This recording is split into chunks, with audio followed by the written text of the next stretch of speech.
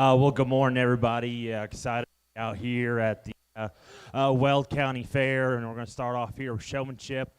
There's going to be three heats in this first division of senior showmanship. Fortunately, this first heat, we had some scratches, and I got a quota I got to meet, and so I'm going to give these kids the congratulations that all four of them are going to be kept back to compete for overall division for showing up in this first heat. So let's give them a round of applause as they pen their pigs, and we'll bring them back out when we sort our top 8.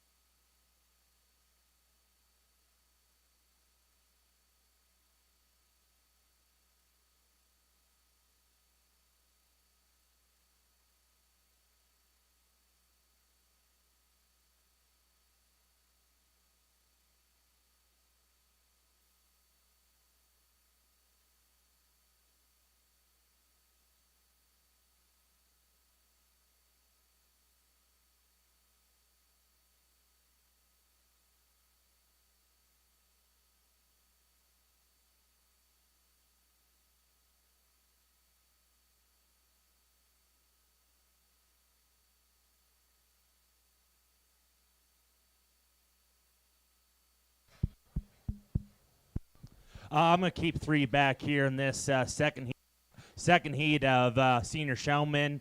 The three I'm going to keep back. I thought in easy way to say it, I think these three were the most intense coming out of the gate in terms of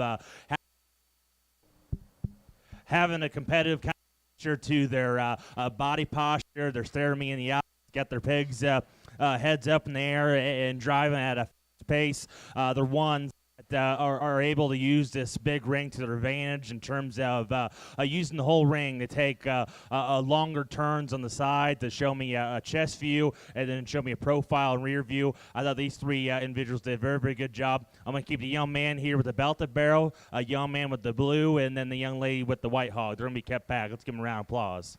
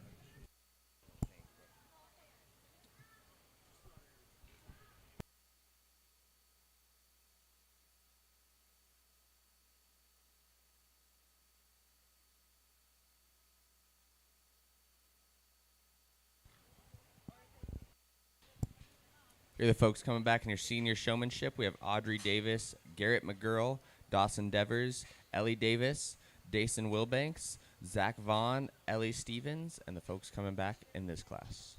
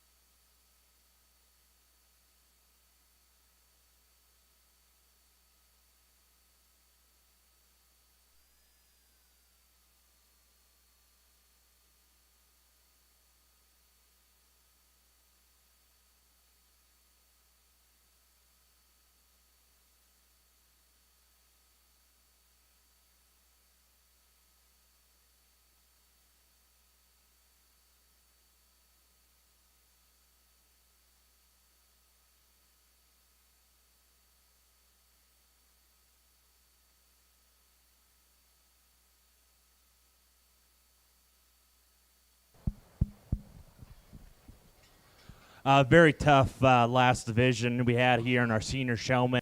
The three individuals that I decided to keep back, I thought did the best in terms of sorting themselves apart within the crowd. They're the best in terms of knowing when to turn to go right away from me, go right at me. I thought those three individuals kept a faster pace, which allowed them to take quicker turns and kind of sort themselves apart. They did a great job in terms of eye contact. As this division was very, very deep. The young lady here with the belted hog here right in front of me does a great job in terms of eye contact. Doing a consistent pace, keeping that pig's head up, going back and forth. There at times, I wish she would, sort herself off in terms of taking a quick right or quick left to go right at me or right away from me. Maybe too many times we're just going back to, we're doing too much profile, going back and forth. We're just a little bit too consistent in terms of her drives. I just didn't see her sort herself off as much. Similar things can be said about the young lady's belted bear here right in front of me. She did a great job of being cool, calm, and collected. Always having that pig's head up, keeping a smooth pace. Just there at times, just kind of went along with the crowd and then sort herself off. I thought she did an excellent job. Young lady with the blue hog came out of the gate very, very strong. I loved her eye contact. I love the intensity she has. I think it's a little bit more of her teammate here today. Just couldn't catch an extra gear, get up and go a little bit faster. With that barrow being a little bit slower in terms of his movement, she wasn't able to get around a ring as fast to take quicker turns and sort herself off. I thought she did an excellent job in terms of her mechanics. Just unfortunately, just a little bit too slow place today. Everybody else, I thought, did a great job in terms of keeping a calm demeanor and then using their whip correctly. Just unfortunately, just kind of got lost within the crowd. But let's give them a round of applause as they exit the ring.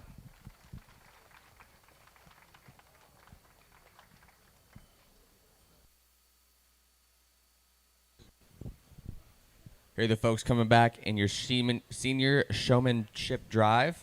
We have Audrey Davis, Garrett McGurl, Dawson Devers, Ellie Davis, Dawson Wilbanks, Zach Vaughn, Ellie Stevens, McKenna Taylor, Haley Walker, and Callie Johnson.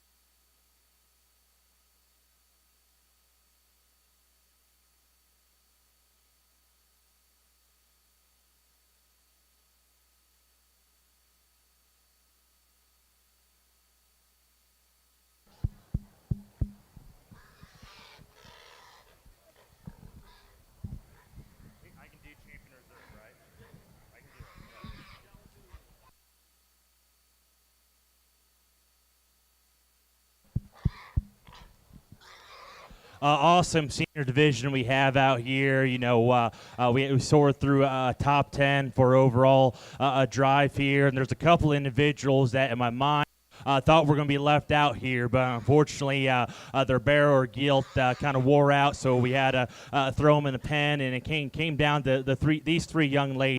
For me, what sorted these three young ladies out relative to the rest, they did the best in terms of speed. All these threes kept a little bit faster pace. They're all very, very consistent in terms of their eye contact.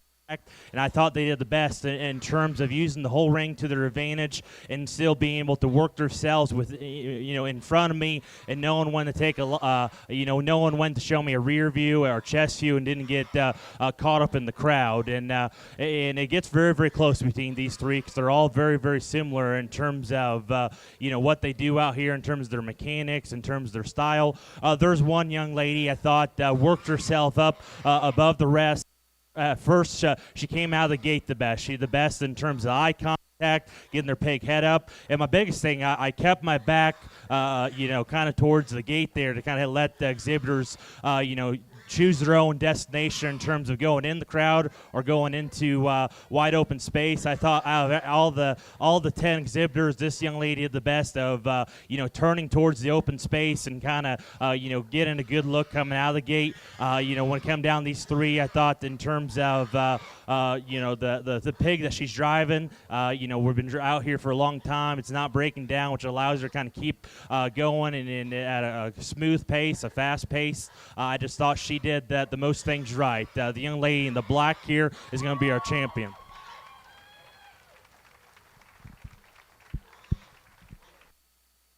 For reserve, the young used for reserve.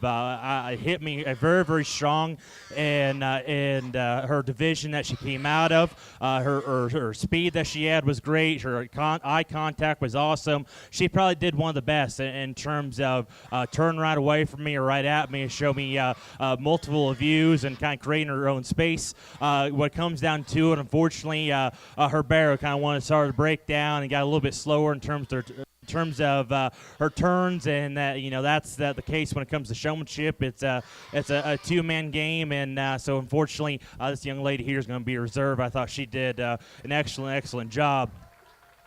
Young lady left out of the ring. I thought she was very, very smooth in terms of her entire time showing. Always stayed a very collected pace. Always kept good eye contact. For me, maybe just kind of did the same figure eight over and over again. There's a couple people I penned down the line. They didn't really, change it up. In terms of the show ring setting, there's different things that happen all the time. When you're driving, you're a point guard, so you kind of have to see what's going on around you. You can't just kind of continue doing the same thing over and over again. And I thought that's kind of what worked to her disadvantage. She did a great job of figure eights the entire time, and her pig, stayed sound, staying collective, but just didn't, have a different kind of or a different kind of style to kind of sort herself off, but consistently show me doing the same thing over and over again. I thought she did a great job. Young lady with Calico coming out next did an awesome job of pace. The way she comes out, obviously it comes down to the structure of your pig in terms of how fast you can go in showmanship. And, with her pig being a little bit sounder in terms of on the go, it allows her to kind of use the whole ring a little bit faster than some of the rest. She did a great job of always keeping that barrow's head up, even though he's not a really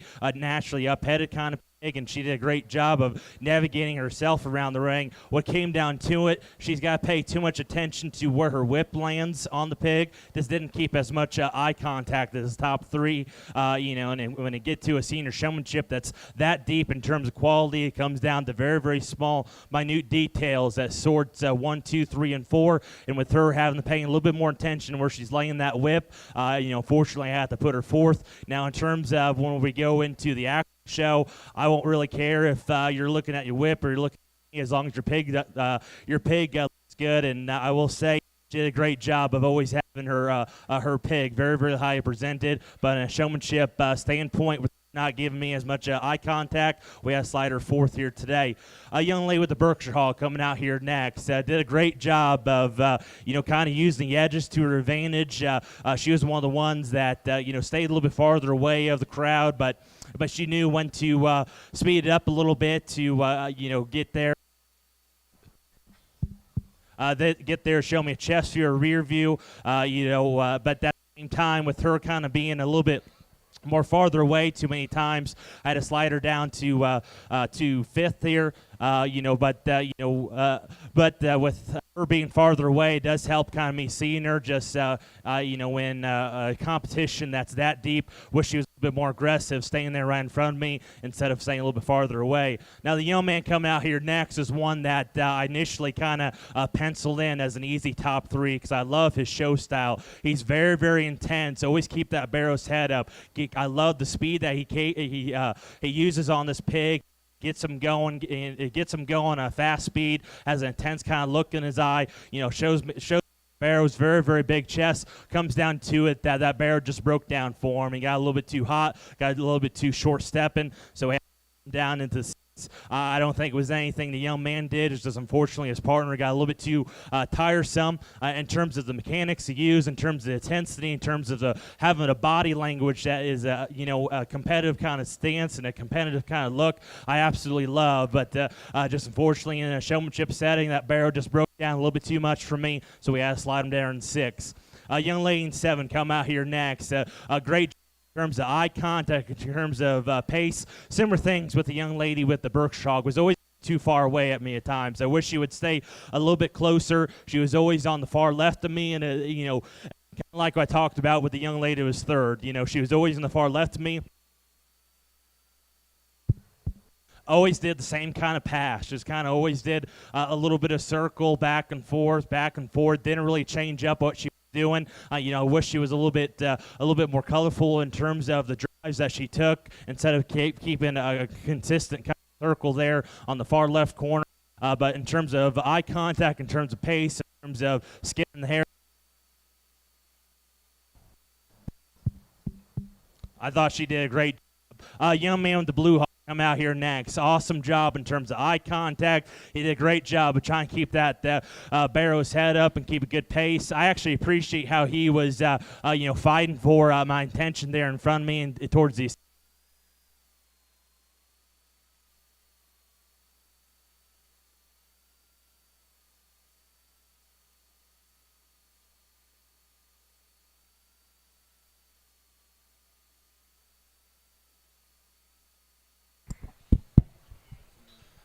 like I was saying, the young man here in blue. I loved how he was fighting there in the center ring when we had a lot more out here showing. He did a great job of keeping good speed and trying to find his holes and trying to find kind of open spaces. Comes down to it, I thought he used his brush a little bit too much on that barrow side.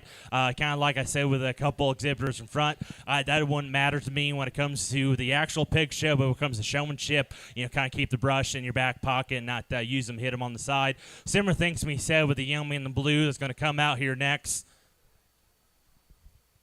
I love his intensity. I love the pace that he goes with that barrow. He has a very competitive kind of nature to him. For me, he used that brush way too many times in that barrow's loin for me to get him maybe higher. He's a barrow that's maybe not the most naturally strong there in his ham-loin junction, and every time he hits that barrow to go on his loin, that spine drops and throws that barrow off balance from the side, so I had to slide him in the 4th. If he didn't do that, he probably worked himself up into my top 5, but he just did that 3-4 too many times, and so unfortunately I had to slide him into 9th. But in terms of the intensity he has, in terms of the show style he has, I thought he was very, very good. Young one with the Duroc Hog, did a great job in terms of keeping good pace. He was one of the ones that stayed a little bit farther away from the crowd to kind of sort himself off a little bit. Comes down to it that Gilt just want to fight the whip a little bit too much. Didn't want to get her head up as comfortably as some of the other ones, and then as we tried to work ourselves into the crowd, has got a little bit too caught up and kind of ran himself into a couple other exhibitors, so we had to slide him there in 10th. But an incredible senior division. Let's give him a round of applause one more time.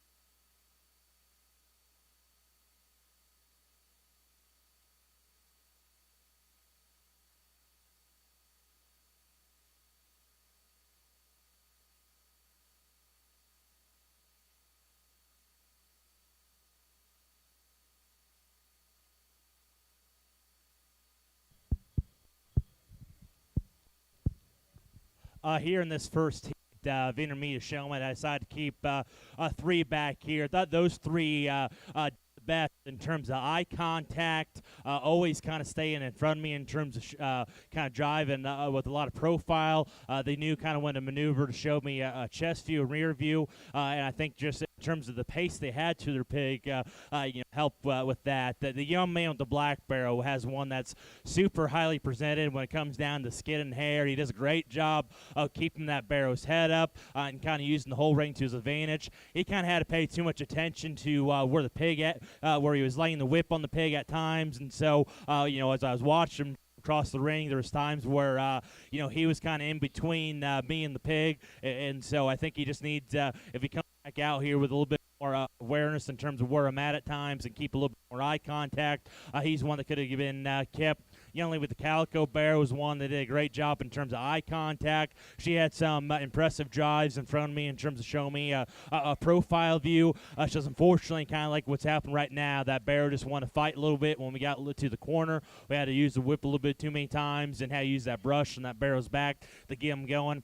Young lady with the Chester barrel did a great job in terms of keeping that one's head up there at times. Just got a little bit farther away from me. There's openings that she could have kind of turned to show me different views of her barrel and just didn't take it. Just a little bit too much side to side. Everybody else out here thought did a nice job in terms of being collective and not getting too worked up with their barrows or gilts that didn't want to cooperate. Just unfortunately just didn't work out for them today. So let's give them a round of applause as they exit the ring.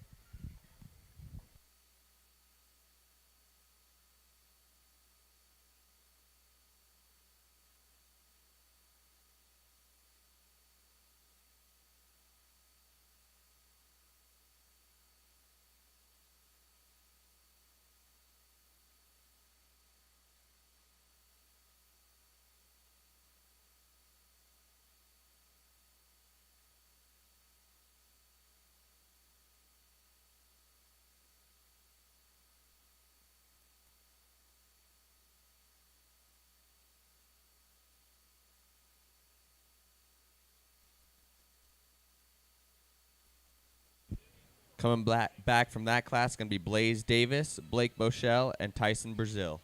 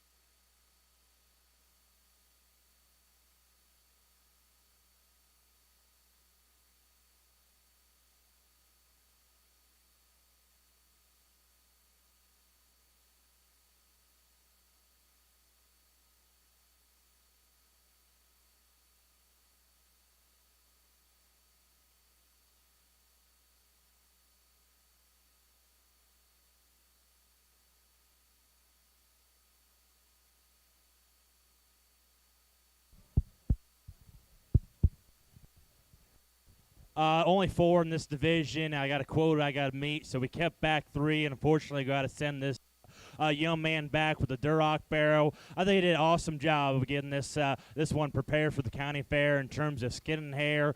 This one comes out and is very calm and collective and drives around the ring real nice. Just fortunately, the young man just doesn't do. I just wish he had a little bit more eye contact in terms of where it was. That barrow just didn't want it to react to the whip as the way he wants, and just kind of want to fight him there at times. So unfortunately, we got to send him back to the barn. Let's give him a round of applause as he exits the ring.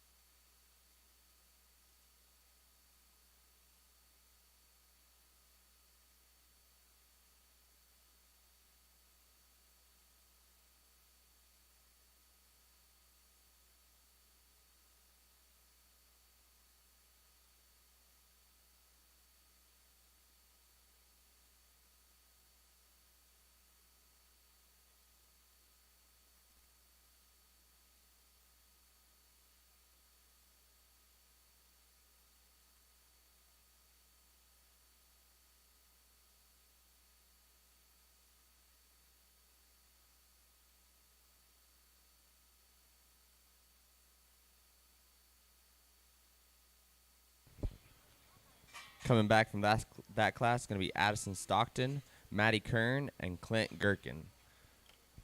Just a reminder, we got the pop stand set up over here on the north side of the show ring. They have restocked breakfast burritos. So if you went over there and they were not stocked with breakfast burritos, they are restocked now.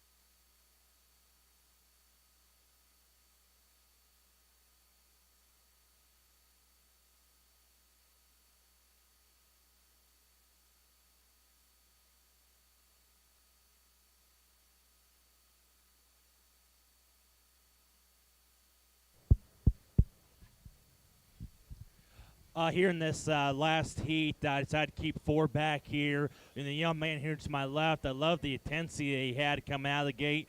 Great eye contact. He's in a competitive kind of stance. He's aggressive with the whip. Just unfortunately, we got a speed demon in terms of a barrel. This one just gets a little bit too fast, gets a little bit away from it at times. I wish he kind of had a little bit more control in that pig because I like the attitude he has when he comes out here to show. Young man's barrel here right in front of me. This young man does a great job of keeping that barrow's head up. He did an awesome job at home in terms of skid and hair. Just for me, when we, for the majority of the drive, that barrow was just a little bit too slow moving. He was a little bit slower stepping, shorter stepping. You had to pay a little bit more attention in terms of where he was putting the whip on that barrel to keep that head up. At times that bear wanted to fight and kind of get his head down and kind of throw off his balance there from the side. But in terms of eye contact, in terms of skin and hair, young man's done a great job. Young lady in the black shirt here with the Berkshire barrow. I like how calm demeanor that she is. She's very smooth in terms of how she drives her hogs, in terms of keeping that one's head up, keeping a consistent pace, going back and forth. Maybe just wasn't aggressive enough in terms of showing me different views of that barrel. At times, she had to use her knee to get that one going. Yoma, the Duroc here, still left out here in the ring, did a great job of trying to get that barrel going, keep him moving there in the center of the ring. Too many times that Gilt head was kind of in the shaving. He kind of had to use his hand to get her going there at times. But in terms of keeping a positive attitude and keeping that one in the center of the ring, he did a great job. So let's give him a round of applause as they exit the ring, and we'll resort our intermediate division. Coming back from that class is going to be Cadence Funk, Jaden Elcott, Cash Shelton, and Olivia Dever.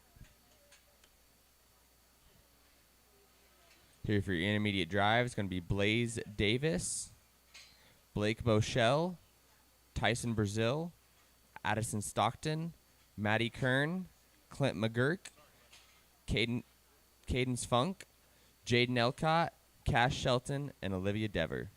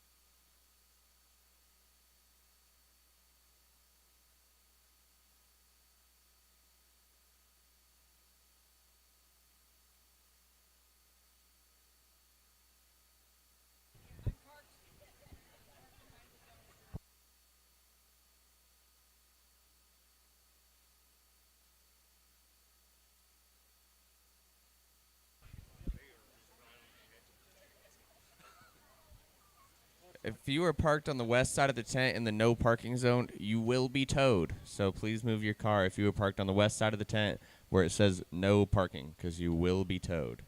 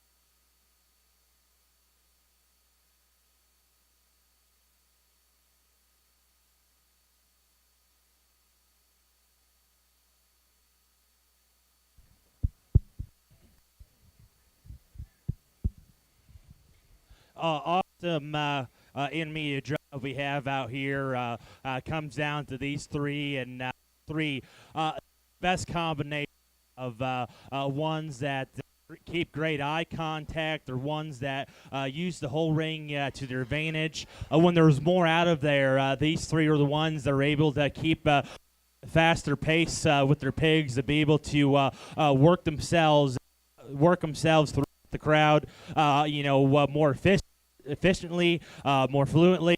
There's one exhibitor that, in heat and even out here in the Sheeping Drive that hit me very, very hard. He's one that has an intense competitive look in his eye. He's one that, came out of the gate and did the best in terms of coming out of the gate, getting this one's head up, finding the open space when there was some out here, and give me a great drive coming out of the gate. When there was more out here, he's one that he's aggressive in terms of his body language and, how he uses his whip, but in terms of how the pig drives, it's a calm kind of demeanor, never gets that one worked up too much. It was one that I just thought did a flawless job out here. Young man, the red is going to be our champion. Let's give him a round of applause.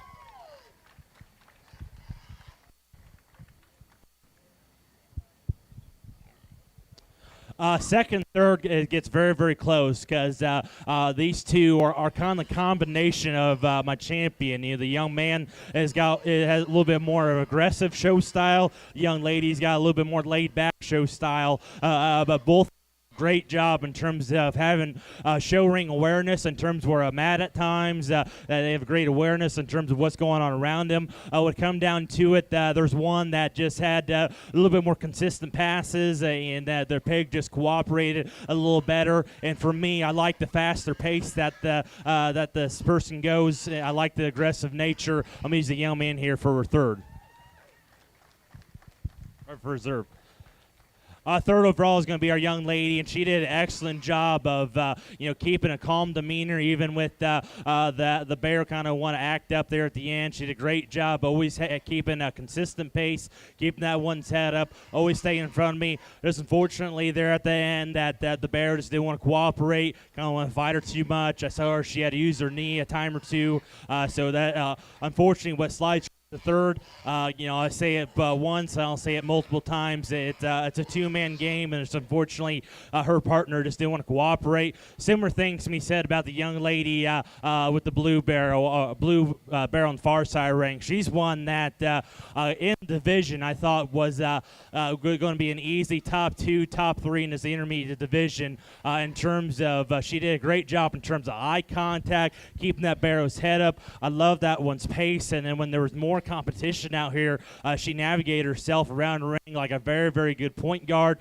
Unfortunately, there at the end, that barrel just wanted to quit on her. Didn't want to fight too much to get on the rails, so we had to slide her to the fourth. I thought she did an excellent. A young lady with the Duroc barrel grew on me in this champion drive. She did an awesome job in terms of eye contact, in terms of pace. She's one that, with a lot out here, she was very, very smooth in terms of working herself throughout the crowd.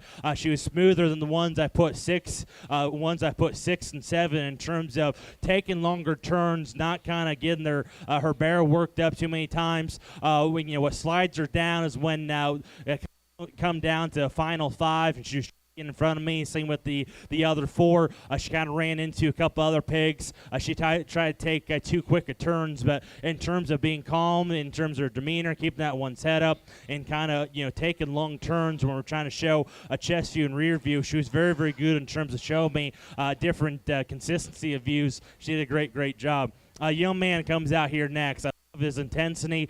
He has a competitive look in his eye. The barrel's got even competitive look in his eye. He's one that really gets on that barrel to getting up and go, and when that barrel wants to cooperate, he shows incredible. That one, he gets his head up, he shows me a good chest view. I love how fast paced that he goes out here. Just too many times that barrel wanted to fight the whip, kind of turn on him, and kind of got too stop and go way I slide him down. Young man with the belt all here right in front of me. Great job in terms of eye contact, keep that one set up. He had to use that brush a little bit too many times on that barrel side. There at times when we're kind of going around the corner around the crowd that he kind of lost where I was at times and got in between me and the pig a few times. So we had to slide him down. Young man in the red did also been in division in terms of having a consistent kind of pace and keeping that one set up. When we got out here in tougher competition, that bear just didn't want to cooperate, got too stop and go, and every time he tried to get there towards the center ring in front of me where the crowd was, he just wasn't able to work himself in there as well as the others. A young lady's barrel comes out here next. She did a great job in terms of eye contact, keeping that one's head up. For me, she uses the whip maybe a little bit too much. I wish she was a little bit more calm in terms of how she uses that whip. There at times, she's a little bit too far away from me, and came up, tried to work herself in front of me. That barrel got stop and go, and it wasn't fast enough in terms of her pace of driving. Able to show herself off. Opposite spectrum, the young man's got a barrel that's very, very fast in terms of the pace he goes. I really appreciate that. He was aggressive in terms of trying to get me. Just didn't do it, as smoothly as some others. I wish I kind of see a little bit more control at times. That barrel kind of got a little squirt on him and got in the corner coming out of the gate. He kind of turned right into me. I wish he kind of turned farther away from me because there's times where he was too far away and there's times he was a little bit too close. But in terms of having an aggressive kind of nature and being fast in his pace, I really appreciate. Great division we had there. Here's your results for the intermediate division. In 9th place, you have Maggie Kern. 8th place, Blake Bochelle. 7th place is Jaden Elcott. 6th place is Tyson Brazil. 5th place is Addison Stockton. 4th place is Olivia Dever.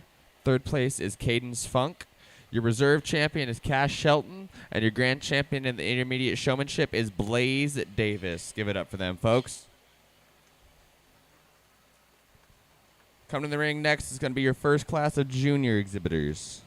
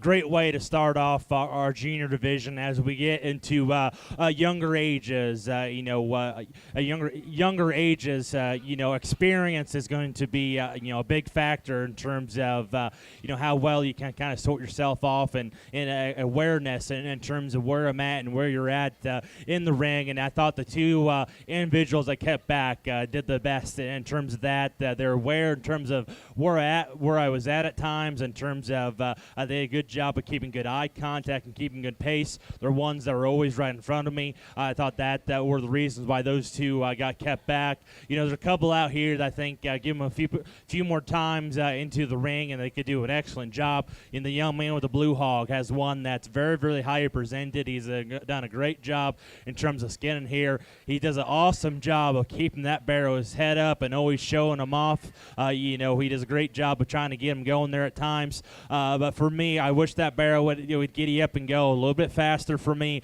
Come out of the gate, you didn't really want to giddy up and go. He's a little bit slower, kind of stopped there for a second. And, though he does a great job in terms of keep that one's head and keeping good pace, it was always a little bit too far away from me. I wish he showed a little bit more control and kind of worked himself more towards the middle, had better eye contact and understanding where I'm at. But I think that's some easy things to learn. And just give him a couple more years, and I think he'll be an excellent showman for years to come.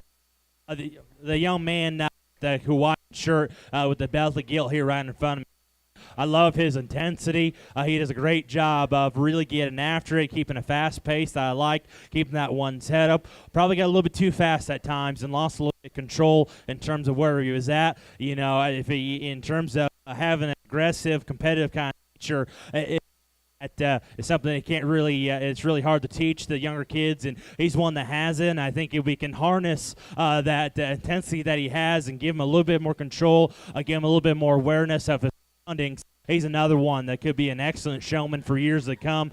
Just today, he was a little bit squirrely out here trying to get their his Gilt drove around the ring. Young man with the Yorkshire Gilt here around in front of me. Awesome job of keeping that one's head up. He did a great job in terms of skin and hair and kind of keeping good, keeping a good pace with that Gilt. Just unfortunately, that Gilt kind of wanted to fight him a little bit too many times, get a little bit towards the sides of the ring. Just kind of had to use his knee a few many times. Just unfortunately, that Gilt just didn't cooperate. A young lady with the pink here right in front of me. Great eye contact, has a great attitude about her, kept a really good pace. Was just a little bit too far away from me at times. She would worked herself towards the center a few more times, but she did a great job. And with the belted hog, awesome job of keeping that one going, keeping a calm kind of demeanor to him. Just got a little bit farther away with that barrel being looking like he's got an injury to his left hip. Wasn't able to get around the ring as fast and as quick as some others, but he did an excellent job as well. Let's give him a round of applause as he exits the ring.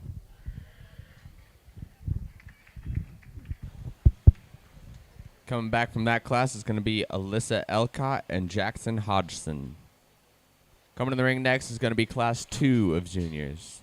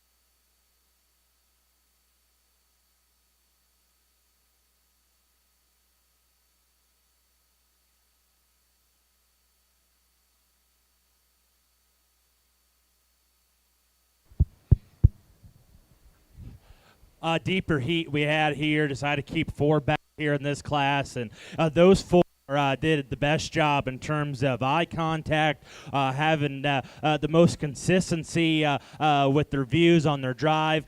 They're the best in terms of being consistent, of ones that keeping their heads up, keeping a fast pace, and not getting too whip happy with their pigs. I thought they did an excellent job. Yummy in the black is one that I love his aggressiveness. I love him trying to get that barrel's head up. There at times he has some very good passes right in front of me when that barrel want to cooperate. It's just unfortunately that today he kind of wanted to be a knothead the barrel and didn't want to cooperate with the young man. He had to use some extra whip on him. Had to use his knee a few times. So unfortunately we got to send him back to.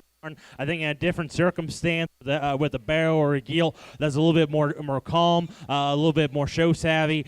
He is one that easily could have been kept. Just unfortunately his partner just didn't want to cooperate here today. Young lady with the spotted hog did an awesome job of keeping that one's head, keeping that one at a good pace. Did a great job of kind of farther away from me at times, which is good and bad. Her being farther away, I was able to kind of see her a lot of times and see a good pass in terms of profile. Just wish she had a little bit more eye contact. Wish she was a little bit more aggressive in terms of kind of driving right at me or driving right away from me. Young man with the belted hog here, awesome job in terms of eye contact. I like the attitude he has when he comes out here. He has a competitive kind of look in his eye. He's a competitive kind of stance. I like how he's aggressive in terms of trying to get trying to get that barrel to go.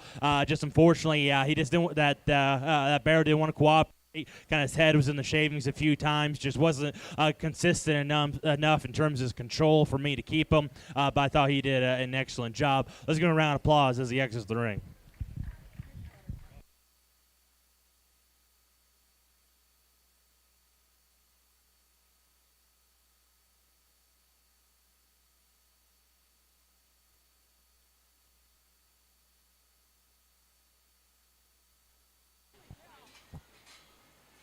Here's the folks coming back from that class. We have Caleb Maczuga, Addison Glass, Wade Warm, and Dylan Boschel.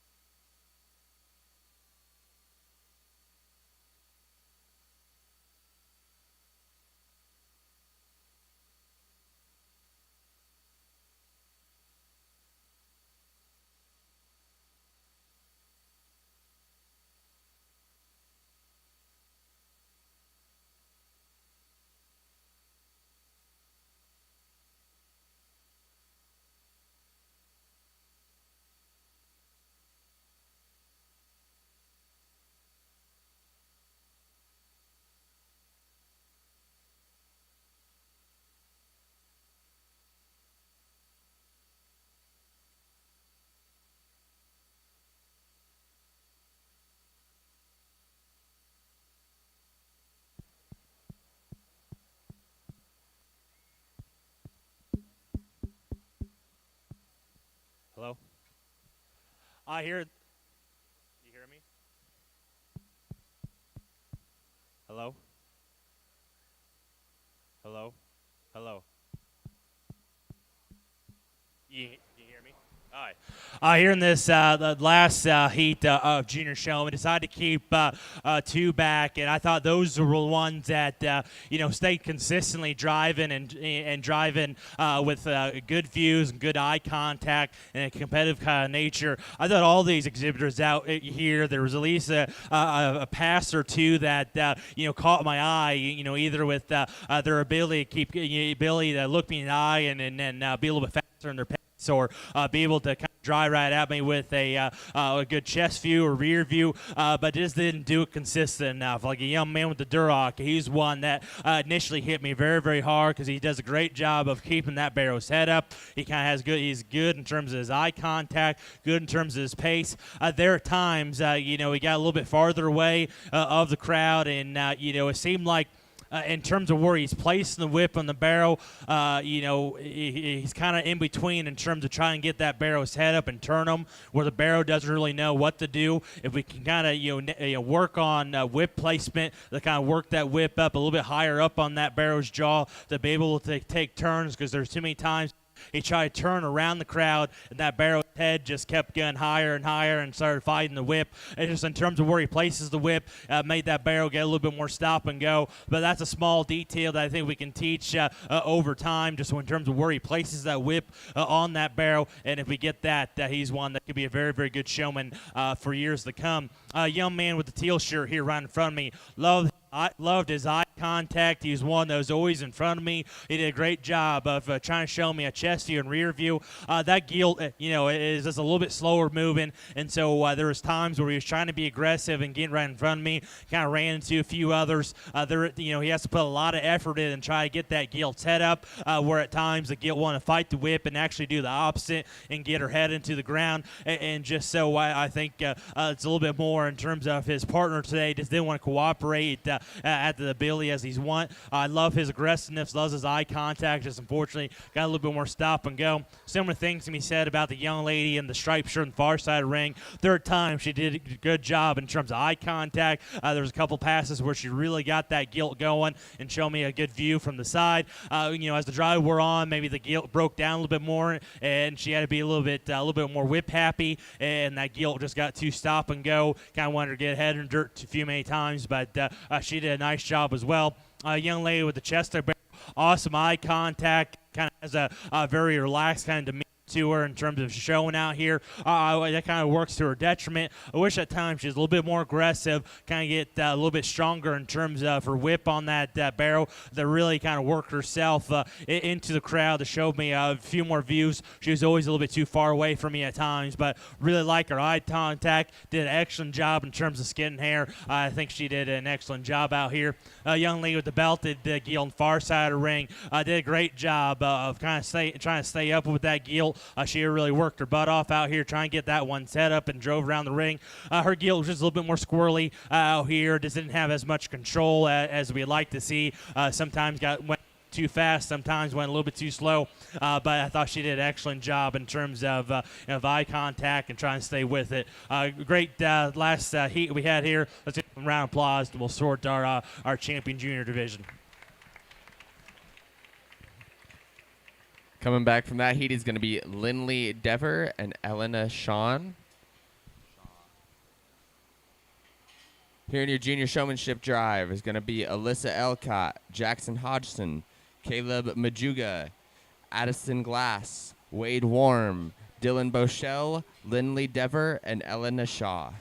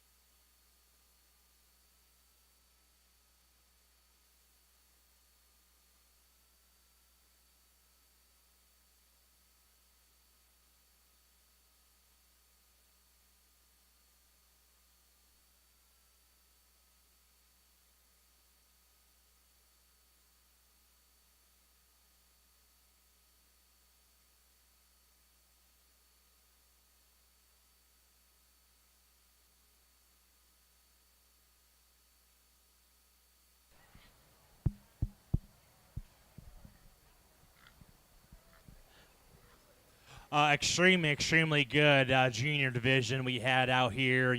This division, all 8 of these, even if they're in a different age bracket, would have been competitive in those champion drives. You could tell that these kids have experience in the ring. They have good help at home to kind of guide them and kind of give them, help them with leadership to understand what they need to do out here in the ring to kind of get the most out of it. And I commend those people to give them the help to these kids because they've done an incredible job. Unfortunately, I have the hard part of having to pick a champion reserve and 3rd overall, and it gets very hard for me in my head. What it comes down to is a lot of what I've said already. It's the consistency. I thought there was one exhibitor that was the most consistent in terms of pace. They were the most consistent in terms of eye contact. They're the most consistent in terms of always creating their own space, show me a good profile view, knowing when to kind of show me a chest view and rear view. This barrel that this person's driving never stopped. He never got too fast. Always stayed at a very consistent pace. I just thought that this person did a very good job. A young man here with the white sock barrel is going to be our champion.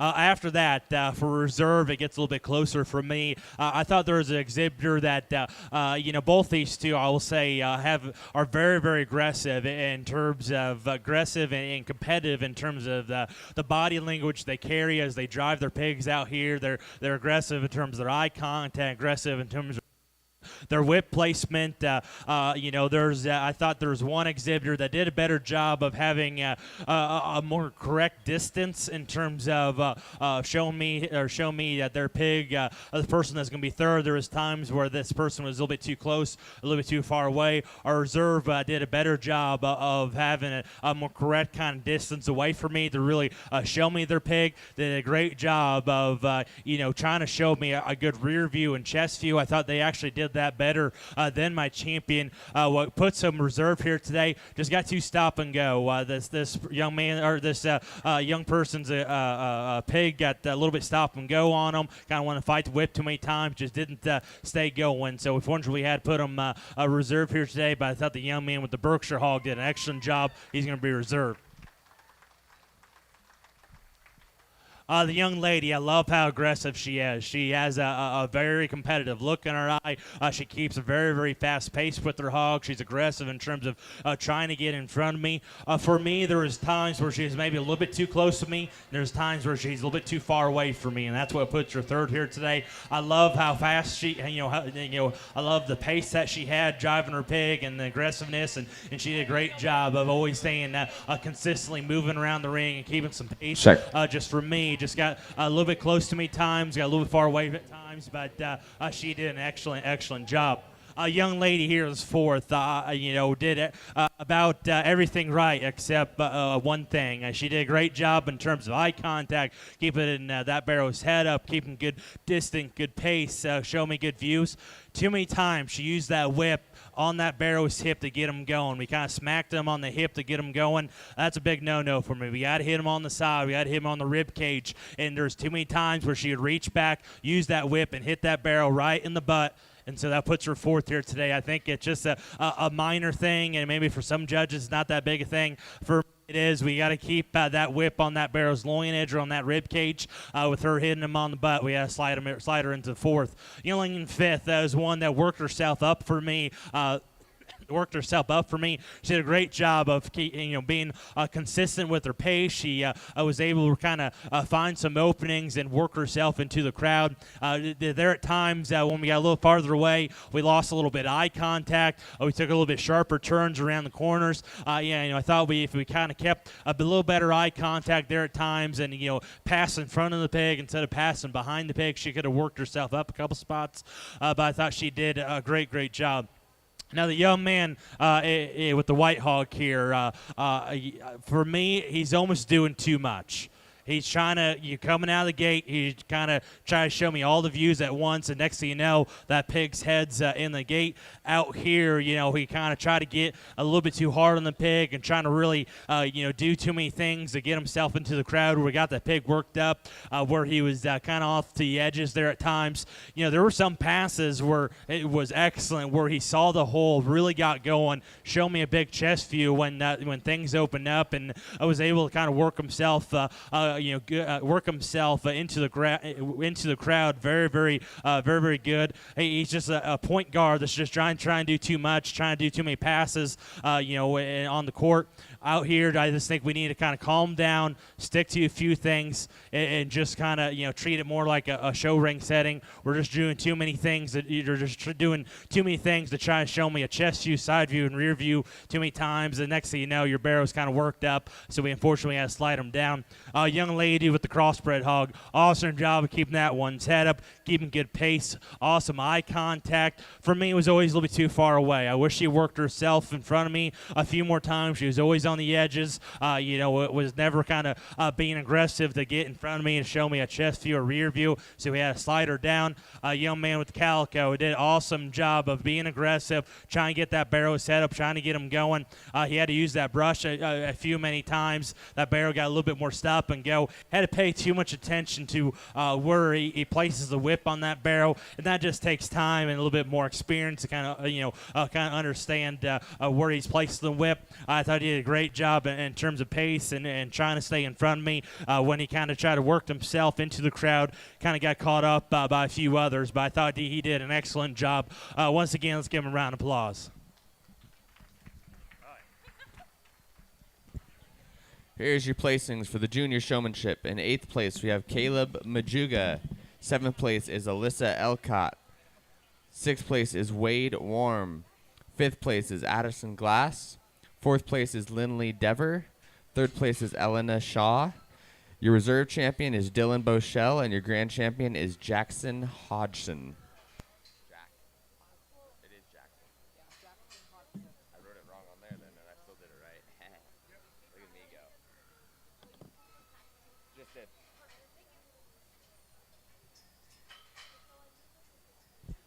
Coming to the ring is going to be our first set of pre-junior showmanship.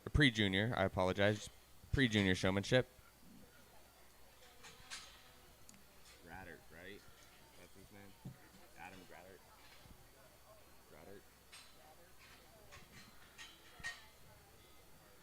Our judge today is Adam Grattert from Geneseo, Illinois. He's the owner of Grattert Show Pigs. He graduated from Blackhawk East and Western Illinois University. While at Western Illinois University, he was a part of the high team at the National Western Stock Show and the National Burro Show. At the National Burro Show, Adam had the honors of being named High Individual. Adam currently works on his family farm and runs about 50 show pig sows that consist of crossbred Yorks, Berks, and Chesters. So if you see Adam walking around, make sure you thank him. He's dedicated a lot of time to be here and a lot of effort, so make sure you thank him.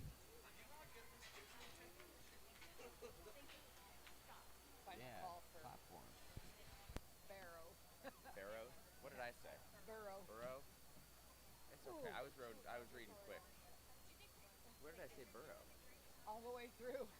Everywhere you said was supposed to be barrow, you said burrow. Where does it say barrow anywhere in it?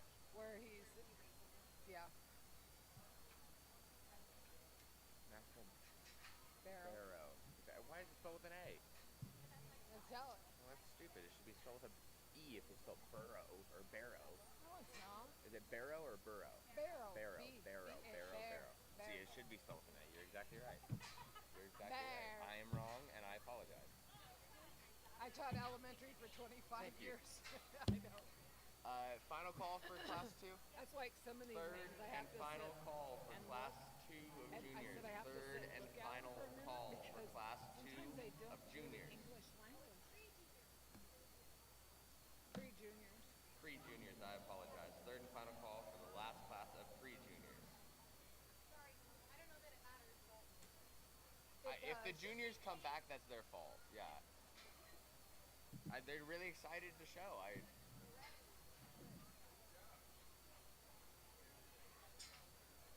love his shirt. That's big That's a bone. sweet shirt.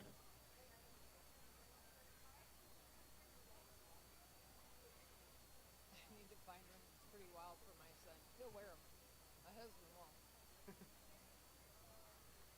I bought him some new shirts, the ones that have. We did. We just did. Yeah. I did third and final call. Yep. Um, here, she needs this one. Slap your hand there, Robbie. Not even funny. Oh, come on. Oh no. They're under lock and key. No. Barrows. Like the libero, like in Yeah. volleyball. Yeah. Yes, sir. I just think like libero in volleyball, I got you. Yep. There you go. I follow some volleyball from time to time. Should be. It's the bottom button, right there where the red is. Press and hold. Press and hold until it turns green.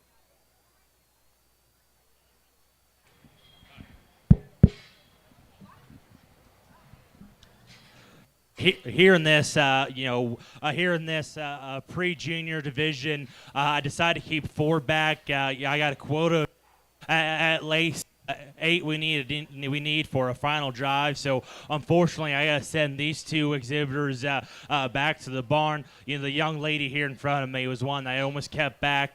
She did an awesome job in terms of eye contact, always keeping that gilt going. Just too many times that gilt got a little bit farther away from me, or got in the corner, or that gilt's head got into the shavings too many times. So unfortunately, I got to send her back to the barn. And the young lady here in glasses does an awesome job of trying to keep up with her pig, kind of trying to keep that gilt going and moving around the ring. I just wish we see a little bit more control. As you can tell, that gilt's getting a little bit more fired up, get a little more squirrely out here. It was a little bit harder to kind of stay attached to that pig, but I thought she did an excellent job in terms of keeping a good attitude with a gilt that just didn't want to cooperate here today.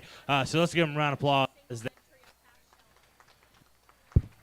as they exit the ring. How many we got?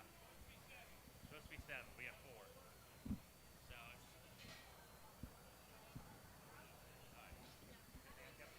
So who's staying out of that? It's okay. It's been a long week. I get it.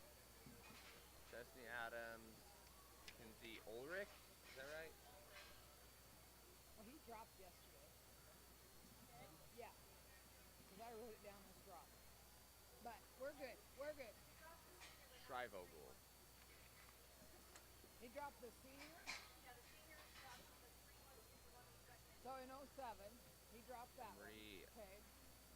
Matterneck.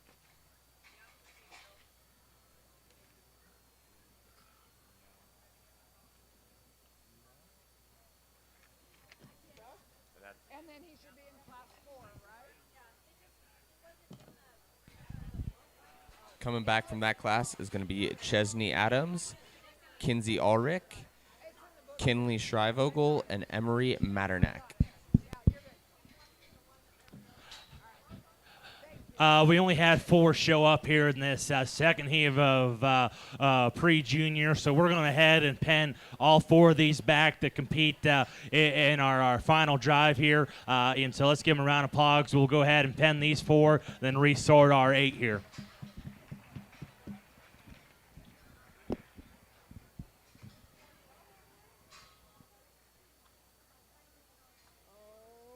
Hand me one of those books over there, please. Thank you. I need to check.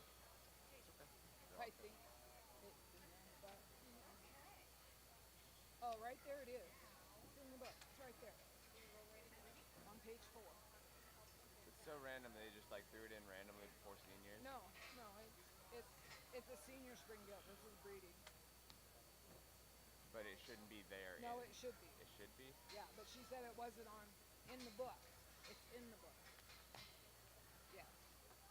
But she said it wasn't. She goes, it was on the wall. This is Sheldon. She said it's on the wall, but it wasn't in the book. It is. Are we going straight into that then? So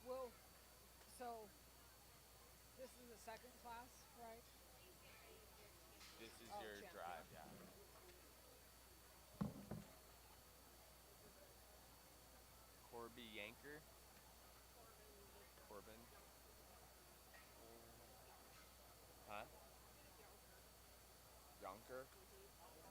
Yankers. Yankers, a hell of a last name. Yeah. Okay, I'm spelling it Yonker then, just in case. Hadley, is it? Devitt. Devitt. Devitt. Devitt. The little Kersey girl. Mason Cantwell and Morgan Cantwell.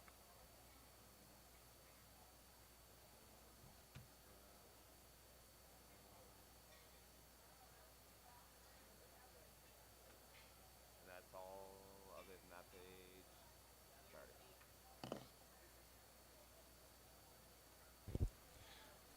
Currently in your drive, we have Chesney Adams, Kinsey Ulrich, Kinley Shrivogel, Emery Matternack, Corbin Yonker, Hadley Divot, Mason Cantwell, and Morgan Cantwell. Devitt. Devitt. Short. Because there's a short because there's no vowel with. There's not another vowel with the. So it's not Devitt. No. Devitt.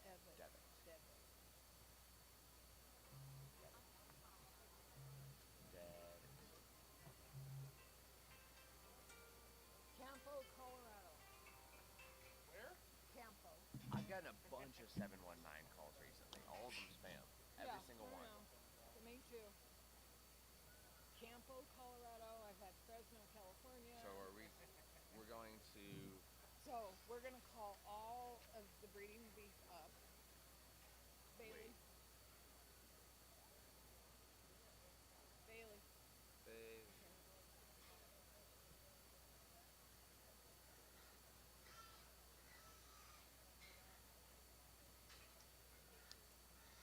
We're gonna call all of the breeding up.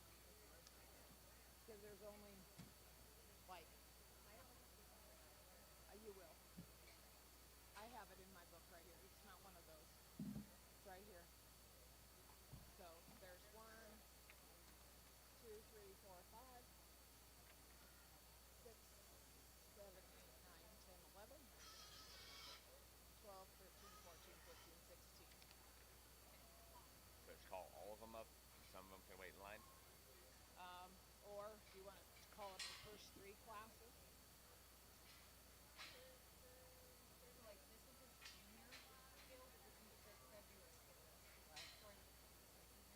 Huh? No.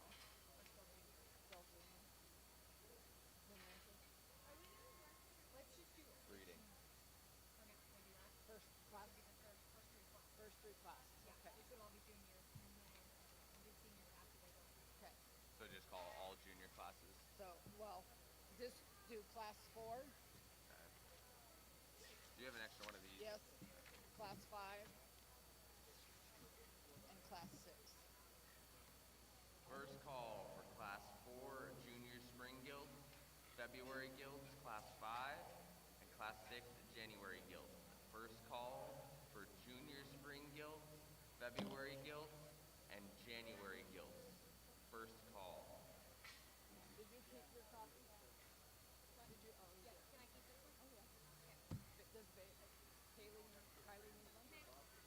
I had to unplug it to do this, but I forgot to switch it around. And here's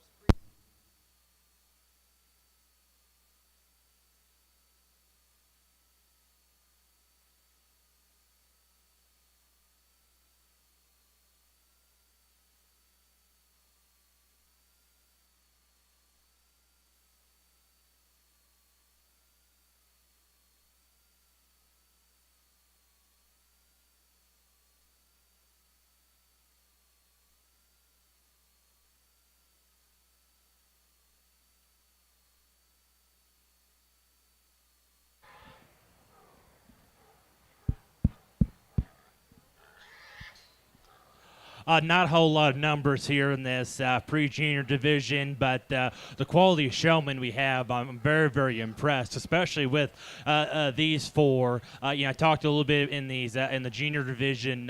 Experience in the ring is we really sort yourself apart in these younger division, and then I think these 4 really shows off the experience that they have very, very well. All 4 of these, I love kind of the competitive kind of body language they have. They're 4 exhibitors that are really getting after it, try to get their barrows or gilts head up at a fast pace and show me a lot of views. And so I commend everybody that's helped them with them to get them this far. For me, it comes down to 2 individuals I thought have done an excellent job from in heat and all the way out here in our champion drive. They're 2 exhibitors that got their barrow or gilts heads jacked up way up in the air. They're fast in terms of their pace. They use the whole ring to their advantage. They're very consistent with their drives in terms of not getting too stop and go, not fighting the peg too much at all. I thought they done an excellent job, and they're ones that in other divisions could have been very, very competitive. For me, it comes down to it. Our champion here, she was one that was aggressive, but wasn't aggressive in terms of her whip. She's aggressive in terms of body posture, in terms of pace, in terms of really getting after it, but she didn't overuse the whip. She uses the whip an appropriate amount of times. Her placement in terms of where she put that whip on the peg was perfect in terms of knowing how to turn the peg while keeping that one's head up. One that when the peg stopped, didn't have to use her hand or a brush to get them going. I thought she just did a very job. Young lady here in the blue shirt here is going to be our champion.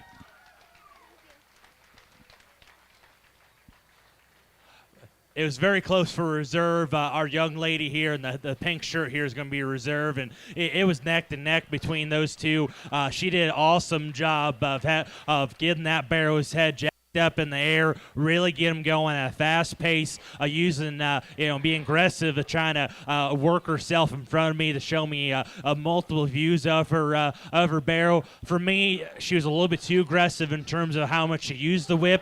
I was a little bit whip happy there at times. I wish we kind of was a little bit more relaxed in terms of how many times we hit that peg. There at times we had to use the brush to get that one going, but that's the only thing. Sort of between the 2, I thought she did an excellent job as well. Third and fourth get a little bit closer because they're 2 exhibitors. They're opposite in terms of their showing style. The young man's a little bit more aggressive. Young lady's a little bit calm in her demeanor. For me, I'm going to use the one that I thought, really got after it a little bit more in terms of showing more views and kind of staying with it. And I'm going to use the young man's blue one here in front of me. To be third overall. He did an excellent job. He's aggressive, really got after it. He's got a barrel that's not naturally upheaded, and he put a lot of work in to try to keep that one's head up and moving. What Swordsman, the third, didn't do the best in terms of eye contact there at times, but in terms of his ability to work hard and really get and keeping that the barrel going. I thought he did an awesome job. Young lady's White Hog is going to be 4th here today, and she did a better job in terms of eye contact. She was the opposite. She was kind of very, very calm and collective, and did a very smooth job. There at times that barrel just kind of stopped on her. I didn't want to stay consistently moving. I saw that she had to use her knee there at times. If that barrel just didn't want to kind of shut down at times and get too stop and go, she could have worked herself up another spot or 2. Just unfortunately, that barrel just kind of didn't want to stay consistently moving and consistently in front of me, and we had to kind of use a knee or extra width to get that one going. The young man with the spotted hog, I love his attention in terms of where I'm at all times. He stares me down. He's aggressive in terms of trying to keep that spotted barrel's head jacked up in the air and trying to keep him moving. He was probably always in front of me a little bit too much. I wish he had a few more side passes and using the whole ring a little bit more to his advantage. He was always in front of me, kind of doing circles. Just kind of have a little bit passes and use this big ring to your advantage. I think he could have worked himself up because he has very, very good awareness in terms of where I'm at times, and he has a great job of keeping that barrel's head up without having to look down at his whip. Just too many times he was just kind of stuck right in front of me. Just wish he kind of got a little bit farther away at times to work himself up. Opposite spectrum, the young lady's red belted hog. She did an awesome job in terms of eye contact, being very smooth and calm in terms of her pace and her showing style. She was always a little bit too far away from me. I wish she was a little bit more aggressive to drive right at me or drive right away from me. She's got a Gilt that, is very functional in terms of her bill, and she could have got a little bit more aggressive to get that Gilt to go a little bit faster at faster speed. But she was always a little bit too calm, a little bit too slow, and a little bit too farther away. So slide her down. A young lady, Belted Hog, out here next. She did a great job of trying to keep that one set up, trying to keep good pace. She actually was aggressive there in the beginning in terms of trying to get into the crowd, but when she did, she kind of got caught up in the bunch. Rest for me. I wish we would stay a little bit closer to that pig. There at times we kind of got a little bit farther distance. Kind of always keep that knee right up to that barrow's hip. We have a little bit better control on that one. But she did a nice job as well. Young lady's going to round out here this division. Awesome job in terms of eye contact and always trying to get that one going. That barrow's head was just in the shavings too many times. She got a little bit farther away from me. She just kind of was a little bit more aggressive getting that one going. Could have worked herself up a spot or two, but awesome job in terms of eye contact. She did a great job of getting her barrow trained for the county fair to show out here to stay in the center ring. She did an excellent job. Let's give her a round of applause to the exit. Here's your results for the pre-junior showmanship. 8th place is Morgan Cantwell. 7th place, Mason Cantwell. 6th place is Kenzie Ulrich. 5th place is Chesney Adams. 4th place is Hadley DeVitt. 3rd place is Corbin Yonker. Your reserve champion is Emery Matternack, and your grand champion is Kinley Shrivogel. Congratulations. Coming to the ring next is going to be your first division of breeding. It is going to be your junior spring gilts, Class 4 junior spring gilts.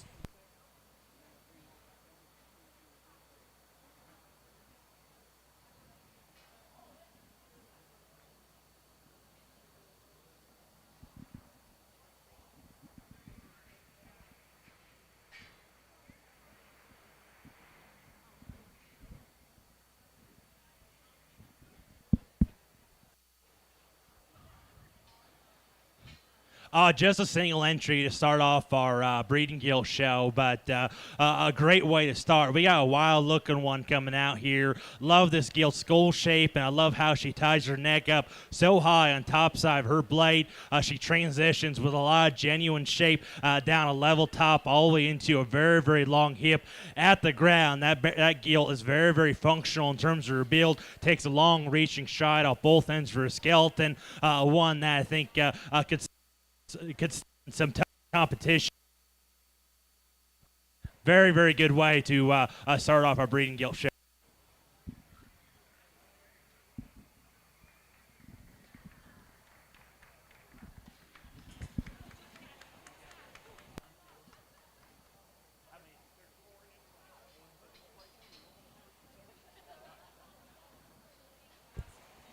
Coming to the ring next is going to be your February gilds.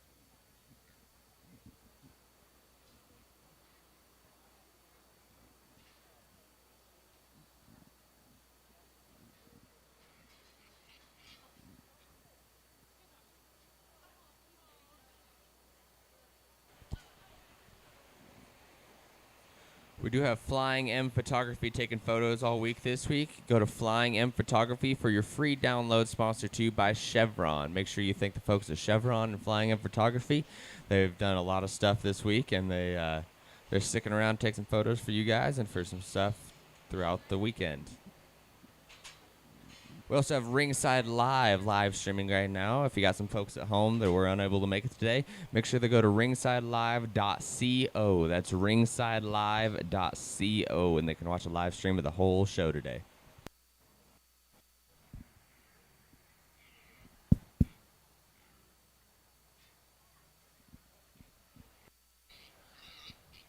We got 4 in this class, and they're 4 gilts that are quite a bit different in terms of the type and kind they bring to the table. And for me, when it comes down to it, I know there's one out here that at the ground was the longest striding off both ends of his skeleton. That still comes with a lot of density to her overall bone work. You step back from there, and she's one that's got a neat look up front. She's good in terms of the genuineness that she has to her body shape.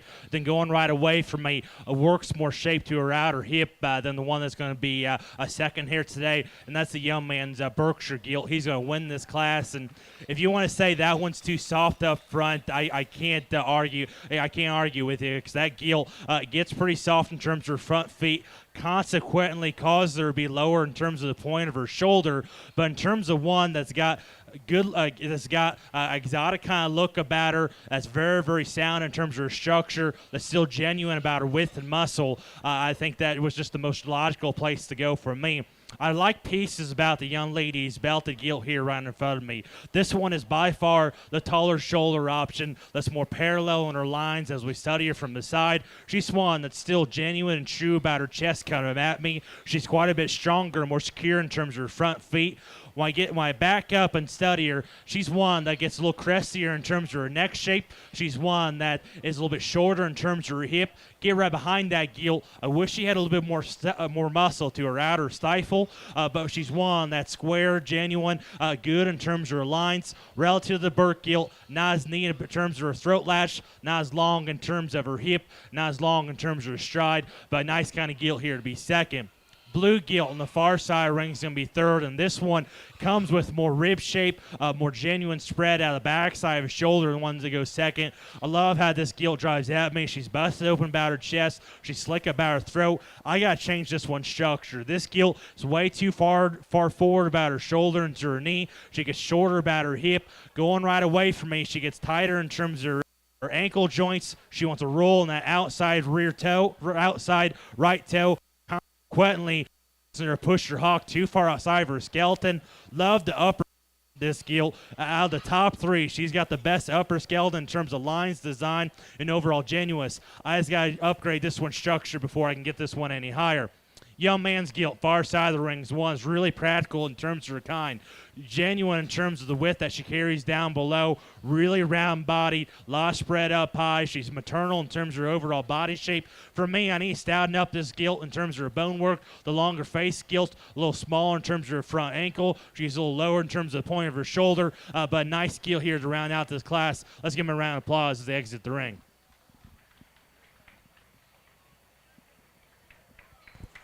Here's your standings for the February Gilts. 4th place is Joseph Mack. 3rd place is Haley Walker. 2nd place is Cadence Funk. And 1st place is Stockton Smith. Coming in the ring next is going to be your January Gilts. Your January Gilts.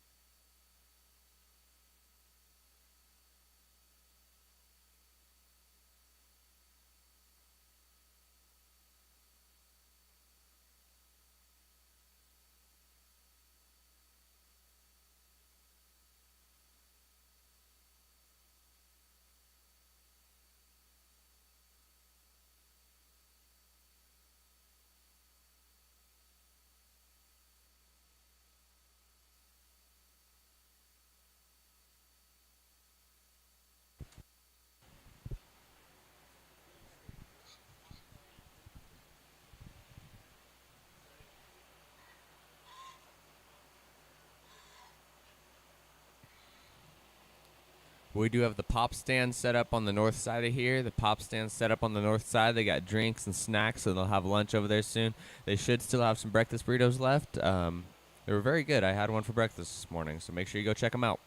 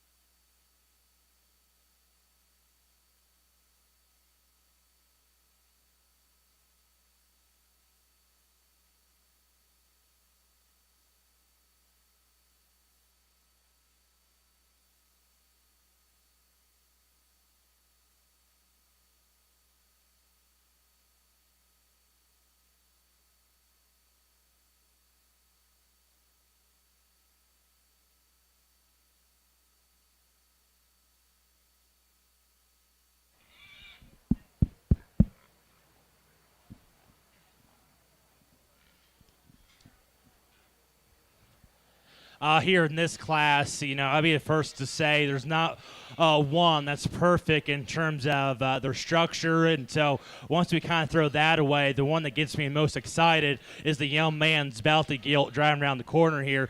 He's going to be our champion.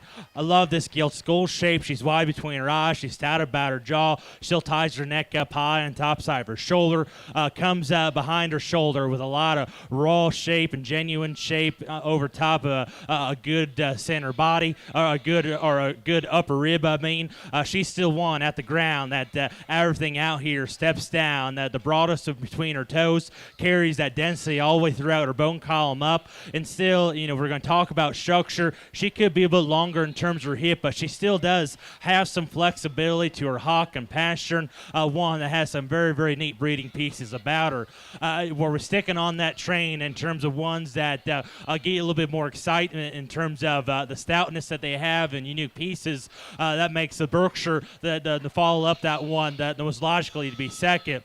This Gilt, I need to change her hind leg. She's too tight about her ankle. She's too tight about her hock. She's one that I wish was a little bit taller in terms of point of her shoulder. Once you get past that, she's the next stoutest Gilt when we talk about bone work at the ground, when we talk about skull shape. Comes out my still genuine in terms of her chest. She's genuine in terms of her shape up high. But a nice, a Gilt that brings a lot of neat pieces to the Berkshire breed. Nice one here to be second. Now the one that's probably the most appropriate in terms of their body shapes can be third, and that's the young lady's Bounty Gilt here right in front of me. I really appreciate the depth of the heart, depth of flank, and productivity, and the maternal body shape she has to her center cavity. She's really level in terms of her lines up high and runs uphill. For me, she's a Gilt that's too small in terms of her bone work. She gets smaller about her ankle, smaller about her forearm. I need to reconstruct this one's rear leg. She gets too short about her hip, too upright about her hock shape. At the same time, as she drives right at me, wish I can stouten up that Gilt's skull shape. She gets too closed up at her knee for me to get her any higher. Duroc here is going to go fourth, and then Duroc's one. I really like the genuineness that one has. That one's good about her chest, good about her body, really stout hip kind of Duroc Gilt. That's good about her skull. For me, when I study it from the side, I wish I could change this Gilt's proportions to shoot. She's too short about her neck, but at the same time, too long about her body. At the ground, she gets too soft on all 4 feet, gets a little bit more uncoordinated her step, our hip and rear leg, but I really appreciate for that one being a genuine one when we talk about width down low, roundness of body, and muscle shape. Nice kind of gilt there to go next. Young lady's black gilt is going to follow up, and that gilt, I love how big body that she is. She's bold about her cage. She's stout about her hip. One that's really busted open in terms of her chest, but all that width and all that power actually works to her disadvantage because as you watch this gilt track right away from you, her hock gets too far outside of her skeleton. She kind of wants to roll on her toes, push her stifle joint a little bit too far outside of herself. I wish I could pick her up in terms of her passion. She's too soft in terms of her front feet, too soft in terms of her rear feet, but nice gilt to go next. Gilt's going to round out the class as one that's very highly presented in terms of skin and hair. She's tall about her shoulder. She's actually bigger in terms of her forearm or her front foot, and the gilt there right in front of her. This gilt, I just wish had more to her when we study her through the center portion of her body. She's the narrowest top gilt here in this class. That's the flattest in terms of her center rib. I need to reconstruct how she ties her neck into her shoulder. She gets a little crestier in terms of her neck and longer about her face. Just one that reads a little bit staler out here today, but nice kind of gilt here to round out this class. Here's your placings for the January gilts. 6th place is Cadence Funk. 5th place is Maggie Lowry. 4th place is Stockton Smith. 3rd place is Haley Walker. 2nd place is Ellie Davis. And 1st place is Blaze Davis.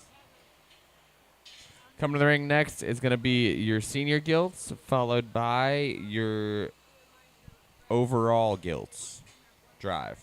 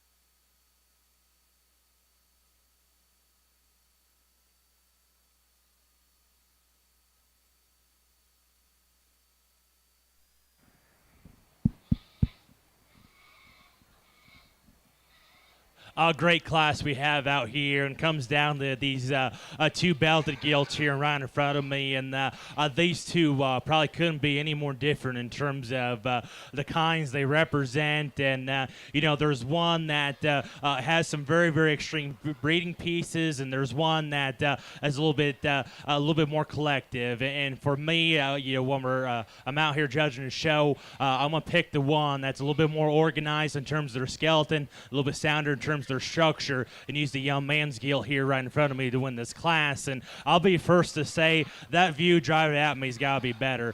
She needs to be wider about her chest. I wish her skull was a little bit stouter. Wish she was a little bit more exotic in terms of her neck set. But once you get past that, that's one of the roundest rib gilts we have in this class. That's the longest in terms of their body. As we watch them drive across the ring, that gilt's quite a bit more comfortable off both ends of her skeleton. She plants and drives with a lot more reach and flex and coordination.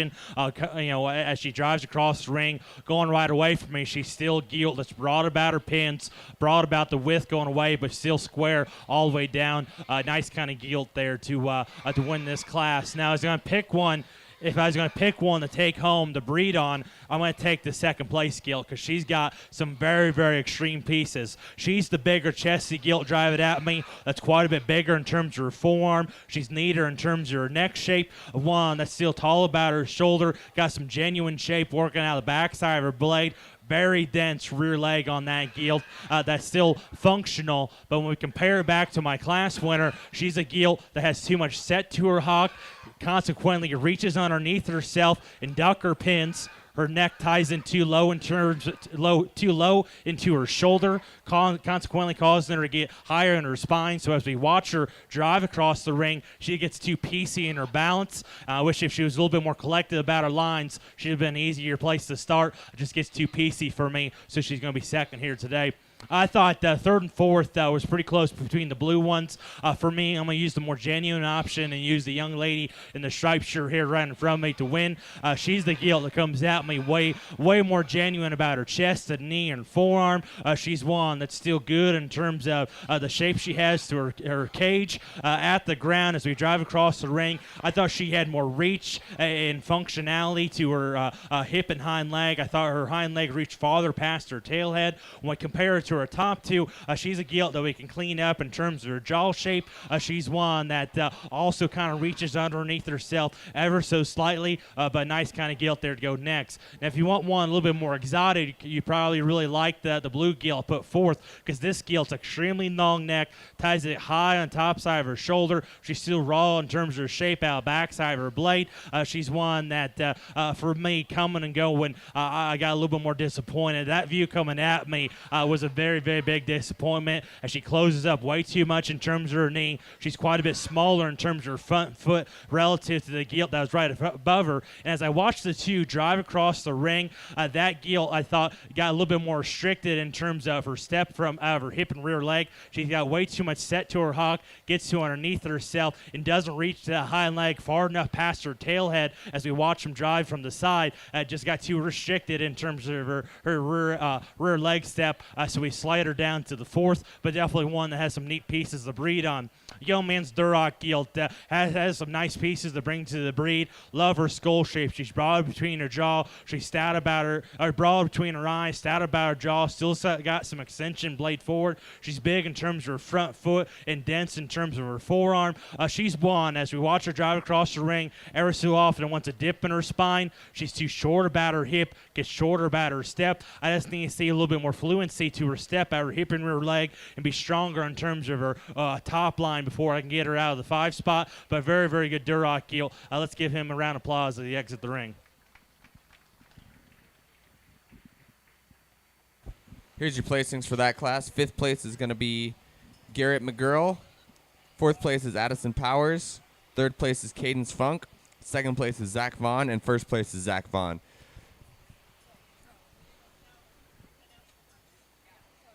All right, we're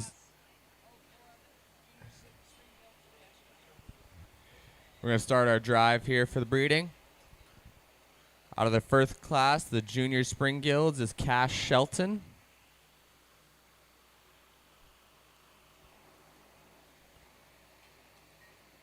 Out of the 2nd class of February Guilds is going to be Stockton Smith.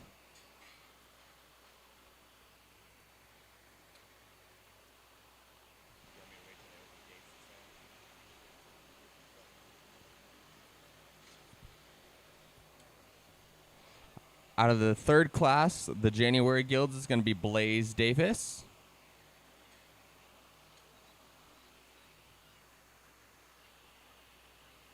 And out of your third class of senior guilds is going to be Zach Vaughn.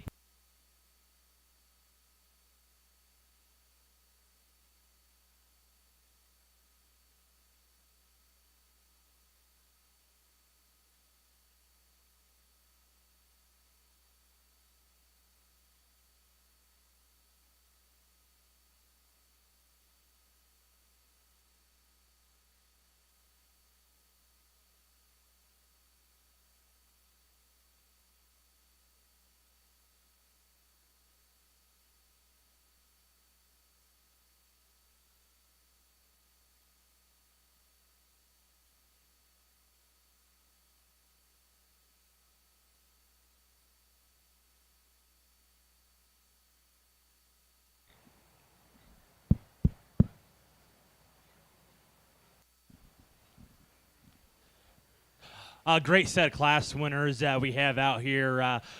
Ivan and kind of in every class we had to kind of give up some to get give up something to get a little bit more extras, and I think all four of these kind of come out here, and they're all very, very different in terms of the type and kind and what they bring. They all have very unique pieces about them, and for me, if I'm going to stick with what I believe in and what I'm going to try to keep doing throughout the day, the ones I'd like, you got to be good at that ground. You got to be sound about your structure. You got to be long about their hip. At the same time, you got to have a little bit extras in terms of body cage or hip shape, or just a little bit more dimension and genuineness. And unfortunately, I got to give up a little bit more chest and a little bit more look. But by far, the soundest structure, longest hip, biggest rib guild out here that's still very collective in terms of her balance is the young man's in the blue here in front of me. He's going to be our champion.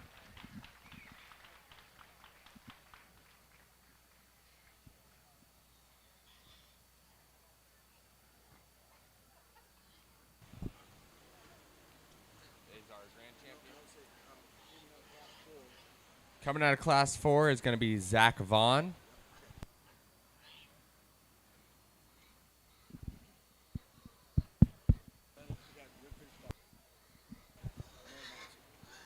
So now it gets a little bit closer here for reserve because all four of these guilds have some very, very exotic pieces about them. But at the same time, they get a little piecier in terms of what they offer. And I'll just go through and talk them real fast. The young man that wins the first class has got a guild that's very exotic in terms of her look up front. She's good about her chest. She's good about her lines from the side. Going right away from me, she gets that right out, gets a little bit more on the edges in terms of how she hooks up her rear leg into her stifle joint. At the same time, that we love her look up front. She's a little bit more far forward in terms of her blade, so you kind of have to pick apart that. The Berkshire Gilt here right in front of me, I love how sound structured this guild is. She's very fluent in her step. She's very comfortable on the go. At the same time, still has some density to her, still has some body shape to her, but she gets a little piece here when we study her down her top line. She's a little lower in terms of her shoulder because she's softer in terms of her front feet, and then at the same time, she's not the squarest out of her hip because she is a little softer in terms of her rear feet. Then we have the young man in the red here has got a gilt that's very, very stout in terms of her skull shape, in terms of her bone work, extremely short back kind of gilt.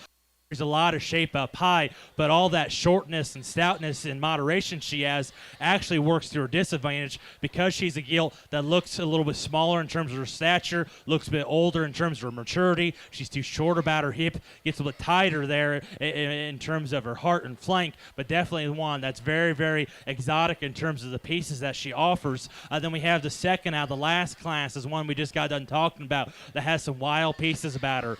Big chest, stout skull, skinny neck, very big rear leg, relative to the one that won, kind of got underneath herself a little bit, but out here actually has some decent reach to her.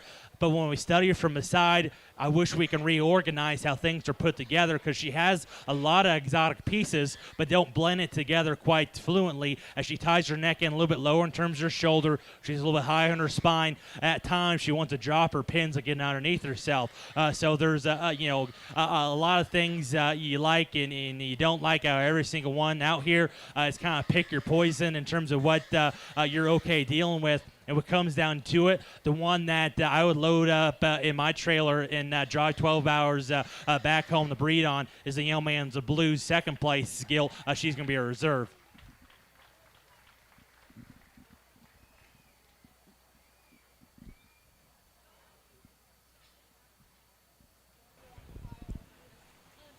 Your grand champion breeding is going to be Zach Vaughn, followed by your reserve, Zach Vaughn. Congratulations, Zach.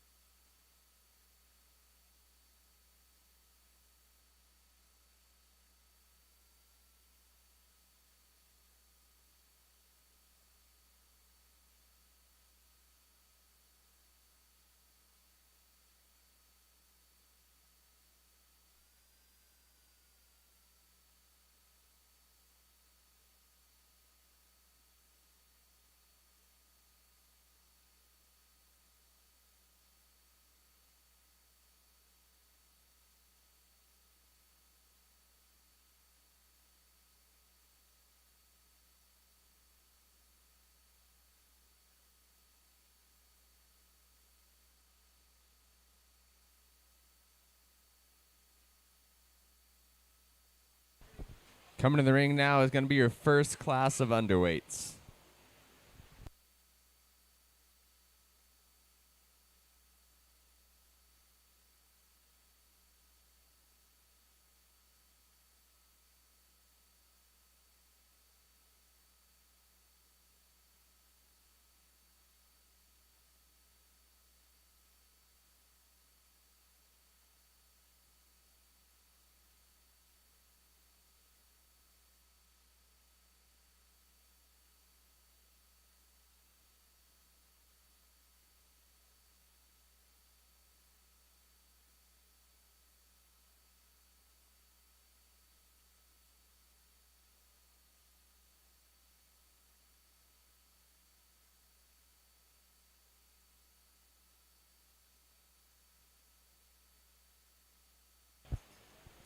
Just a reminder, folks, this is a water-only show. Water only.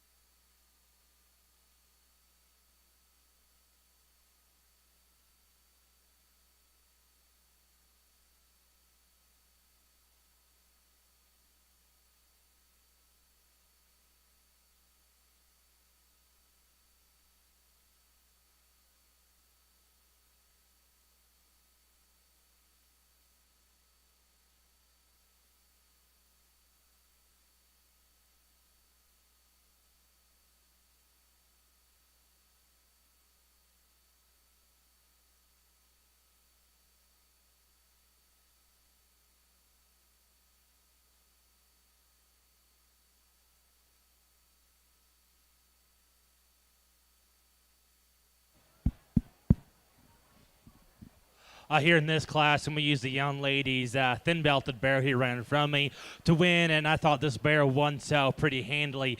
This barrel is the best blend of balance, power with a functional build.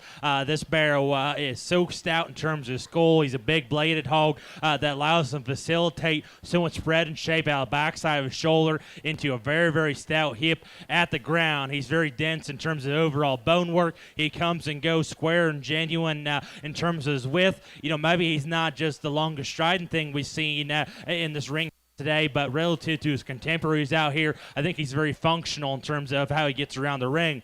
Second and third get a little bit more closer for me. I'm going to use the one with a little bit more power and use the young man in blue here right in front of me to go next. This Gilt comes at me bigger in terms of her chest. This one's a little more genuine in terms of the shape she carries up high. She's broad in terms of her upper pin set and facilitates a lot of shape to her outer stifle. Really dense in terms of her overall bone work at the ground.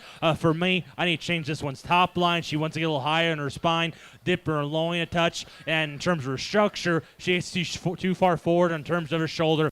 A little bit straighter about her knee. In terms of structure, as I just said, that's what I really like about this young man's Gilt that's going to be third. Within the top three, this one's probably comfortable. Both ends of his skeleton really takes a good stride off his front end as he's laid back in terms of his shoulder and has a good slope to his knee. He's one that plants comfortably. Rear leg from the side. I like how collective this Gilt is in terms of alignment. He's tough. Her shoulder, good down her spine, all the way out through, square out through her hip. I just need to see more power in that Gilt. That Gilt within the top three is the smallest in terms of her foot size. She's the flattest in terms of her body shape, going right away from me. I just need to see a little bit more power out through that one's upper hip and stifle. The barrel comes out here next. This one's tall-shouldered, relative to the one that was right ahead of him, steps down with a good amount of bone work, has a nice kind of design from the side, going right away from me. I need to see that barrel be a little bit square in terms of his hock, gets a bit flatter out through his stifle. And now the Gilt that's going to come out here next, the view going away is what I really, really like about this Gilt, as she's really powerful out through her hip. She's one that steps down with a lot of feature at the ground, really rolled up about her shape up high. For me, this Gilt's just too off balance from the side, too tight about her heart and to her flank. I need to upgrade this one's structure at the ground. She's too short hip and short stepping. Gilt comes out here next is one that's really round body and muscular up high. This gets too round off both ends of her skeleton. Rounder about her shoulder, real rounder about her hip, smaller in terms of her foot size. I like her muscularity better than the Spotted Hog comes out here next. Spotted Hog comes out here next is one that's very broad in terms of his upper hip, carries that shaped up through his stifle. He's nice in terms of his bone work. He's one that's too round about her shoulder, kind of wants to deviate a little there backside of his shoulder, a little plainer down his top line.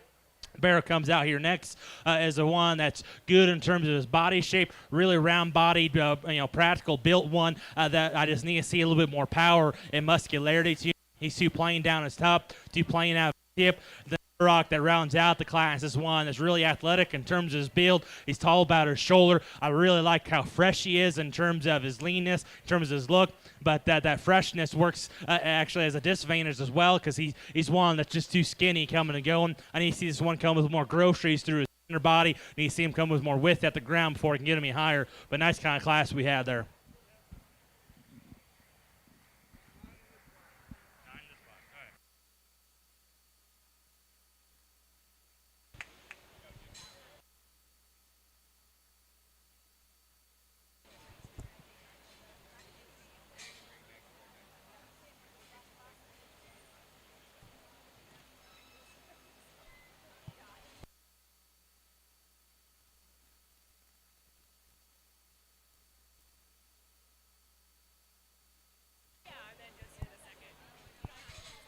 This is your second class of underweights. We'll get you placings in just 1 second for that last class.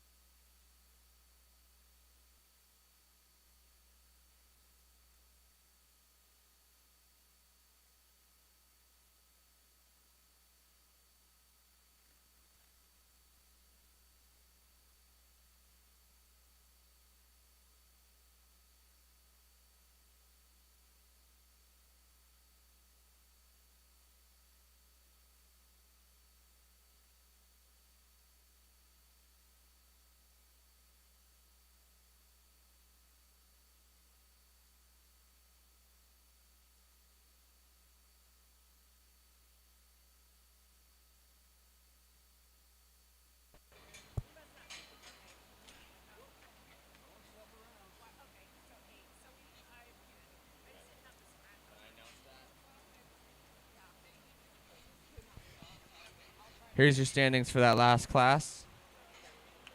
8th place is Wyatt Morgan. 7th place is Joseph Mack. 6th place is Laramie Ferguson. 5th place is Tessa Johnson. 4th place is Maggie Kern. 3rd place is Sydney Dudley. 2nd place is Cooper Powers. And 1st place is Addison Powers.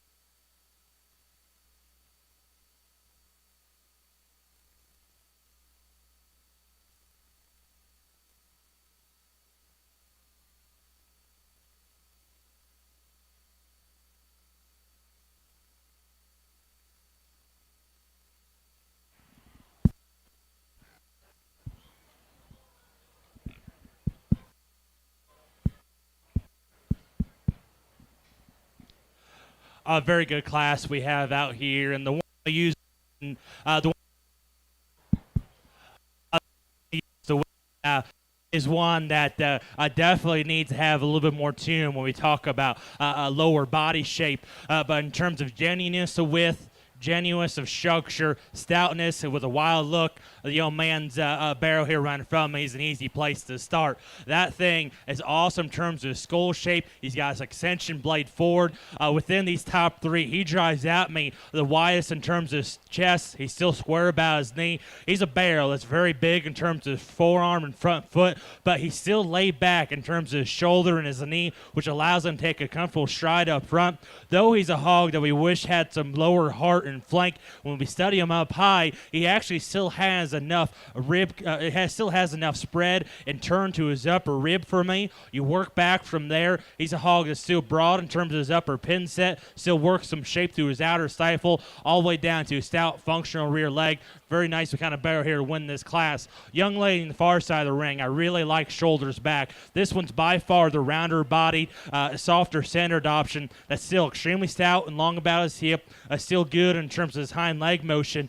Shoulders forward is what gets him beat. He's too closed up in terms of his chest. Gets a little bit flatter in terms of his blade. He's much softer in terms of his front foot. Doesn't come with as much stoutness in terms of his forearm and front foot. But one, that you gotta appreciate the genuine fresh muscle shape that he has to his center body. Gotta like that one's length of hip.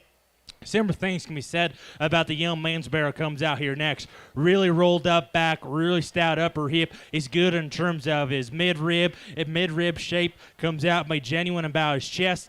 Within the top three, he's the shortest striding one that needs to be a little stouter in terms of his bone work, but good kind of market hog, good kind of fundamental market hog there to go third. Berkshire really like hip four. This one runs uphill, stout kind of skull, nice kind of chest. He's good in terms of his body shape. Still has good shape out of the backside of his shoulder. I need to reconstruct this one's hip and hind leg. That one's too tight in terms of his ankle.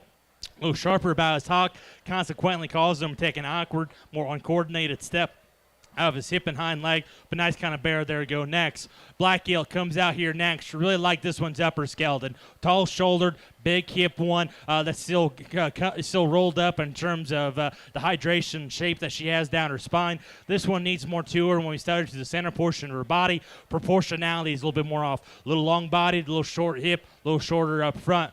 Barrow comes out here next. Extremely big-bodied one, kind of opposite of her Black Gilt. This one's so big-bodied where it works to her disadvantage because she's one with her extra body shape she has. She looks a little bit too moderate to the ground. She's a little short and compact about her design. I need to see that Gilt get out and go with more comfort before I get her any higher. Barrow comes out here next. This one's really tall-shouldered, soft and practical about the center portion of its body. Going right away from me. That one doesn't have enough seed. That one doesn't have enough muscle out through his outer stifle. We get a little plainer in their muscle, which we can tone that one back a little bit compositionally. But nice kind of barrow that is very, very thick in terms of his build. The barrow comes out here nine. He's one that's rolled up in terms of the shape out of the backside of his shoulder. He's big in terms of his chest. This is a little bit shorter striding off both ends of his skeleton, a little shorter in terms of his neck, a little smaller in terms of his bone work down low. Then you pick him up on his front feet. Then the barrow that rounds out the class is one that's super athletic, super functional in his build, tall shoulder, lean in terms of his muscle. I need to see this one be a little bit more three-dimensional, a little bit narrow coming and going, a little smaller in terms of her bone work at the ground, but nice kind of barrow here to round out this class. Let's give him a round of applause. Coming to the ring next is going to be Class 110 Berkshires. Class 110 Berkshires. First call for Class 111 Berkshires. First call for Class 111 Berkshires.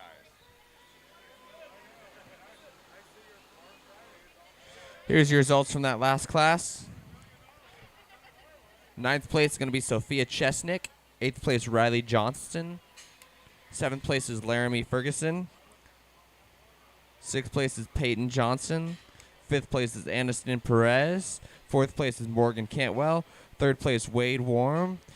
2nd place is Brooke Vaughn. And 1st place is going to be Colton Fields.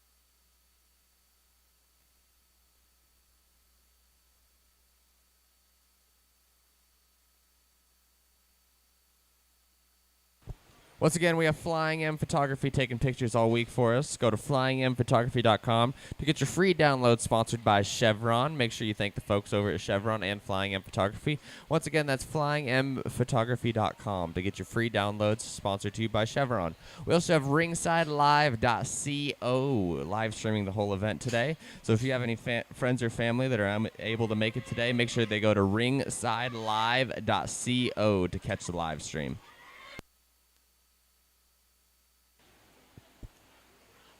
We'd like to thank the fair board, all the superintendents, and the ring help for helping us out today. We couldn't do it without them.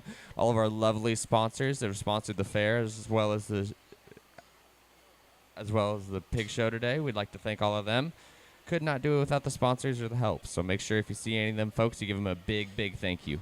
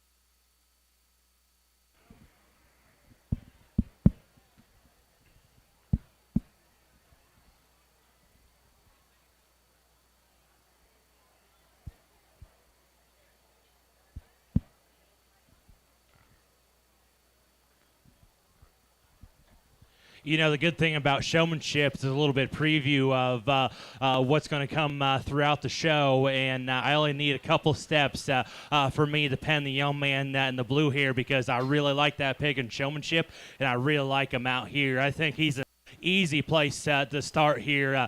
This barrow's got the extra shag, extra stoutness. It's a body that everyone loves, but when you get him out in motion, he's still very, very functional and comfortable in terms of his build. He's one that has a lot of genuine width and spread all the way throughout his body, but still comes and goes very true in terms of how he plants at the ground. All that power, stoutness, and moderation for a Berkshire barrel. He's still plenty youthful and good enough looking up front. very good barrel here to win this class. Second and third, a little bit closer here for me because they're two hogs. They're a little bit different in terms of their type and kind. And it comes down to it, the one that's a little bit more stylish is going to go second. That's the young man's Gilt here right in front of me. This Gilt is quite a bit taller in terms of her shoulder, more extended, blade forward. Really like how hydrated and shapely she is down her spine, over top of a round rib. She's stout about her hip. She comes that may still good in terms of her chest. For me, her biggest issue is her hip and rear leg. She's got too much extra set to her hock, causes her to duck her pins again underneath herself. Then relative to the one that wins, that one needs to be bigger in terms of her front foot, but nice kind of Gilt there to go second. Now, in terms of you want one a little bit more moderate, a little bit rounder body and stouter hip, you really like the young man's bear is going to be third. This one's short back, round body, really stout hip, still collective in terms of his lines from the side. He's a little bit too moderate for me. He's a little bit too compact. He's really short back. At the same time, he's shorter fronted, shorter hip. Get him in motion.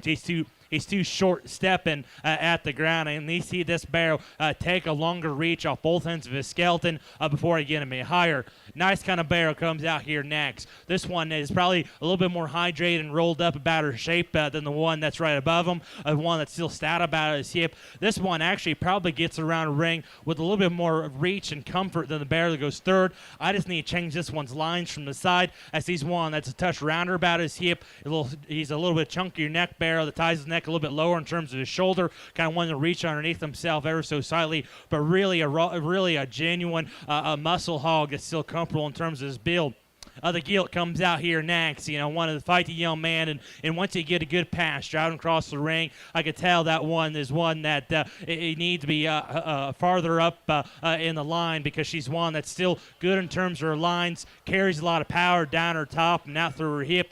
For me, proportionality is a little bit off from the side. She's a longer bodied, shorter neck, shorter hip one, gets touched around her out of her hip. A barrel comes out here next, is one that's really rolled up and hydrated about her shape down his spine, really round his upper cage, extremely stout out of his hip.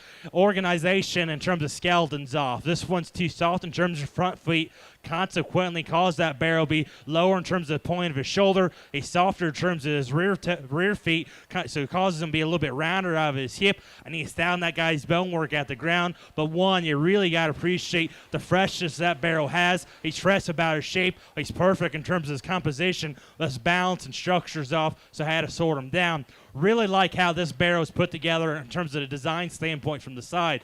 This barrel runs uphill. He's level about his lines. He's soft and practical about his body. He's very comfortable in terms of his build, coming and going. That one don't have enough to him. He's too closed up about his chest, too plain about his shape, too flat out through his hip. Barrel comes out next. Similar things can be said. This one's really tall shoulder.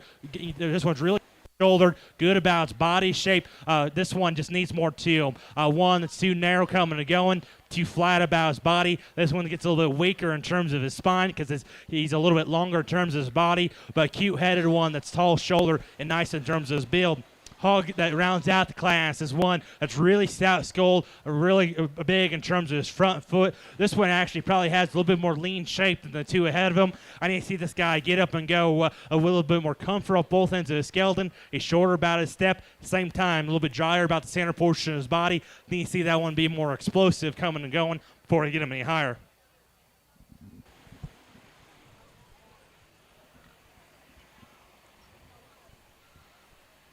This class coming in is going to be 111 Berkshire. 111 Berkshire coming in.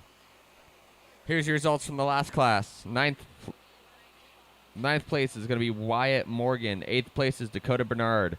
7th place, Alan Raff. 6th place is Margaret Lowry. 5th place is Brody Stockton. 4th place is going to be Bryson Purcell. 3rd place is going to be Tyler Steinkamp. 2nd place is going to be Colton Fields. And 1st place is going to be Dylan Brochelle.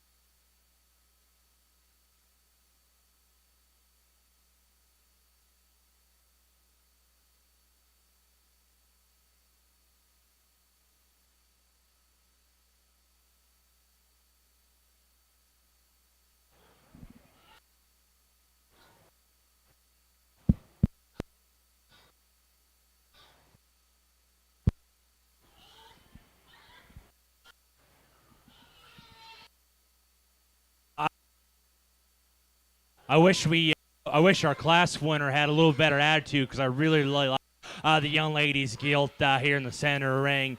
That thing it's got the big hair, the big legs, and the big bendy hind leg, and you work up from there. That thing runs uphill with a long neck but very stout skull. She still comes back shoulder with enough spread and shape. Once that act like a show pig out and go more than enough reach off both ends. You can say that that needs to be better in terms of her chest, and I can't disagree. That's her big hole. She's not good enough in terms of her knee, but once you get past that, that is easily by far the best animal here in this class. I think second, third could. I think second, third can be flip-flop depending on where you put your priorities. For me, I'm going to use the extra width, extra feature, and extra muscle of the young man's barrel here right in front of me to go second. Yeah, that one's very, very impressive as he comes right at you. He's big about his chest. He's very, very stout in terms of his front foot. His blade sits far outside of his body, which allows him to facilitate all that roundness, the rib and spread he has up high. That's the freshest backed one we've seen here all day. Leaves me extremely stout out through his hip.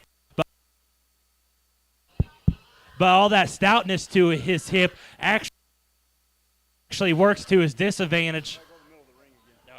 Actually works to his disadvantage. Works to his disadvantage as he's one that we wish would take a longer stride or a more comfortable stride of his hip and hind leg. We wish tail up another half inch or so and spread. Oh, check. All right, we'll try that again.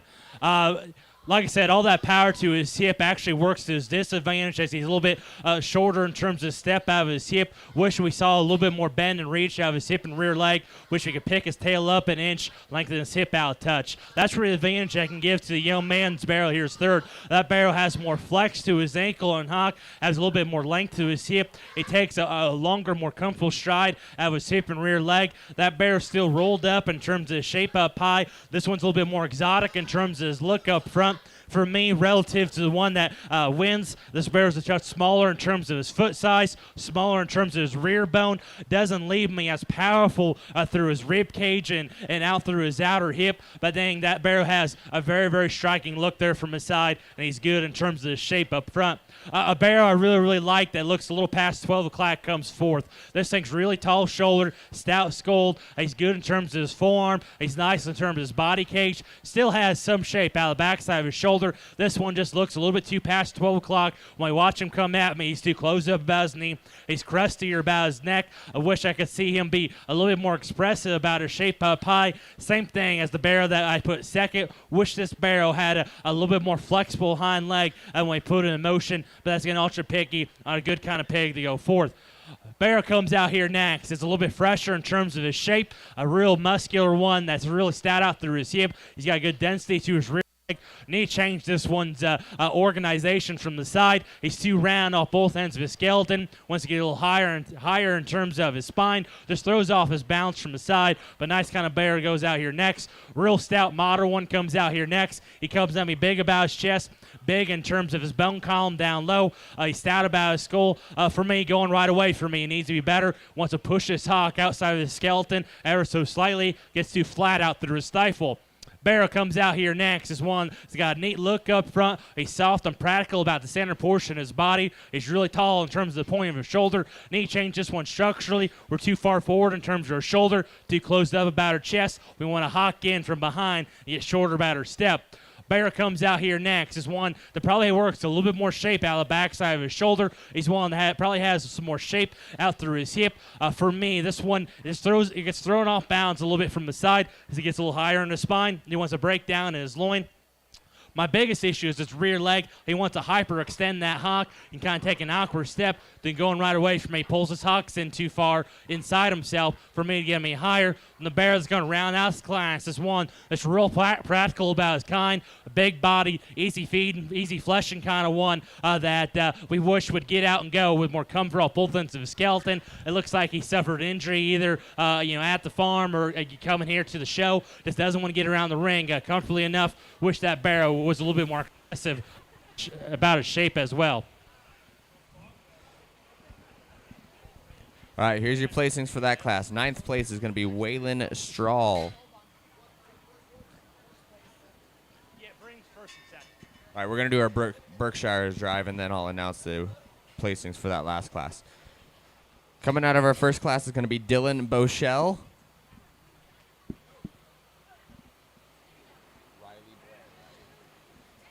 Coming out of class 2 is going to be Riley Blair.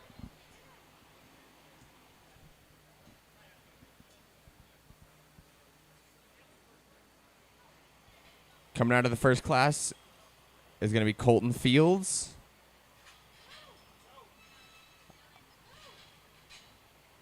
Out of your second class is going to be Jackson Hodgson. Here's your placings for that last class. It's going to be 9th place, Waylon Strahl. 8th place is going to be Aubriana Lay. 7th place is going to be Cindy Dudley. 6th place is going to be Olivia Lay. 5th place is going to be Fletcher Swafford. 4th place is going to be Corbin Yonker. 3rd place is going to be Brad Ulrich. 2nd place is going to be Jackson Hodgson. And 1st place is going to be Riley Blair.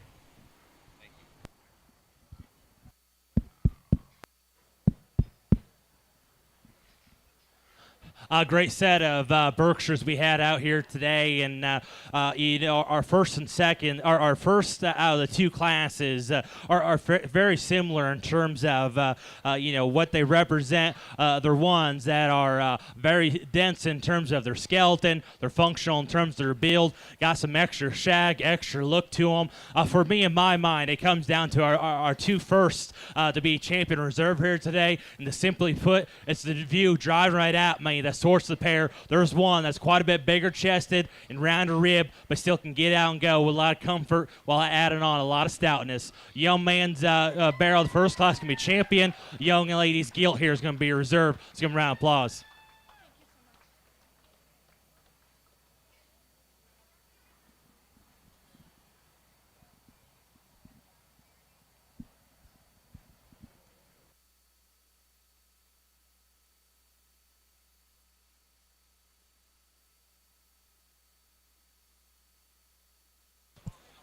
Your reserve champion for the Berkshires is going to be Riley Blair, and your grand champion for the Berkshires is going to be Dylan Bochelle. Give it up for them, folks.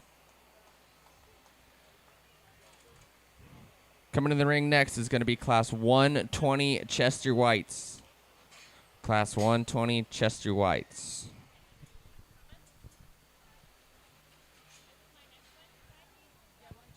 Second call for Class 121 Chester. Second call.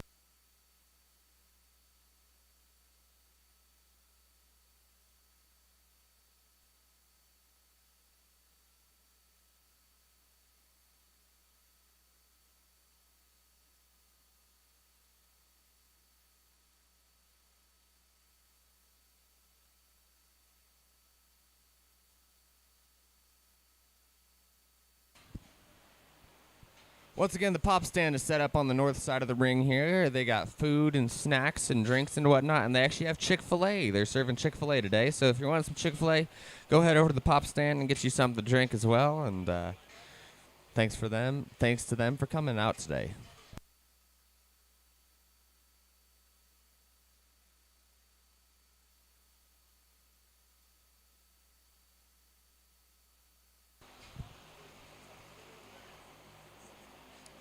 Once again, we have Flying M Photography taking some photos today. All of those downloads are available for free at flyingmphotography.com. Those downloads are sponsored to you by Chevron, so make sure you thank the folks at Chevron for giving you some free photos this week.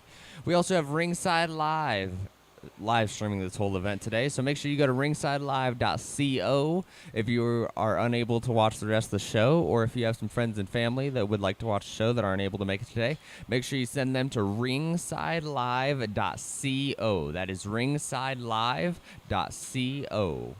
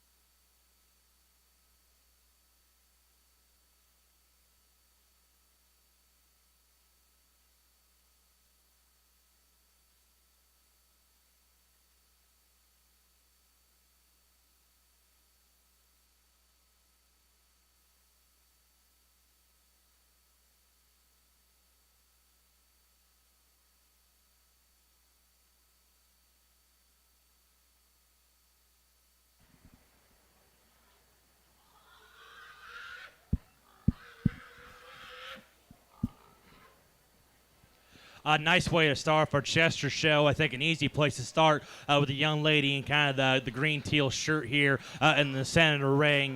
That thing is the best designed, wildest looking one we have out here that steps down with a good amount of feature at the ground. Maybe he's not the soundest one we have out here, but he's still plenty functional in terms of his build. Really fresh and hydrated about his shape up high. Still comes out my genuine about his chest and leaves me square out the ground. Nice kind of barrel here to win this class. One that follows up suit and kind is the young ladies to my right here. She's going to go second. One that's also very similar in terms of design standpoint. She's tall shoulder, got some extension blade forward, still has some shape up high. This barrel probably has a touch more length to his hip and steps down a little bit more comfortably on his hind leg. For me, coming at me, that bear is a little bit more closed up in terms of his knee. He's not not as expressive in terms of the shape up high. He's one that was, like I said, as he drives right at you, he's too flat about his blade, consequently making him the one that's a little bit flatter there in terms of his midrib. Now, one that's either going to be first and third, unfortunately ends up in third here today because the young lady's barrel here, I love shoulders back. This thing is a very long hip, takes a comfortable stride out of his hip and rear leg. This thing's the roundest bodied one that's still fresh in terms of shape up high. I love how his blade sits far outside of his body, which allows him to be big about his chest. Within the top three, that barrel is the best in terms of a skull shape standpoint when we study him between the eyes and studying about his jaw. But this one's just not pretty enough to simply is an easy way to put it. This one's too cresty about his neck, too short fronted, not good enough looking for me to get him any higher. But I love that barrel, shoulders back. A nice one there to go third. Fourth and fifth was very close for me. I thought fourth, this just had a little bit more to him. This fourth place barrel is really fresh about the shape out of the backside of his shoulder, really rolled up down his spine, over top a really round upper hip, around upper rib, one that still has some shape out through his outer stifle. For me, structurally and designed from the side is what sorts him down. A longer face barrel is too far forward in terms of his shoulder. He wants to break down in terms of his front foot. I need to see that one be a little bit longer and leveler out of his hip. But I thought that barrel had a little bit more to him in terms of upper skeleton standpoint, and the barrel comes out here in fifth. Barrel comes out here in fifth is one that's really practical about the center portion of his body. He's round in terms of his midrib. He's deep about his heart. He's probably a little bit more level out through his upper hip than the one I had right in front of him. He, too, is too straight about his shoulder. He's a little bit more bucked over about his knee. I need to make that one a little bit stouter about his skull and better about his knee driving right at me. Then when I get over top of the two, that barrel is quite a bit plainer now. The backside of his shoulder gets a bit flatter in terms of his upper rib, but nice kind of one to go next. Sixth place hog comes out here next is one. I really like this one's composition. This one's muscular, but has some flesh. He's practical about the center portion of his body. I like his foot size. He's big in terms of his front feet, good in terms of his forearm. He's stout out of his hip. For me, and he change this one's balance from the side. This one gets too tight in his spine. Wants to deviate out backside of his shoulder. When we put this one in motion, we're a little bit tighter off both ends of his skeleton. Need to see this one get out and go with more giddy up before I get him any higher. Coming to the ring next is going to be Class 121 Chesters. Here's your results for the last class. Sixth place is going to be Adeline Kaminsky. Fifth place, Brad Ulrich. Fourth place is Margaret Lowry. Third place is Olivia Dever. Second place is going to be Isabel Shaw. And first place is going to be Emily Gray. Congratulations, everybody.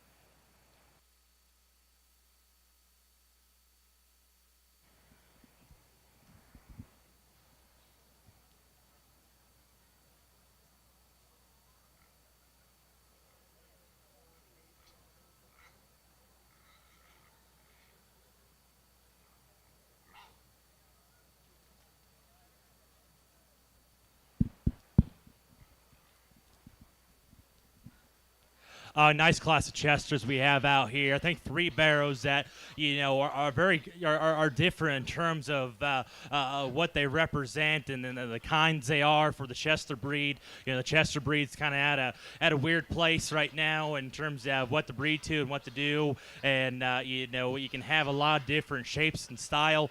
The one for me I'm gonna use, I just by far think is the Sound of Structure one out here that still has plenty of feature to him, still has enough shape. He may not be the prettiest, he may not be the widest, but the young man with the purplish shirt here in the center of the ring is going to win this class. And like I said, if you want to argue with me and say that one's too narrow tracking or that one only has a head a mother can love, I can't disagree because this one isn't perfect. But what for his contemporaries we have out here, this one's the best in terms of his angles. He's a barrel that's tall about his shoulder, but still has slope to his shoulder into his knee, which allows him to take a long reaching stride up front. He's long about his hip, got a correct set to his hock and pasture, which allows him to take a long reach out of his hip and rear leg. He's one that still comes out of the backside of his shoulder with enough shape for me. Steps out of the ground with a good amount of feature. That's going to bear here to win this class. 2 and 3 get a little bit closer for me. For me, I think there's one just a little fresher, a little bit sounder moving today, and that's the young man's barrel here right in front of me. He's going to be second. I really like this one, shoulder back. This one's the fresher backed one that gets out of his hip and rear leg with more range of motion. He's a barrel that goes right away from me with actually more width and more outer stifle than my class winner. Like I said, he's fresh and hydrated about his shape up high. He's good in terms of his overall body shape. For me, that barrel needs to be taller in terms of the point of his shoulder. He's one that gets a little bit crustier about his neck. I wish his neck tied in a little higher on top side of his shoulder, but nice kind of barrel there to go second. A good barrel that's a little past its prime is going to go third with the young ladies. This thing has an awesome design when we study him driving across the ring. Love his extension blade forward. He's tall-shouldered, level back. He's very dense in terms of his skeleton down low. I think his angles read right. Unfortunately, he just doesn't want to get up and go with enough comfort of his hip and rear leg. He's a little bit shorter about his hip, a little bit more upright about his hock, and just doesn't want to take a comfortable enough stride for me to get him any higher than third. He's one that's got some shape, but when we study him through his chine and his upper neck shape, you can tell he's a barrel that's a little past 12 o'clock, but overall a good quality hog there to go third. Barrel comes out here fourth. Structure is what surfaces this one up because this one can get out of the ring with a lot of athleticism on both ends of his skeleton. Really takes a comfortable stride out of his hip and rear leg. He's tall about his shoulder. Still has enough shape out of the backside of his shoulder. For me, I need to change this one's front end.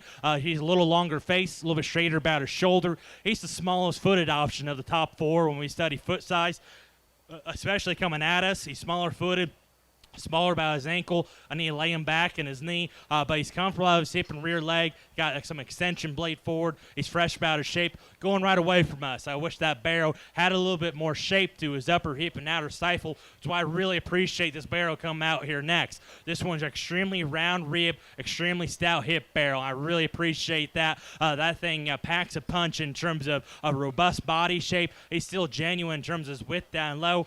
For me, this one needs to be neater in terms of his look up front. He's touched softer in terms of his feet down low. At times, the barrel would struggle to get out and go out of his hip and rear leg when we slow down. Gets a little too choppy for me. Just need to stretch this one out, make him a little prettier, make him a little sounder. Barrel comes out here next that, it does have a little bit more extension, just doesn't get out and go comfortably enough. This one's tall shoulder. He's good about shape up high, way too far forward about his shoulder, kind of struggles out of his hip and rear leg. If this one had a better day today and was able to get out and go with some comfort, he could have worked himself up a couple of spots. Unfortunately, that's not the case, so we had to sort him down. Bear rounds out the class as one. He's really muscular out of the backside of his shoulder. He's broad about his upper hip. Got good shape out of the back, good shape out through his stifle.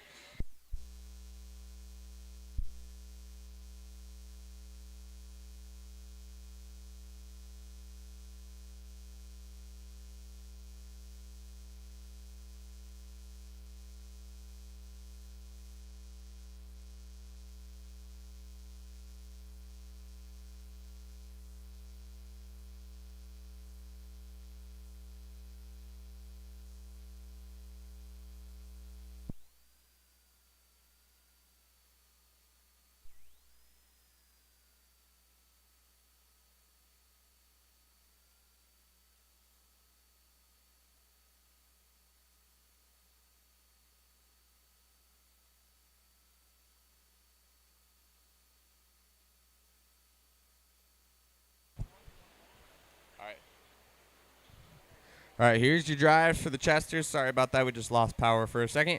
Out of your first class, going to be Emily Gray. Thank you. Yeah.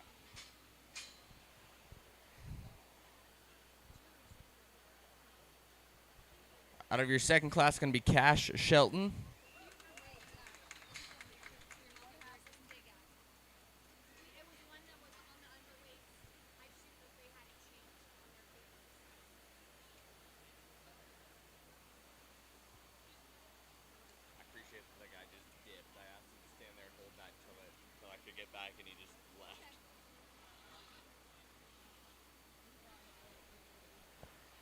Out of class 1, Isabel Shaw. I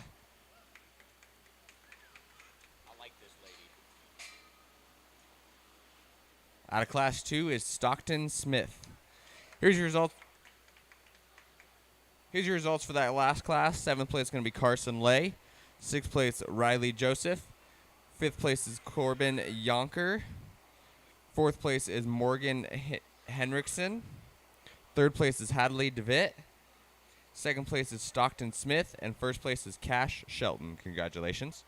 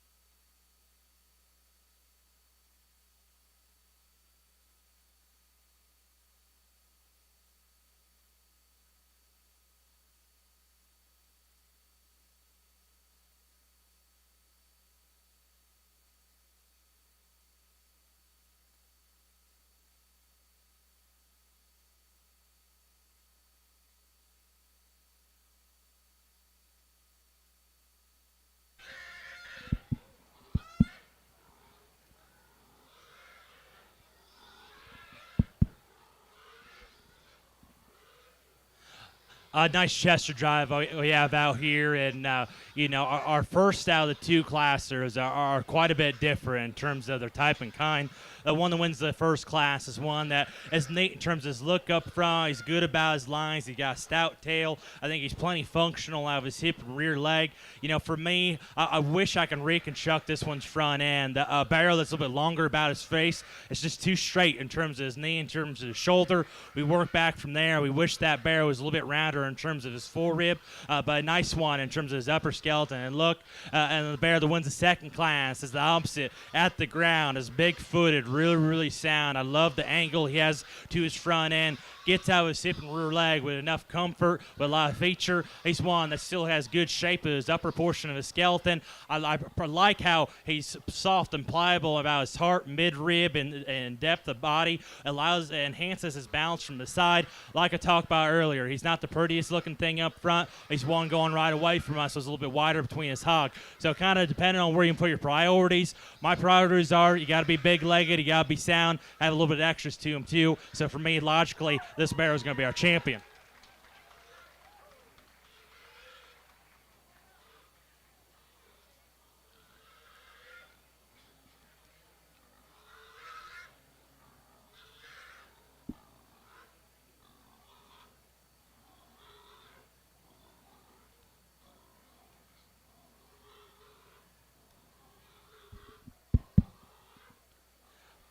Gets a little bit closer here for reserve. Kind of like I just talked about our Class 1 winner. Love this one's upper skeleton. Still has a nice rear leg. Wish that one was a little better in terms of his angle to his shoulder. Wish he had a little bit more to him in the center portion of his body.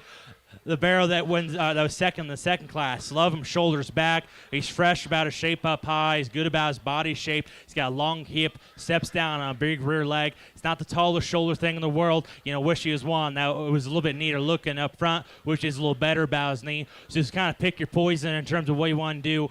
For me, the one that kind of hits me with a little bit more exciting look, I still think's functional enough out of his hip and rear leg. I'm going to use the Class 1 winner here to be reserved. So we're out applause.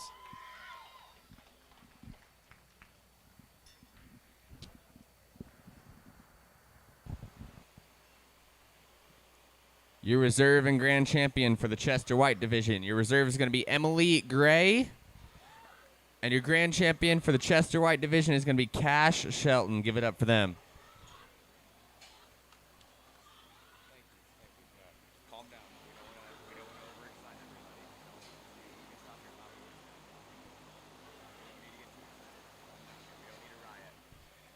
Coming into the ring next is going to be Class 130 Durox. Class 130 Durox.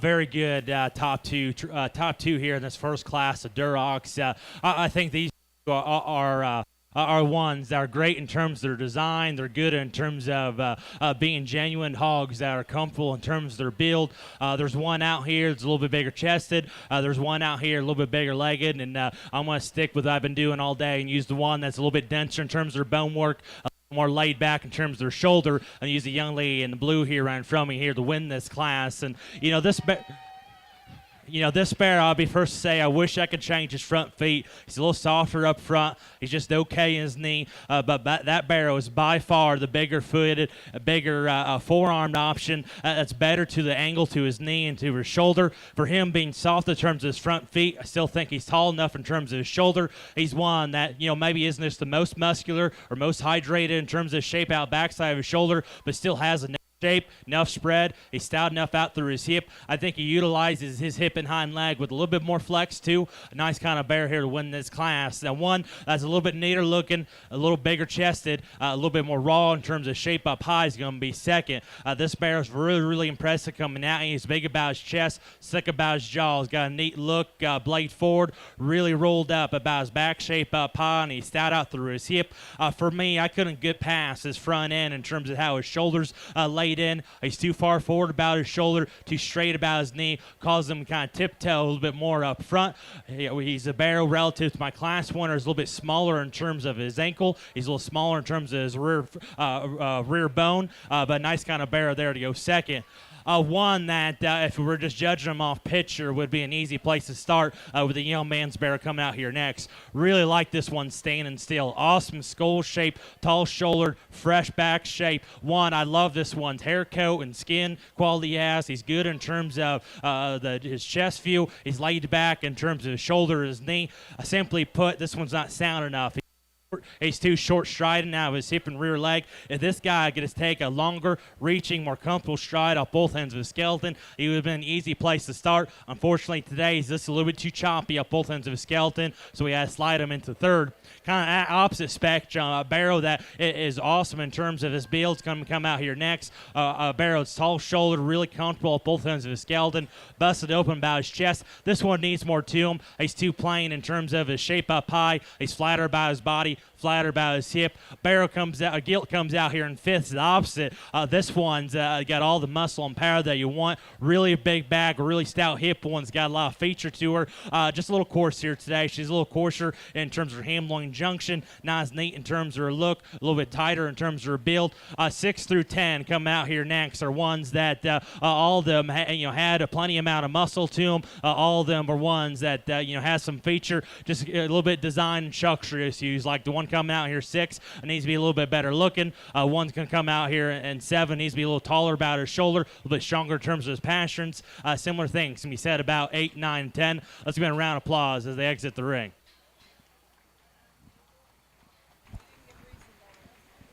Coming to the ring next is going to be Class 131 Durocs. Here's your placings for that last class. 10th place is going to be Riley Johnson. 9th place is going to be Kinsey Ulrich. 8th place is Ella Maternak. 7th place is Caleb Benjuga. 6th place is Carson Lay. 5th place is Dalton Wilbanks. 4th place is going to be Braden Fields. 3rd place is going to be Garrett McGurl. 2nd place is going to be Madeline Joseph. And 1st place is going to be Ashlyn Johnson. Congratulations, everybody.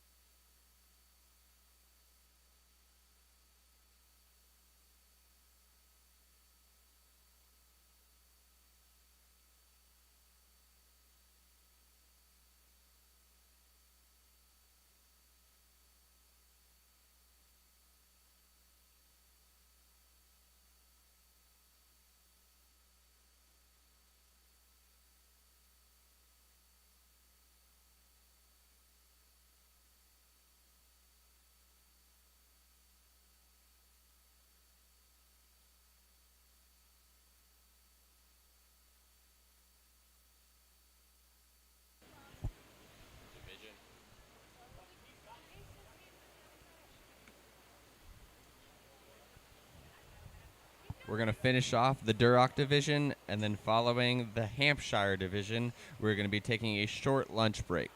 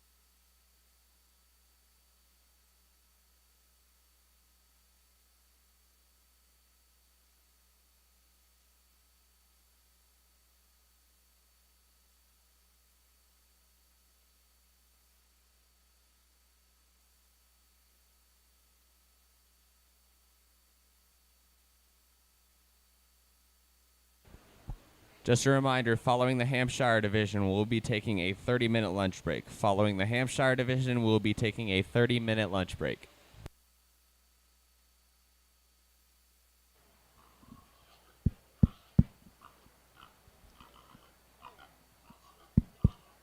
A little bit more challenging class. For me, I saw a lot of structure issues from 1 through 8, and it kind of made it a little bit more challenging trying to decipher which way you want to go. Kind of comes down to these two. I thought these two were the most problem-free hogs that they still had a neat kind of look, so we're good in terms of their shape.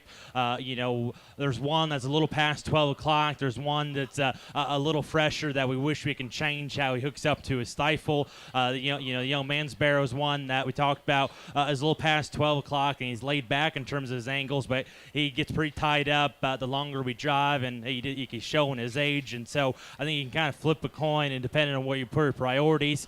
For me, I think structure is kind of starting to become a little bit of a wash, and when we throw structure out, which one's the fresher one that's a little bit neater in terms of design, and that's the young lady's darker color one. That one's going to win this class. I'd be the first to say I don't like this one's right rear leg. He kind of wants to hyperextend that stifle joint ever so slightly. It kind of takes an awkward step out of his hip and rear leg. Wish we can lay him back in terms of his shoulder angle as well. But when structure's kind of a wash, that Barrow's the big-chested, tall-shouldered, freshest one in here that's really rolled up about his back. Good about his body shape, great in terms of his proportions from the side. For one that kind of is awkward of his hip and rear leg, he leaves me real stout out through his hip, but still square enough for me to comfortably use him. Young Mansbarrow is one, like you said, is one that is good in terms of his angles. He's nice in terms of the shape up high. One that reading his skull, reading his top side of his neck, I can tell he's a little past 12 o'clock, but even being past a little That's 12 o'clock. I appreciate the muscularity he has up high. He's still genuine about his width. For me, with him, the longer we drive, he got pretty tight up, pretty tight at both ends of his skeleton. We compare him back to the one of the wins. He's quite a bit smaller in terms of his front ankle relative to size. Isn't as round there in terms of his midrib, but nice kind of barrel there to go second. Barrow comes here third. A real neat looking one, blade forward. He's tall, shoulder extending. He's good in terms of his view, driving right at me as he's busted open about his chest. He's good about his knee. He's one that we wish was a little bit stouter there at the. He's a little bit smaller in terms of his foot size. He's smaller in terms of his rear leg. Relative to the top two, it isn't quite as bold there in terms of his midrib. Isn't quite as big in terms of his bone work. Barrow comes out here next is one that's the opposite. This one's extremely, extremely stout, but yet he's still square in terms of how he places his hawk, driving right away from us. Really tall shoulder, stout skull, a big rear leg, real big back, round-bodied one. But once we set this guy in motion, he's too tight out of his hip and rear leg for me to get any higher. The one comes out here in fifth is one that is good in terms of the muscularity he has. He's tall about his shoulder. I thought he was quite a bit more comfortable than the ones we had, quite a bit more comfortable than the ones we had down the line. Relative to the top three, he's one that we wish was a little bit more laid back in terms of his shoulder. Wish he had a little bit more to him there in the center cavity, but one that's got fresh back, stout hip, still square going away. Six is one that's got a lot of muscle, one but is just too straight in terms of shoulder, too short round on his hip. Need to see that one get out and go with more comfort. Similar things can be said about 7 and 8. Similar 7 and 8. I mean, coming out are ones that got extension, got a neat look, just need more to them. Barrow that rounds out the class is really round bodied. Left rear leg is too bowy for me to get me higher. But nice kind of class we had there. Give it up for all of them, folks. It's going to be your drive for the Duroc class. Out of Class 1, we're going to have Ashlyn Johnson. Yeah, make some noise. Get hype. Out of Class 2 is going to be Olivia Devers.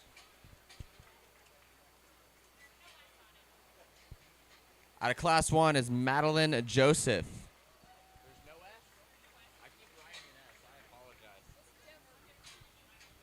Out of Class 2 is Dylan Boschel.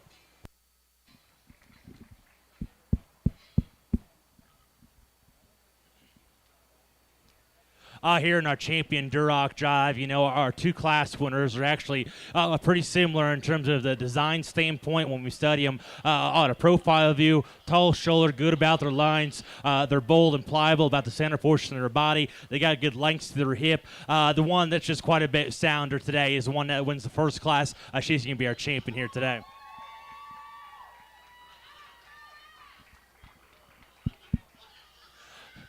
Gets a little bit closer here for me for reserve. Our second place out of the class we talked about, really tall shoulder, neat looking one. It's really big about his chest. One that we wish was a little bit stouter in terms of his bone work. Wish we can lay that one back in terms of shoulder a little bit. The one to win the second class. I love this one's upper skeleton. Big fresh back, real round body, real broad upper hip, great kind of skull and great skin coat for a Duroc.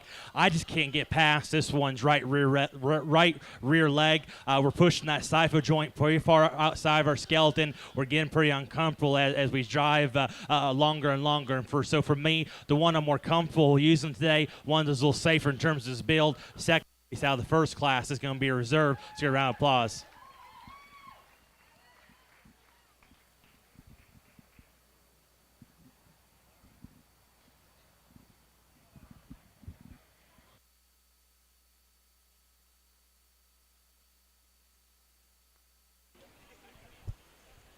In your Duroc class, your reserve champion is going to be Madeline Joseph.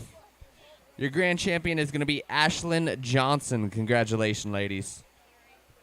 Your results from that last class. 9th place is going to be Coyd Yonker. 8th place is going to be Addison Stockton. 7th place is going to be Channing Adams. 6th place is Malin Bernard. 5th place is Hadley Swafford. 4th place is Keegan Prissel. 3rd place is going to be Margaret Lowry. 2nd place is Dylan Boschel. And 1st place is Olivia Devers. Coming to the ring next is going to be your first class from Hampshires, Class 140 Hampshires.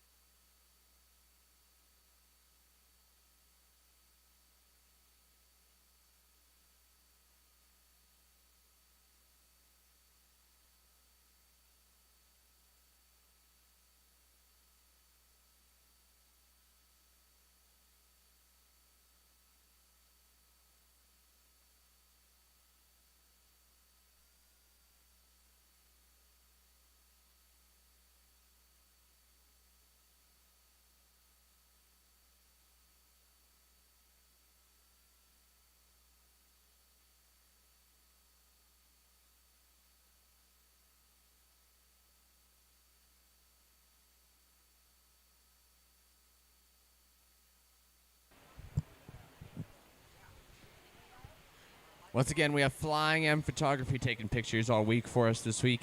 You can get your free downloads at Flying M Photography, sponsored by Chevron. So make sure you go to flyingmphotography.com to get your free download sponsored by Chevron. Make sure you thank all these ladies for taking pictures for you, because they are doing a very, very good job and dedicating a lot of time to this. So make sure you thank them. That is flyingmphotography.com to get your free download sponsored by Chevron. We also have ringsidelive.co live streaming for us. So if you are unable to make it to any of the rest of the shows, or you have any friends or family that are unable to make it, make sure you go to ringsidelive.co to be able to watch the live stream.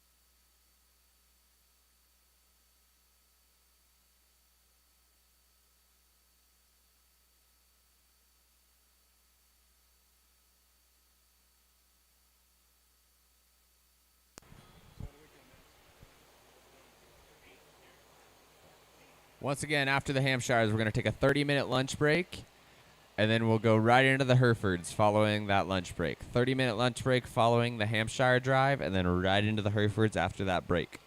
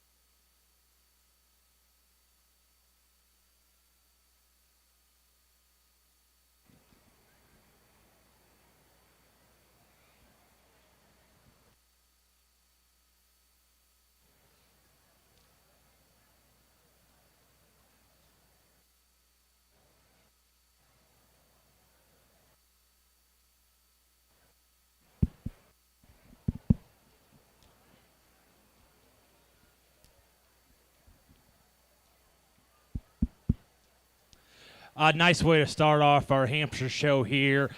For me, I'm going to use the young lady in red here to win this class. And I guess in my mind, I think that one barrel is just the most logical place to go. This thing's awesome in terms of skull shape. He's got extension blade forward. He's very big in terms of his forearm and front foot, but he still reaches out of his front end with enough comfort. You work back from there. He's a barrel that's really rolled up about his shape. He's plenty bold enough in terms of the center body. Relative to the class, this one has the most functional hip and rear leg. Going right away from me, that one hooks up a little bit squarer than the one's going to go second. A nice kind of bear there to win this class. Terms of one that's maybe a little bit more genuine in terms of width standpoint is going to go second. That's the young lady's Gilt on the far side of the ring. That Gilt drives at me with a very, very impressive view. Very busted open about her chest, good about her knee. Her blade sits far outside of her body, which allows her to facilitate a lot of roundness there to her upper rib. That's a big back, stout hip, kind of a crossbred Gilt.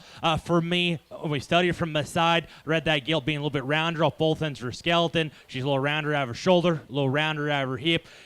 Kind of hooks her leg and gets underneath herself, wanting to drop her pins. Then going right away from me. She's right there on the edge. Wish she was touch square going right away. Barrel that goes in third. It is one that is really functional in terms of his build. He's dense in terms of his bone work, nice in terms of his muscle. Just isn't quite exotic enough. He gets a little bit more general in terms of his look up front. He's not as broad in terms of the spread and shape he carries down his spine. Going right away from us, that barrel could be a little bit squarer from hock to ground, but one that does the basics right in terms of being a genuine market hog. That's got some stoutness, has got some functionality to his skeleton. I really appreciate.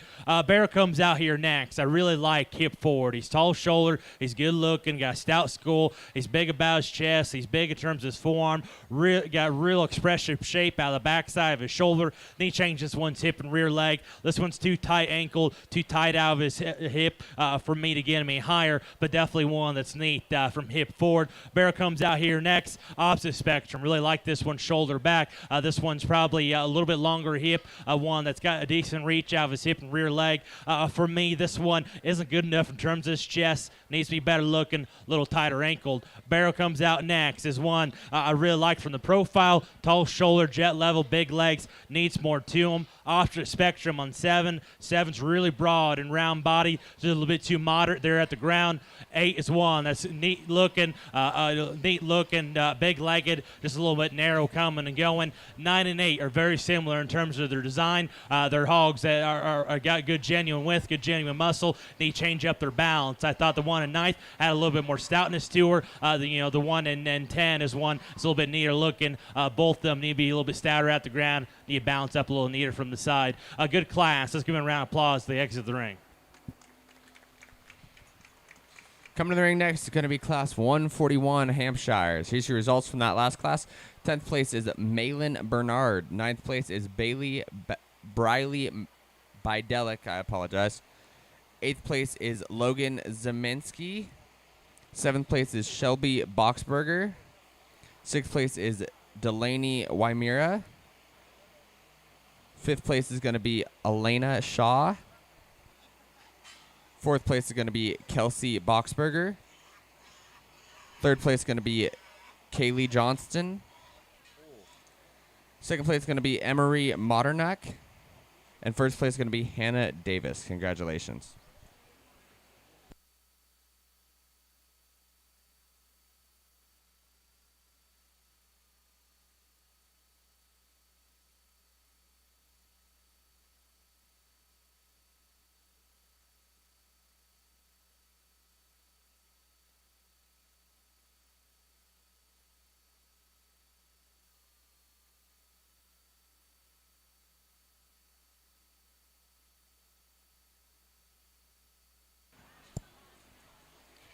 Following this class, we're going to do a Hampshire drive, a 30-minute lunch break, and then immediately into the Herefords following that lunch break.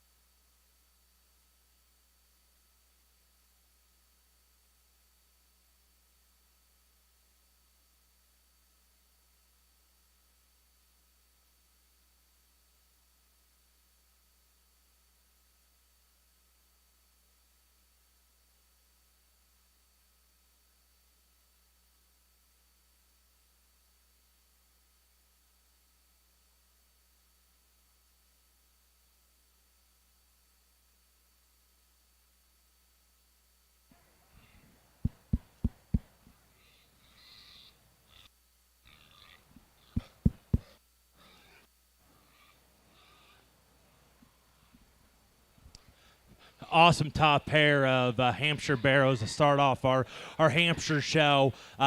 These things, these two are awesome in terms of ones that run uphill. They're round-bodied. They're fresh in terms of their muscle shape and muscle pattern they have. For me, there's one that at the ground is quite a bit bigger footed, quite a bit sounder in terms of range of motion. He may be not as unique in terms of his neck shape, but when we keep him good at the ground, while still being genuine round-bodied, I think the young man's barrow is an easy place to start.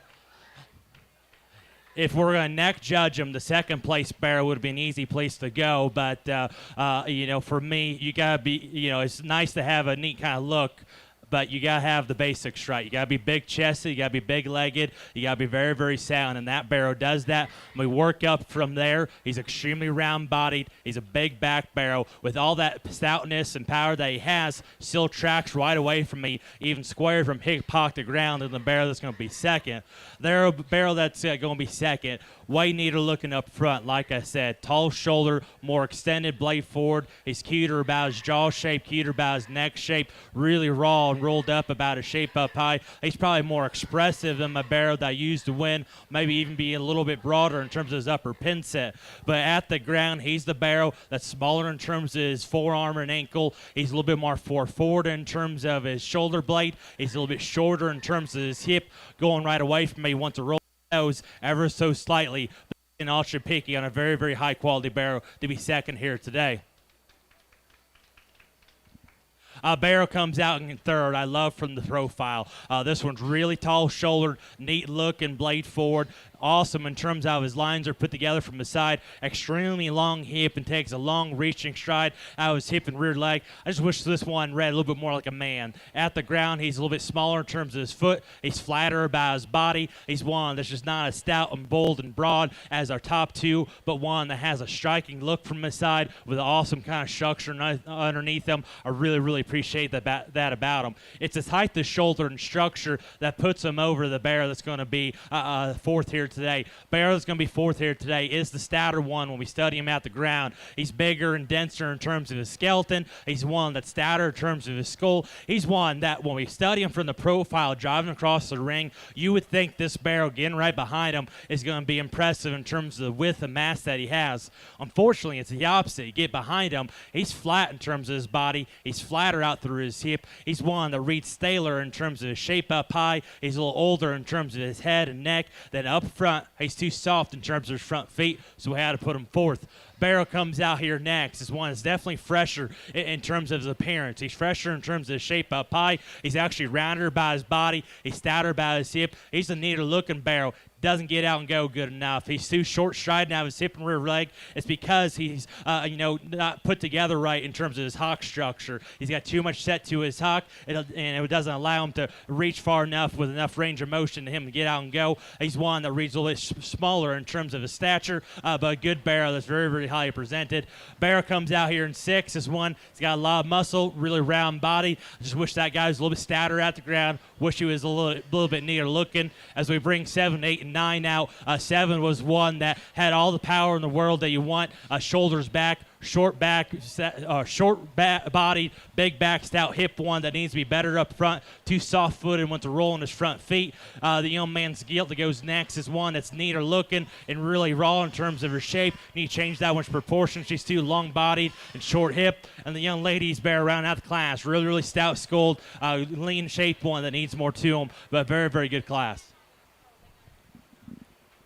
All right, here's your Hampshire drive. Coming out of the first class, we have Hannah Davis.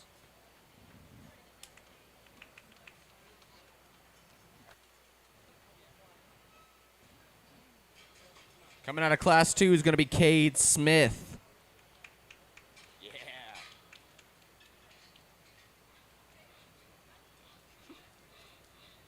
Coming out of class 1 is going to be Emery Modernak.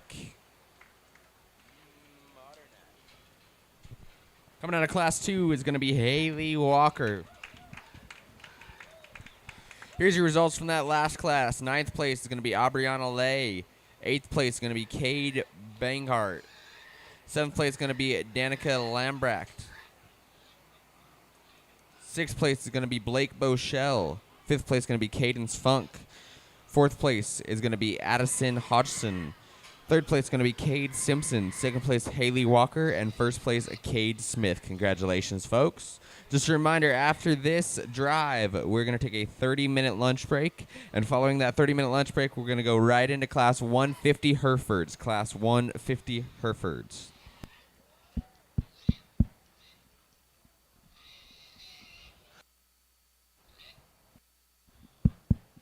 Awesome Hampshire drive we have out here. Our two class winners, surface to the top for ones that not only are stout and have unique pieces, but are the best in terms of their structure. Even with that being said, there's still one that overwhelms the rest. I talked about earlier, if we were neck judging him, I wouldn't like him, but there's a lot more to Pig outside his neck. This thing's big-chested, big-legged, round-bodied, and awesome structured. Young man in the black's going to be our champion.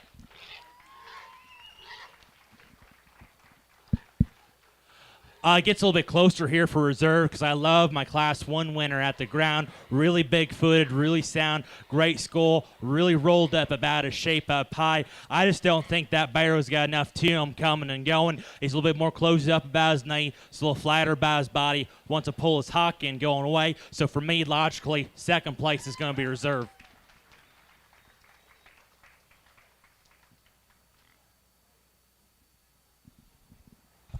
Here's your results from the Hampshire class. Your reserve champion is going to be Haley Walker. Your Grand Hampshire champion is going to be Cade Smith. Congratulations, folks. We're going to take a 30-minute lunch break, and we're going to come right back.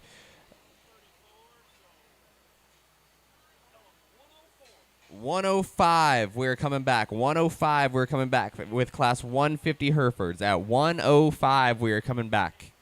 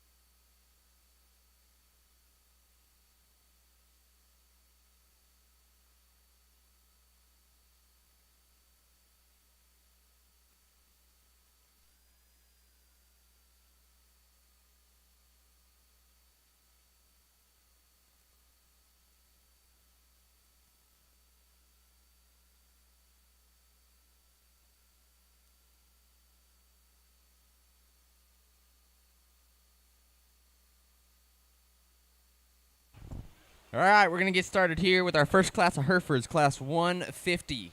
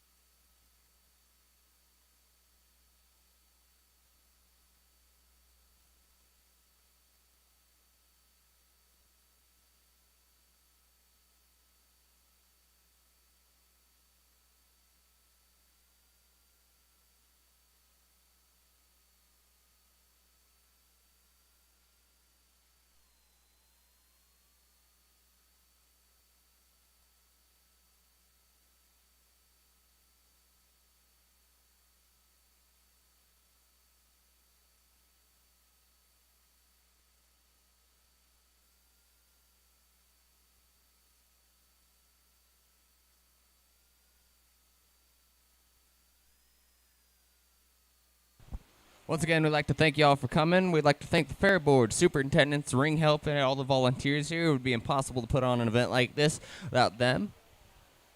There's a reason that the Weld County Fair is so prestigious, and it's because of folks like that. So make sure if you see anybody around here, including the fair board, superintendents, any of the secretaries, you give them a big thank you, because it would not be possible to put this on without them.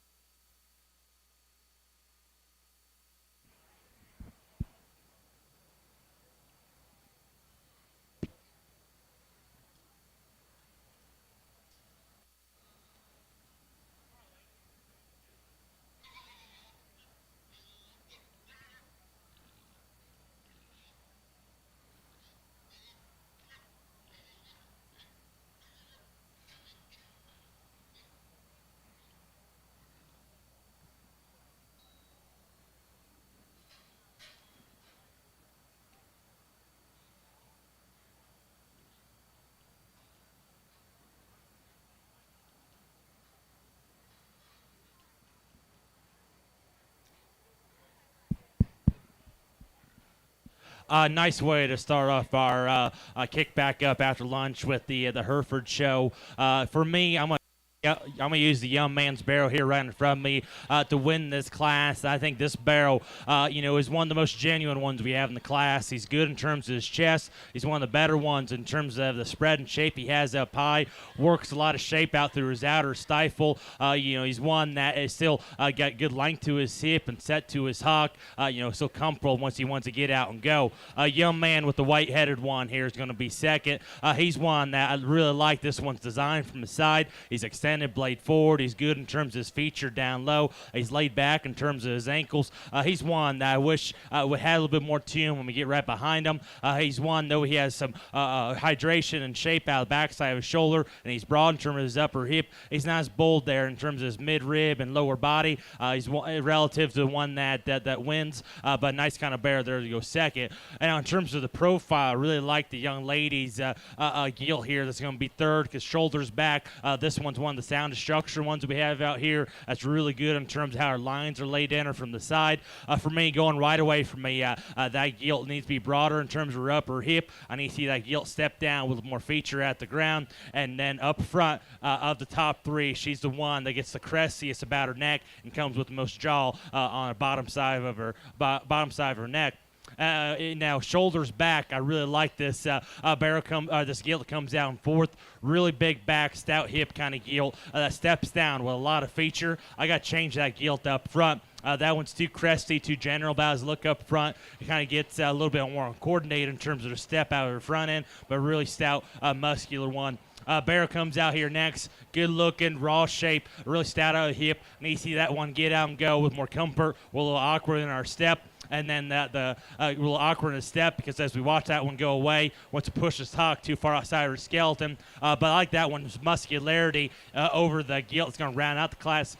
Though the Gilt rounding out the class is one is square going right away from us. Neat looking from the side. This doesn't have enough tour for me to get any higher. All right, this next class coming in is going to be Class 151 Hereford. Here's your results from that last class. Sixth place is going to be Olivia Lay. Fifth place, Abriana Lay. Fourth place is Kylie Kreitzer. Third place is Aaliyah Owens. Second place is going to be Parker Owens. And first place is going to be Lane Kreitzer.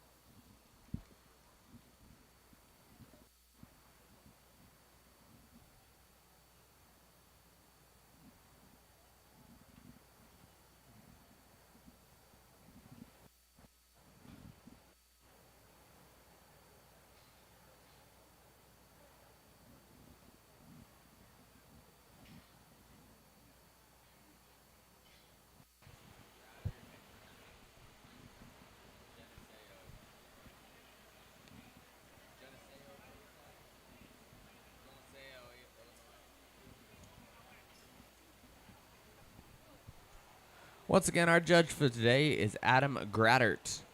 Adam's from Geneseo, Illinois. He's the owner of Grattert Show Pigs. He graduated from Black Hawk East and Western Illinois University. While at Western Illinois University, he was a part of the high team at the National Western Stock Show and the National Barrow Show. Right? I said that right? Barrow? At the National Barrow Show, Adam had the honors of being named High Individual. Currently, Adam works at his family farm and runs about 50 show pigs that consist of crossbred, Yorks, Berks, and Chesters. Thank you, Adam, for coming out.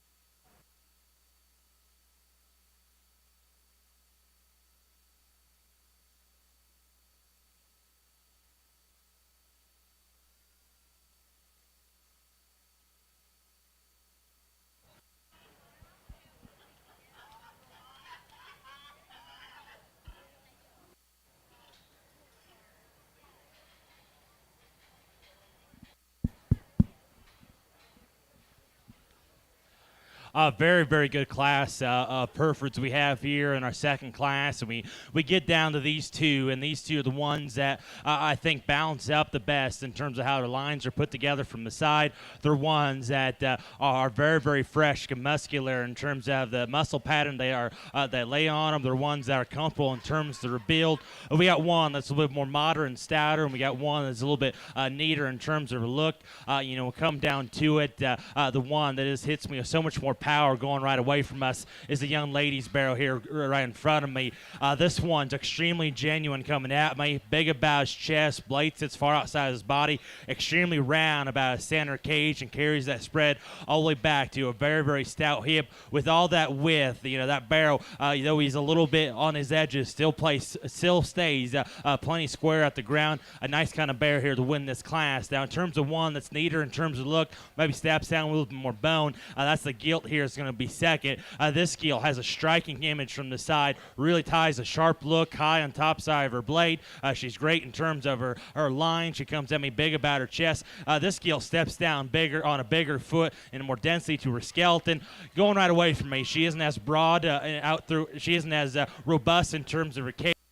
Not as stout out through her hip, and we watch her drive across the ring. I wish she was a little bit more level out of her hip. She got a little extra set to her huck, wants to reach underneath herself, but definitely one blade forwards. Very, very intriguing. I know for a market show, I shouldn't say this, but since she's a Gilt, that's a very, very intriguing breeding piece, and we decided to take her back home and breed her. A bear that comes out here next to hit me extremely hard coming out of the gate for being one that's neat in terms of his look, blade forward. He's extremely stout out through his hip.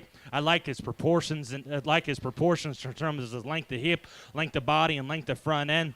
When I stepped back and studied the top three, I thought that this is the one that was the most off in terms of his lines. His neck ties in a little bit lower in terms of his shoulder. He gets a touch high in her spine there at times. I think he's one. If we were able to get a little bit more heart and flank this guy, it would enhance his balance from the side. But with him being drier body, his spine wants to come up and kind of doesn't blend in as smoothly there from the side. And then we study him out his front end. He's a bear that gets a little bit more upright about his shoulder touch. but that's getting Ultra Piggy on a very, very good barrel because he's big chested, big back, stout hip, and still comfortable on the go. Intriguing Gilt comes out here next. One that's neat looking up front. She's fresh and genuine about her muscle pattern up high.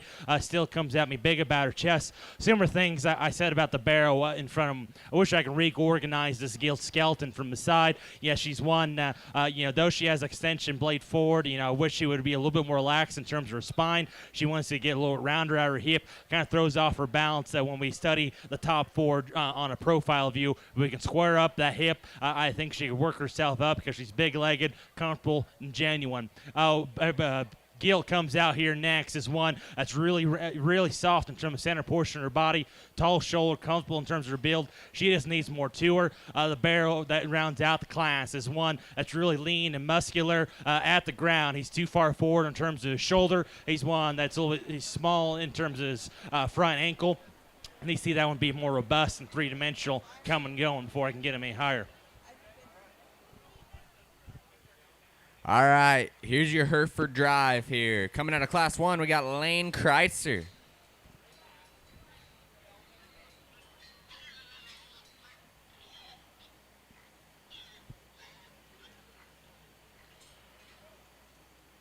Following from Class 2 is Elena Boschel.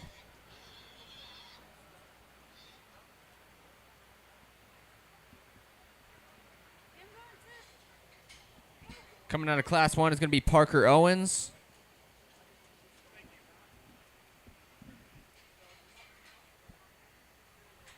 And rounding out your drive from Class 2 is going to be Alan Raff. We got our first and seconds back out here, and for me, I think it's pretty logical. Champion and reserve. There's two out here that just offer more quality when it comes to design, build, and muscle, and while still being ones that are genuine in terms of their kind. First and second out of the second class is going to be champion and reserve. Let's give them a round of applause.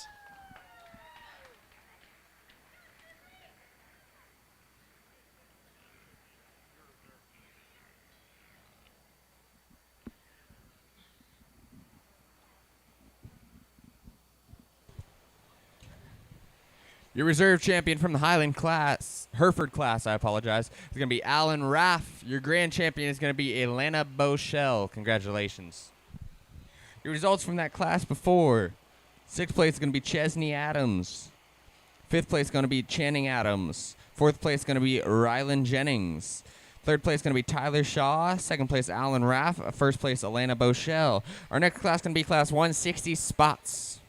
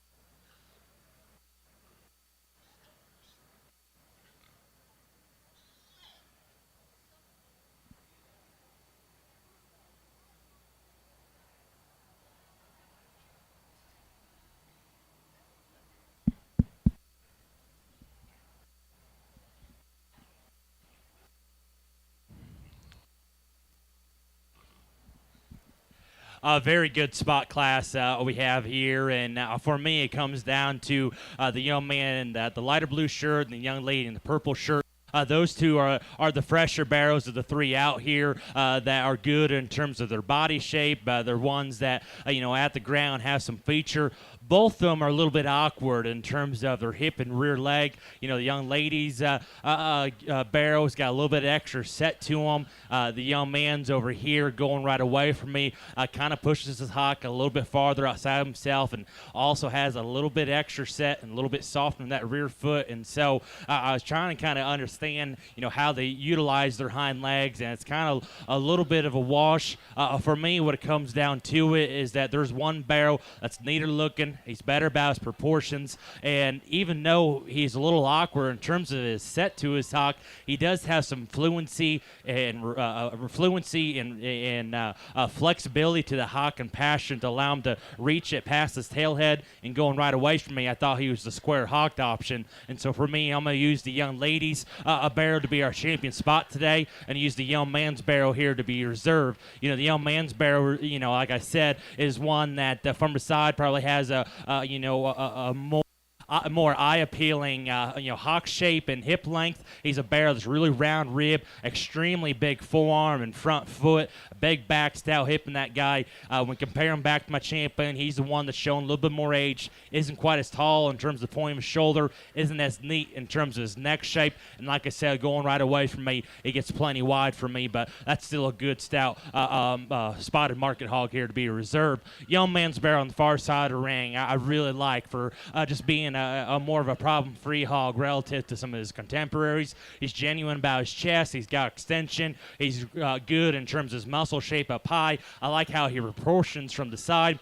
For me, in the top three, he's the one that gets the most vertical off both ends of his skeleton. He's straighter about his shoulder, a little bit more straighter about his knee. I need to see more fluency and flexibility to that hock before I can get him any higher. But a tall shoulder, good balance, good design one that's got muscle. A barrow that has an awesome look from his side is going to go fourth. This thing has a striking look, and we could take a picture. He would take an awesome picture. Really long fronted, tall shoulder, awesome built, good bone work, great proportions on him. That guy don't have enough coming and going, too plain in terms of his muscle pattern for me to get me higher. Young ladies, Barrow's Gilt is going to go next. That one probably has more true power out through his hip and has more raw shape out of the backside of his shoulder. I just thought that one got too low in terms of the point of his shoulder. He's a little softer in terms of front feet. Then he utilizes his hind leg with as much function as the barrow ahead of him. Gilt comes out here next. Great looking one from the side. Really extended, good pattern Gilt. That proportions are off. She's too long body, gets a little shorter about her hip, kind of wants a hawk underneath her herself. We'll bring 7, 8, and 9 now all together. I thought all three of these were very similar in terms of the kinds they represent. 7 was a little bit bigger legged and better chested than 8 and 9. 8 was one that's really tall shoulder and functional in his build. Thought he had more hip shape than the one that goes 9th. The one that goes 9th is one that really athletic in terms of his build and good looking. All three of them need to come with more width at the ground and get a little bit flatter bodied. All right. Coming out next is going to be Class 170 Yorkshire. Here's your results from that last class. 9th place is going to go to Layla Frank, 8th place is going to go to Lillian Frank. 7th place is going to go to Chesney Adams. 6th place, Olivia Lay. 5th place, Paisley Patterson. 4th place is going to go to Brad Ulrich. 3rd place, Dylan Boschel. 2nd place, Coyd Yonker. And 1st place, and your grand champion is going to be Addison Powers. Congratulations, everybody.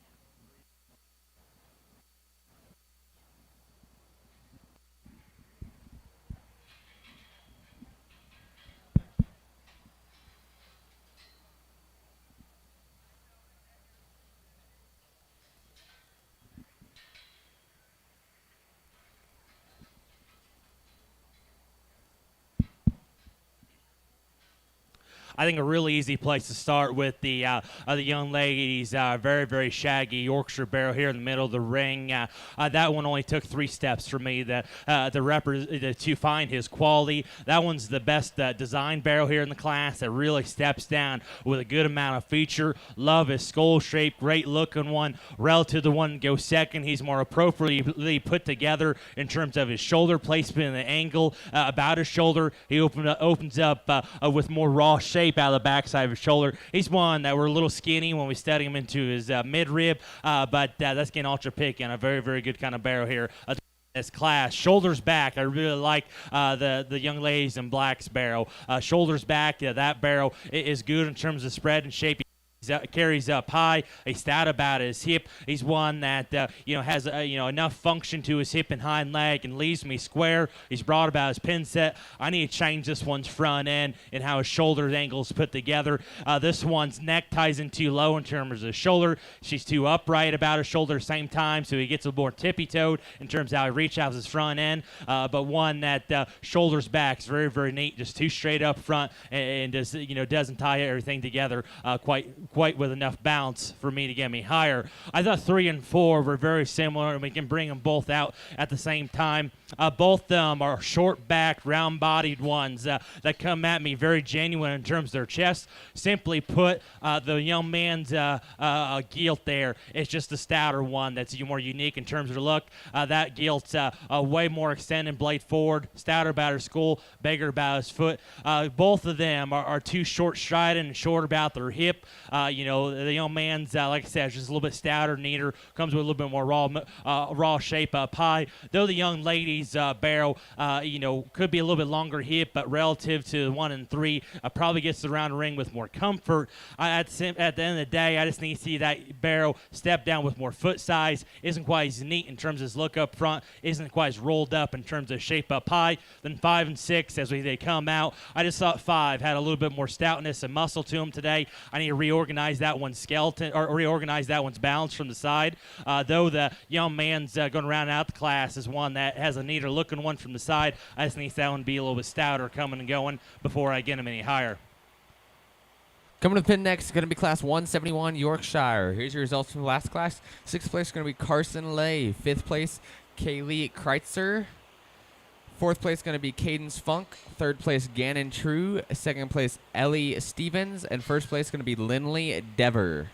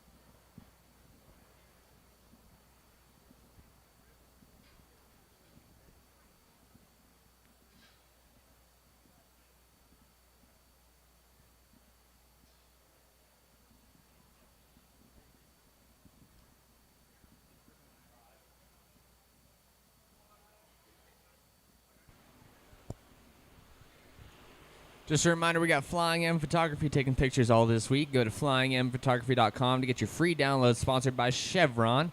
Make sure you thank the folks at Chevron and Flying M Photography for helping us out here. Once again, go to flyingmphotography.com to get your free download, sponsored to you by Chevron. We also have a ringsidelive.co live streaming the whole event, so make sure you go to ringsidelive.co if you would like to see the rest of the event, if you have to leave early, or if you had friends and family at home that couldn't make it today. Make sure you send them to ringsidelive.co.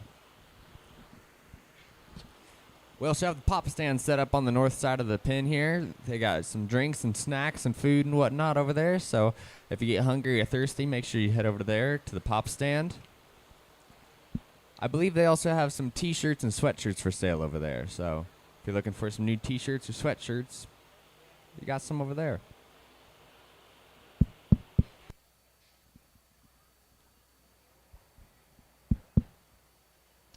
Another nice class of Yorkshire barrows. I'm going to use the young lady here in the purple here, more towards the center of the ring to win this class.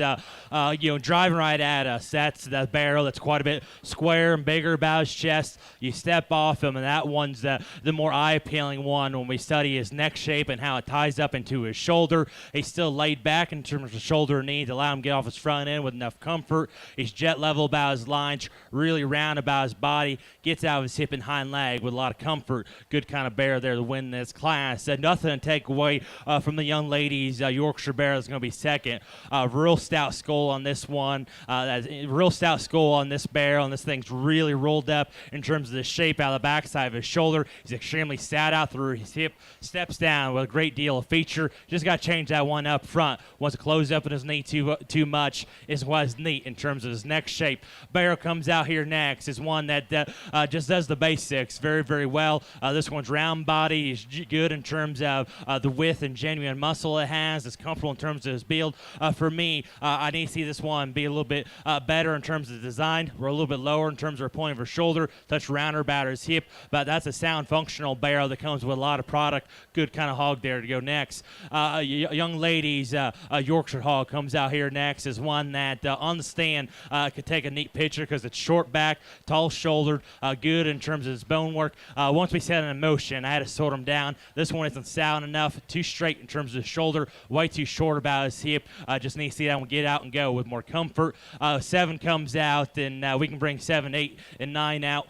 7, I thought, just had a little bit more product than 8 and 9, a little bit rounder body and bigger back. Relative to the two ahead of him, I need to see that one being better off its rear leg. Kind of gets a little softer in terms of his foot. Wants a dip in his ham-loin junction. Need to see that one going right away from me with a little bit more shape to his outer stifle. Young lady in teal's got one with a lot of muscle that gets too wide going right away from us, and then the young man's one is really good from the side, tall shoulder, big-legged one, coming and going, just doesn't have enough to him. And you see that guy be a little bit come with a little more genuine spread and muscle before I get him any higher, but nice kind of class there to end our Yorkshire show.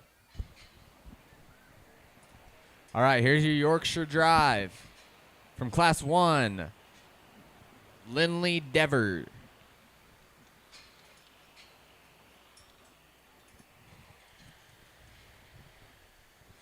From Class 2, Kaylee Johnson.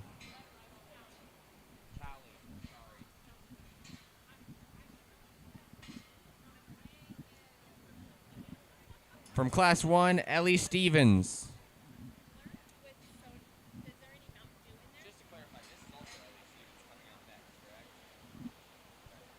From Class 2, Ellie Stevens.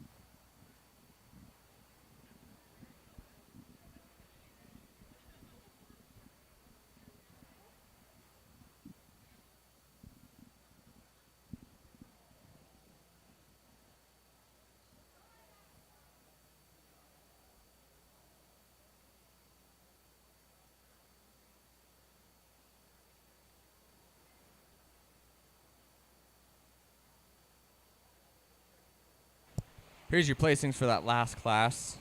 In 7th place, we have Chesney Adams. 6th place, Marissa Blair. 5th place is Mason Hodgson, sorry. 4th place is Hadley DeVitt. 3rd place is Allie Landers. 2nd place is Ellie Stevens. And 1st place is Kaylee Johnson. Callie.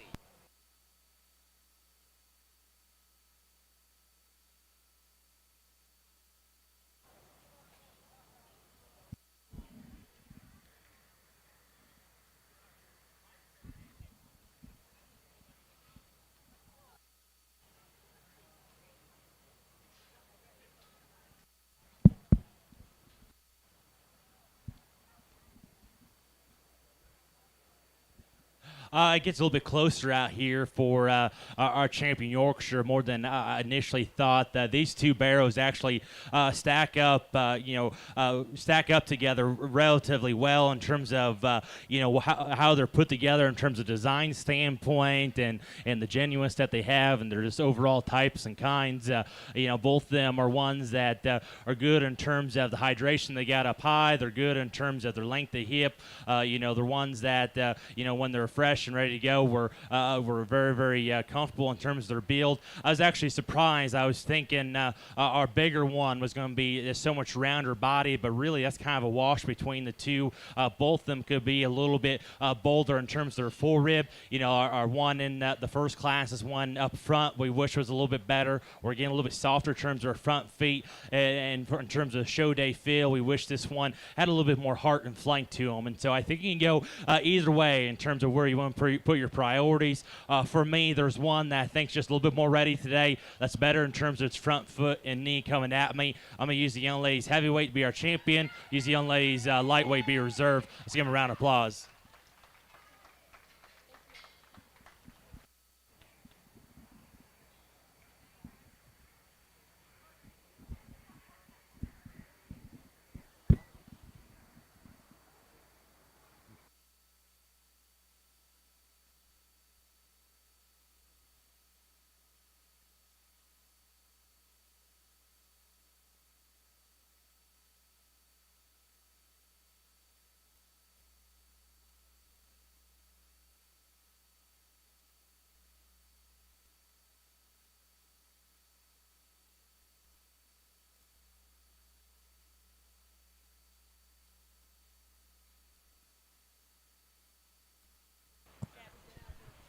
Your reserve Yorkshire champion is Lanely Devers, and your grand champion is Callie Johnson. I messed it up again, didn't I?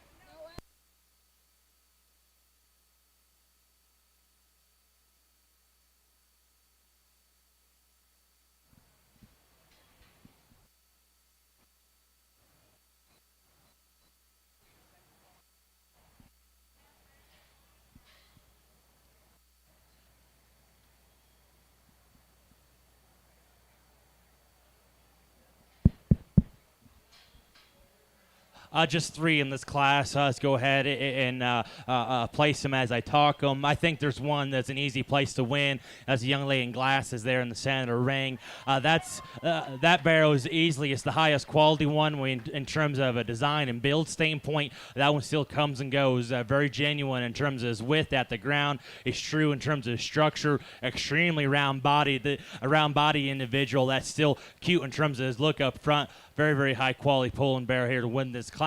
For me, I'm going to use the young man's Red Hog here to go reserve here today. And relative to one that goes third, I thought this one was a little bit better in terms of his design. This one's taller in terms of point of his shoulder, better about his top line, a little bit longer about his hip. Really good in terms of the muscle shape he has out of the backside of his shoulder. Great looking one. Relative to the one that wins, a little bit flatter bodied. It doesn't step down. It was as much feature, but a nice kind of barrel there to go reserve here today. Nothing to take away from the young ladies. Barrel is going to be third because this barrel actually steps down with a little bit more foot size and feature than the red barrel. I really like that one. Skull shape. That one's a stout, good kind of market hog.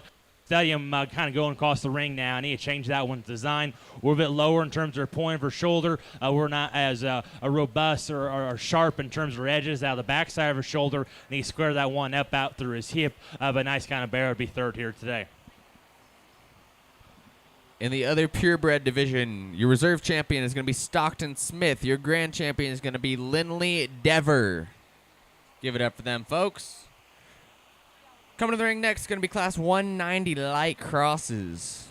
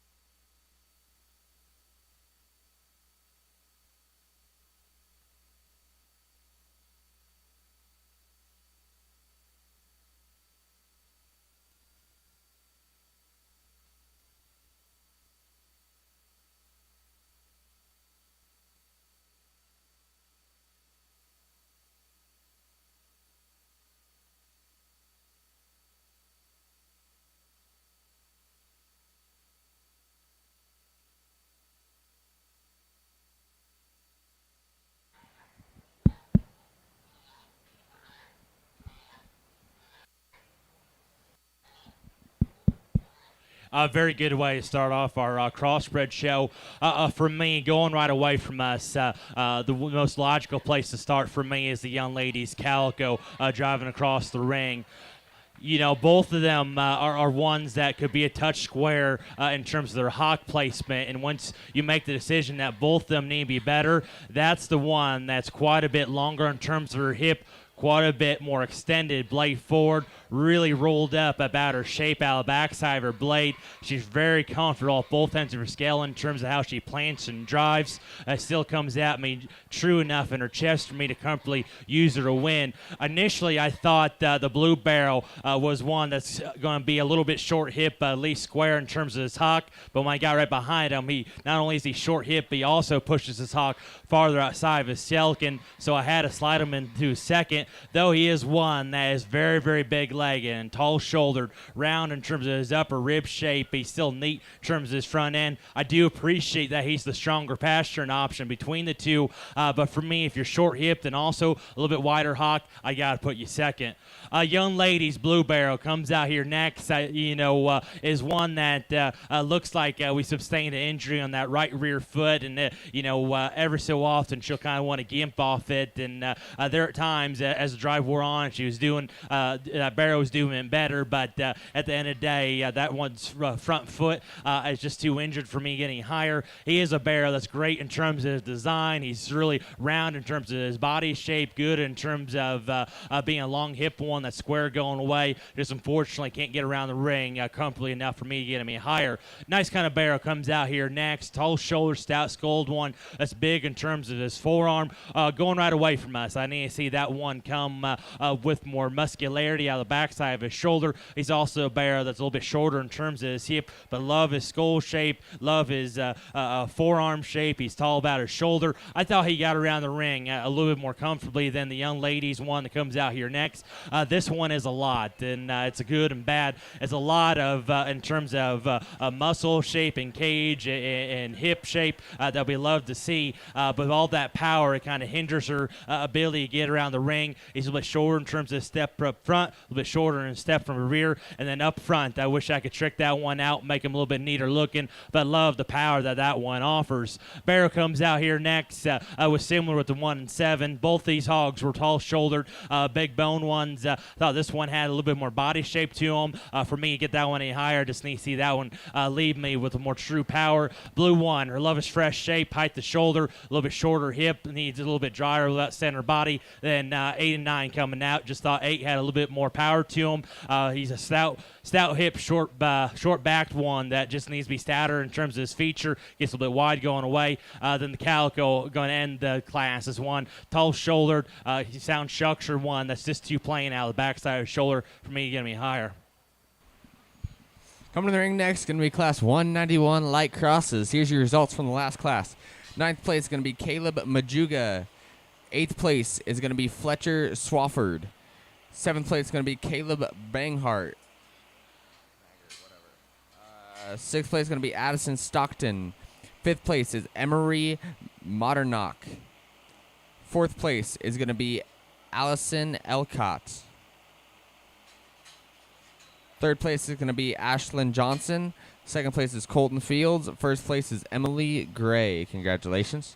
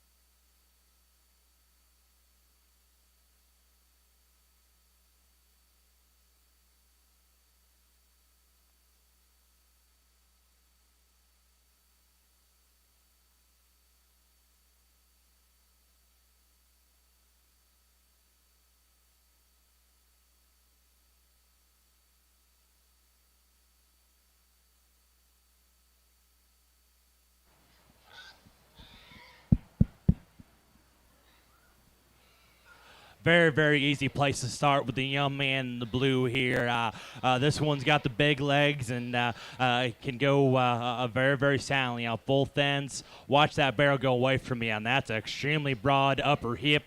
A lot of width down low, but he still stays true and square. He's extremely round about the center portion of his body, but still runs uphill. He's big in terms of his form. He's true in terms of his chest. Plenty good looking up front. Very, very good barrel here to win this class. A young man with the blue hide hog is going to be second. He's probably one that I should have penned earlier. I made him drive a little bit longer, but that's a good barrel in terms of one that's got some feature down low. He's square going right away from us. Really fresh and true about his shape out of the backside of his shoulder. Got some extension blade forward. Relative to one that wins, that one's a little bit too short hip going right away from us. We wish we could make that one a little bit more robust throughout his center cavity and out through his hip. But in terms of one that's attractive in terms of the design, fresh in terms of his shape, and stout in terms of his feature, you really got to appreciate that. The one that's a little bit more unique to look at is the Calico Gilt. That's going to go third here. That one's definitely taller shoulder one.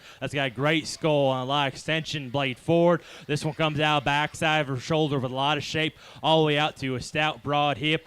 For me, going right away from me, that one's just not true enough. That one pushes her hock a little bit too far outside of her skeleton, but definitely one that's neat to look at from the side, has some extreme pieces about her. Blue one comes out here next, is one that grew on me as the drive word on. She's one that's tall shoulder, good about her lines. I like her center cavity in terms of the depth that she has, and it helps her enhance her balance from the side. She's got a fat tail that sits up high on top side of her skeleton, and she's comfortable on the go. For me, at the ground, going right away from us, she kind of wants to rolling that tail and push a little bit farther outside of herself. One that's not as neat in terms of her look up front, but nice kind of gilt there to go next. White barrel comes out here next, is one that is good in terms of his muscle shape. I like his pattern from the side. Everything matches. He's good about his shape. At the ground, he's a little bit smaller in terms of his foot size. Set that barrel in motion. He's a little bit tighter in terms of his build. One comes out here next is one is really tall shoulder, got a good groove down her spine, real level out her hip, step down with a good amount of feature. Needs to see more width down below. Need to shorten that one's back. As we bring out the rest in the class, we have some that have some power and have some stoutness that just need to be changed structurally. Like the Calico barrel comes out here next. Short back, big legged one, a little bit wider hock, a little bit coarser in terms of his joints. Same thing can be said about the blue-eyed barrel. A lot of power, and he said that one get out and go. Blue hog out here in front of me that went next. I like his look and extension. Need to see more stoutness at the ground. Needs that one get out and go with more comfort. Blue barrel, really big legs at the ground. Too soft in terms of his front feet. Gets looser about his spine. Then he squared up his hock. But very, very good class. Coming to the ring next is going to be Class 191 light crosses. Here's your results from the last class. 10th place is going to be Hadley DeVitt. 9th place is Addison Glass. 8th place is going to be Ella Modernock. 7th place is going to be Peyton Landers. 6th place is going to be Madeline Joseph. I apologize. 5th place is Blake Bochelle. 4th place is Aiden Robinson. 3rd place is Alyssa Elcott. 2nd place is Blaze Davis. And 1st place is going to be Zach Vaughn.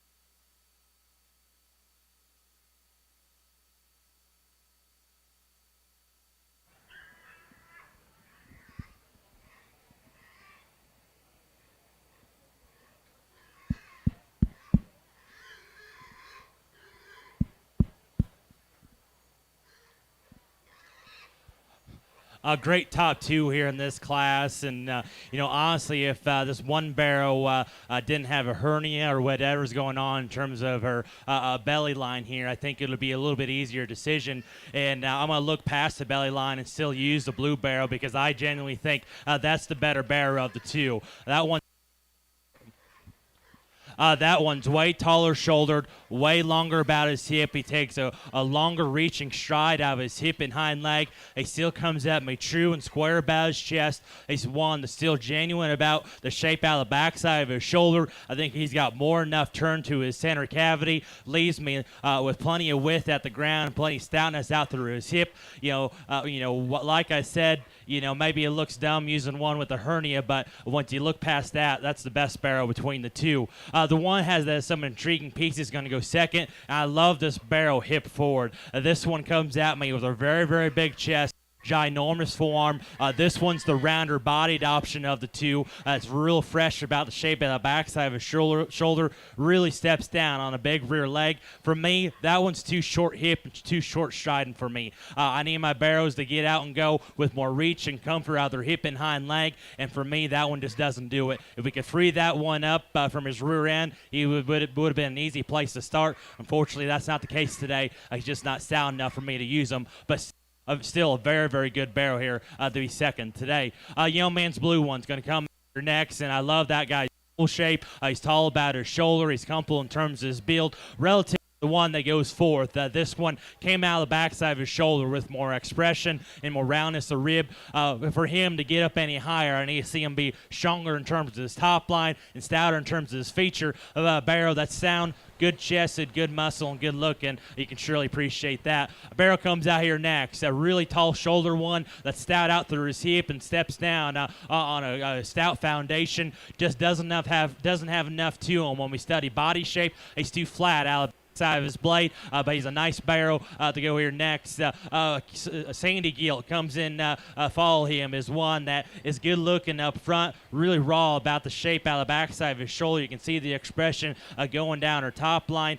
For me, at the ground, that Gilt is too straight in terms of her shoulder, a little bit shorter about his hip, going right away from me. I need to see more to that one. Opposite spectrum, blue one comes out here, real moderate one that's real robust about the center portion of his body, stout of his hip. He's just a little bit too moderate for me. I need to see a little bit more extension in that guy. I need to see him step down with a little bit more feature. Wish we can clean him up compositionally. As we start to bring out the rest, we got some that has some very, very unique pieces, but these aren't quite good enough structurally. Like this blue one's real striking. Hind legs a little bit too wide.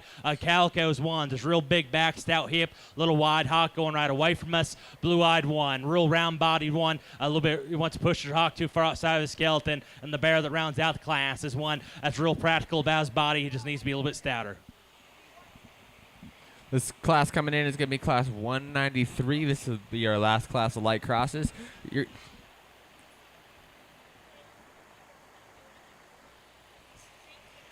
These are results from your last class.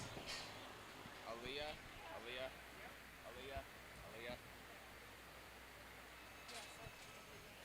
10th place is going to be Aaliyah Owens. 9th place, Marissa Blair.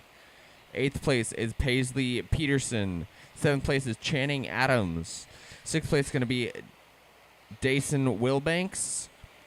5th place is going to be Kinsey Ulrich. 4th place is going to be Boston Bangart. 3rd place is going to be Keegan Prissel. Your 2nd place is going to be Audrey Davis. And 1st place is going to be Emily Gray. Congratulations. This is going to be our 4th and final class of the light crosses. We'll do a light cross drive and then go into the darks.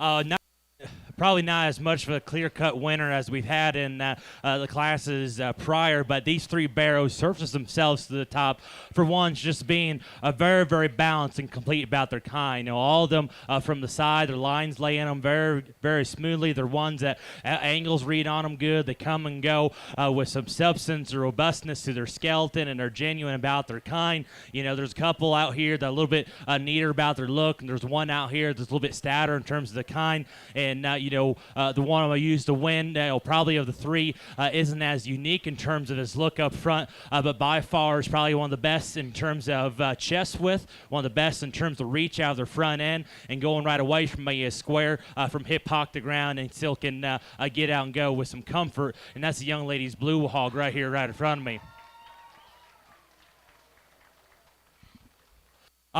Relative to the one that goes second, this barrow steps down with a great deal of feature. He's a barrow is more rolled up in terms of shape out of the backside of his blade, and he just catches an extra speed, which I appreciate. Him kind of catching an extra speed. You can really see him utilize his hip and hind leg with some function and some comfort. I appreciate him leaving right away from me, really square from hip hop to ground. The barrow I really like that I just wish would get out and go is going to be second. That's the young ladies on the far side of the ring. That one, if we can catch another gear, could have been a little bit more competitive to win, because that one's built together awesome from the side.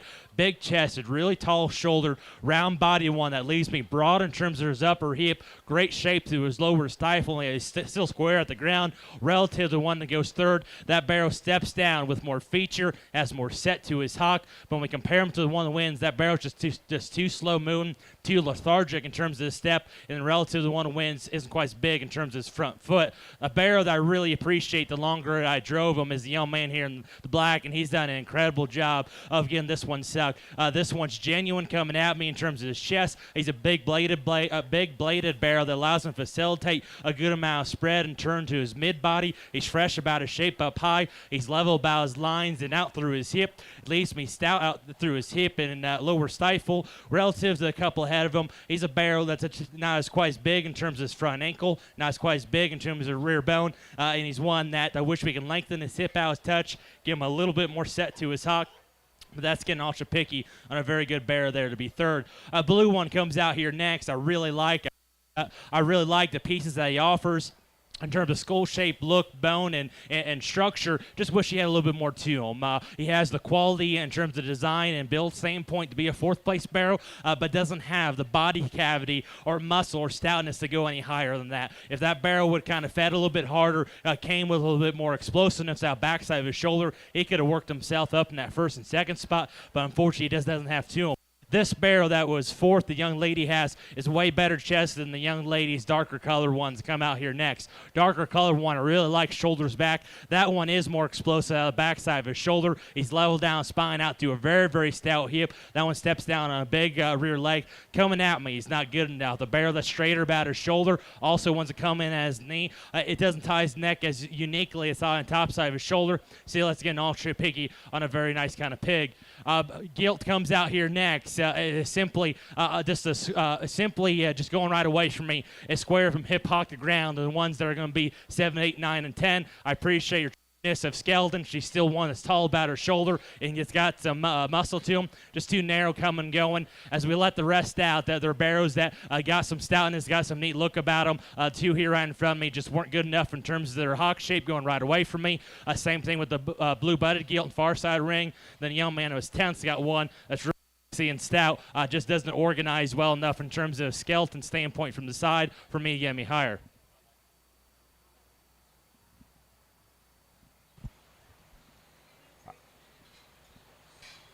All right, here's your light cross drive. From Class 1, we're going to have Emily Gray.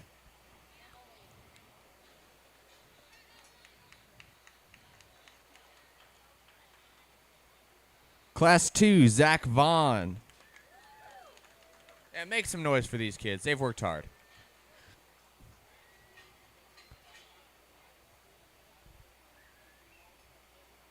Class 3, Emily Gray.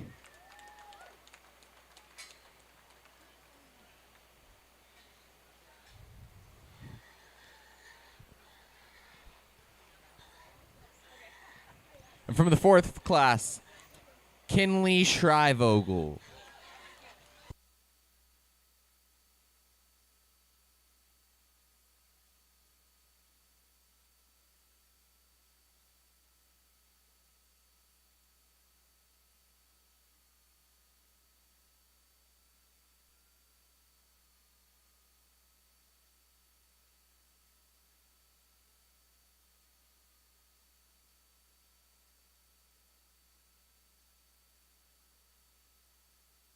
Here's your results from that last class. In 10th place, we're going to have Corbin Yonker.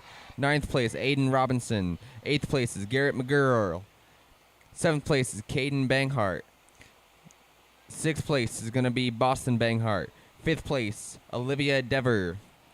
4th place is Kinsey Ulrich. 3rd place, Wade Warm. 2nd place is Riley Blair. And 1st place is Kinley Shrivogel.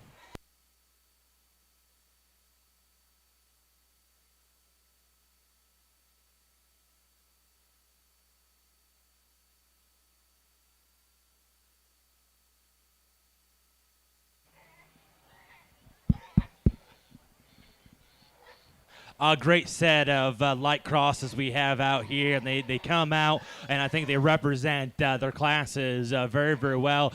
They're ones that surface themselves to the top for being ones that are good in terms of their structure, got some extra feature to them. You know, some of them got a little bit better look, some of them got a little bit more a burly factor to them, but all of them are high quality pigs that are very, very deserving to be out here. With that being said, there's one that surfaced themselves to the top pretty handily for me. This one's extremely round about his rib cage, huge hip on this guy, and he's still long about his hip and can get out. We'll go with some comfort. He's one that I wish I can fix that view coming right at me. He wants to close up in his chest ever so slightly. But that's an ultra pick, you know, a very nice kind of barrel. I'm going to use the young man in blue here to be our champion.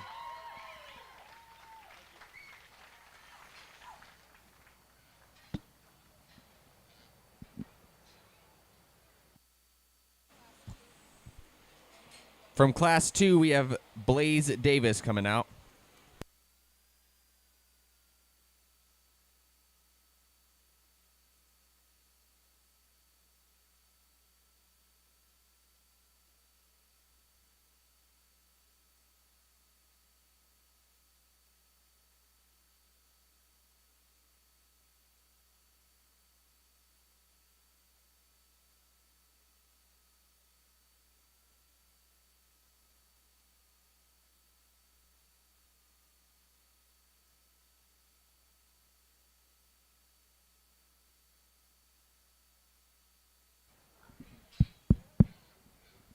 It's a little bit closer here for reserve.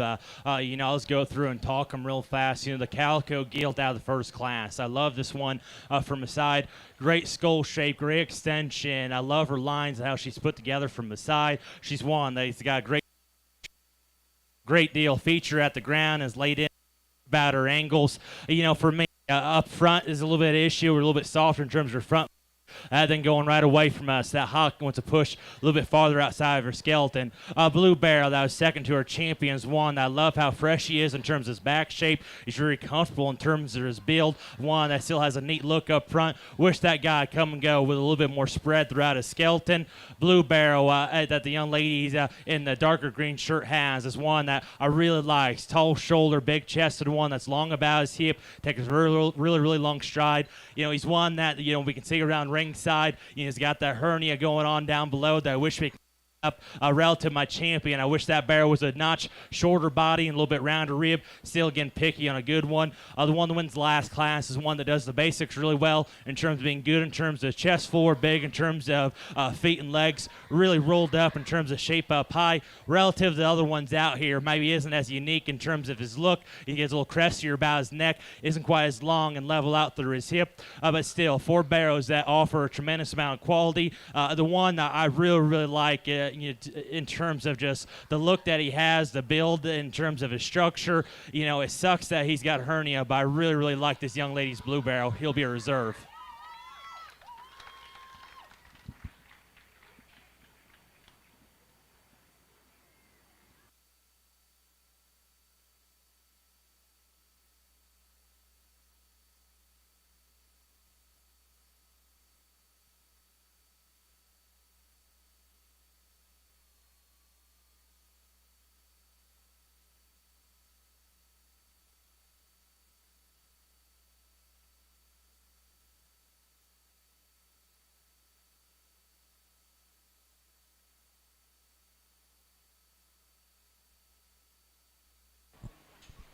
All right, your reserve champion in the light cross is going to be Emily Gray. Your grand champion in the light cross is going to be Zach Vaughn. Give it up for them. Make some noise.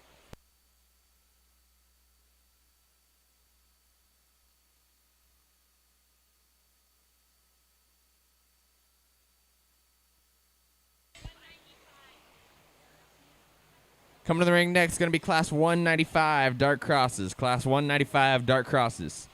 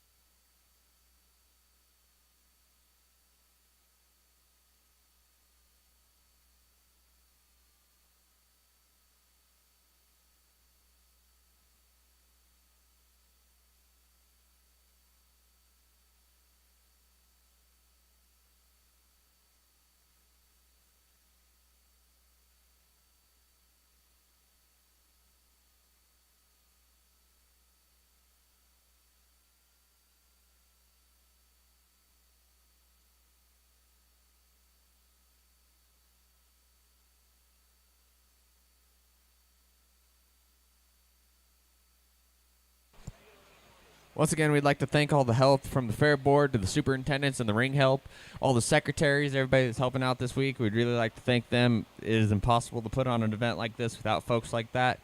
We'd also like to thank Flying M Photography for coming out. They're taking photos for us all week. Go to Flying M Photography to get your free download, sponsored to you by Chevron. So make sure you thank the folks at Chevron and Flying M Photography.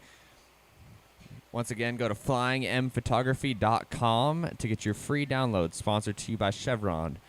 We also have ringsidelive.co, live streaming the whole event today. So if there's loved ones at home, friends, or family that are unable to make it, make sure they go to ringsidelive.co to be able to watch the live stream of this.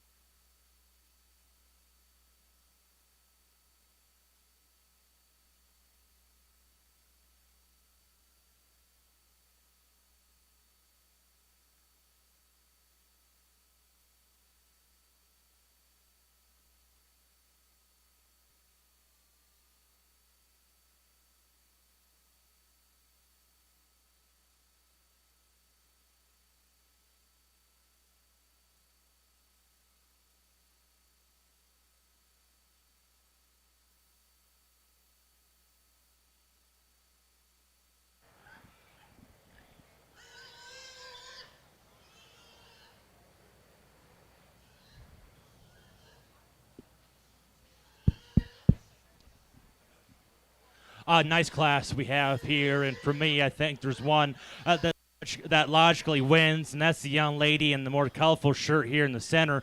That barrel wins, and simply put, that's the best balanced barrel. That's still comfortable in terms of structure. He's genuine coming and going. Fresh back shape in that barrel. He's got a ditch going down his spine, relative to one that goes. His neck ties in more appropriately into his shoulder. He's more laid back in terms of his shoulder, allows him to get him off his front end with more comfort, and steps down a little bit more feature. Barrel here right in front of me is going to be second. I really like this one, shoulder back, real rolled up back, good body shape in that barrel, really stout out through his hip. One that comes at me actually very good in terms of the width of the chest he has, and he has through his knee. For me, I got to change this one's front end assembly.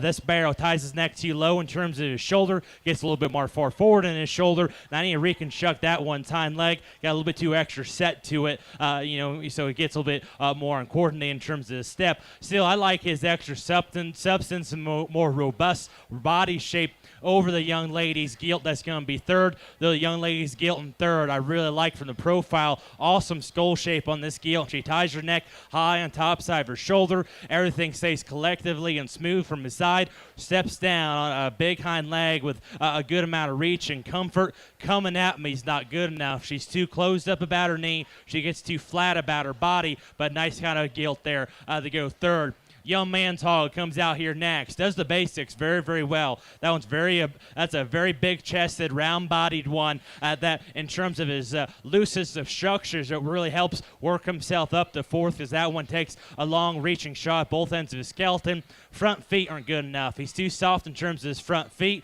It makes him a little bit lower in terms of the point of his shoulder. I need to see him step down on a bigger rear leg. Wish he was a little bit neater in terms of his look up front. Now, if we're judging him off just pictures from the side, the young lady's Gilt that's going to be fifth here would have won. Because on the stand, I really, really like this Gilt. Extremely tall shoulder, stout skull Gilt. That's good in terms of her bone work. Really round-bodied, shapely one. Unfortunately, she's too far forward about her shoulder, too short about her hip, consequently causing her to be too short in terms of her step up both ends of her skeleton. Gilt comes out here next. Surface her way up just for her looseness of build, her extra features that she has. She's still genuine in terms of her muscularity. Just gets a little bit more general in terms of her look up front, but one that does the basics very well. We'll bring 4 and 5 out, or I guess be 6 and 7 out. 6 was a neat looking one that's really good in terms of her back shape up high. Need to change that one's hip and hind leg. Gets a little bit too stabby there. It gets too short in terms of his hip. Barrow comes out here next. Tall shouldered one, big bodied, or big chested one that gets a little bit round off his hip. As we bring out the rest, we got ones that are good in terms of their width down low, are good in terms of their muscularity, but their balance and structure off. Like the young ladies right here is just a little bit too frail. Young man's in the reds is a little bit too moderate and too short stepping. Young lady in the blues got one that's a tall shoulder, but just gets a little awkward in terms of the step. And the two other barrows are ones that are nice in terms of their design. I just need to see more to them. Coming to the ring next is going to be class 196. Here's your results from the last class. 13th place is going to be Sydney Dudley. 12th place is going to go to Payson Vernon. 11th place is going to go to Jackson Dudley. 10th place is Parker Owens. 9th place is Kelsey Boxberger. 8th place is Marina Ness. 7th place is going to be Mason Cantwell. 6th place is Addison Glass. 5th place is Courtney Steinkamp.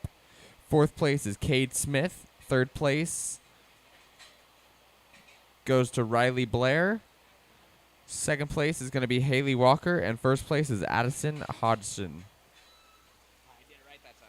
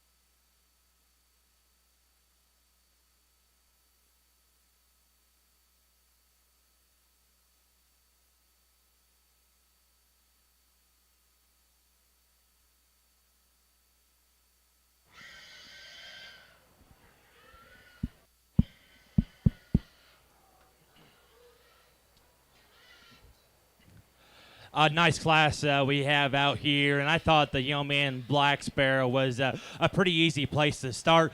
He's by far one of the most genuine animals we have in this class that still bounces up nicely from the side. He's one that's real fresh and rolled up about a shape-up pie with a good look, and at the ground, he's a barrow that's comfortable in terms of his skeleton and very true in terms of how he plants at the ground, so he leaves me very square going right away from me, which is a good kind of barrow here to win this class. One with some more exciting pieces that's going to go second. A young lady's got one that's real extended, blade forward with a stout kind of skull. We're big in terms of her form. I like the back shape in this guy. He's a barrow that's stout about his hip, but still has some length to the hip. But, though we have length to the hip, we're too soft at the ground. We're softer in terms of her front feet, softer to her rear feet. We want to get a little bit wide going right away from us. Just need to fix that one structurally before I can get him any higher. The kind of black-headed barrow comes out here next. I love this barrow's design from the side. He's extremely tall-shouldered, awesome in terms of his build. He comes out made good in terms of his chest. I like how he proportions from the side.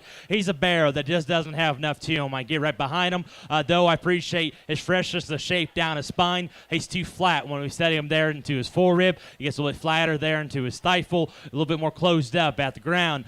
Gilt comes out here next, is one that's really stout-skulled. I like her forearm shape. She probably steps down on a bigger rear leg than the bear that was right ahead of him.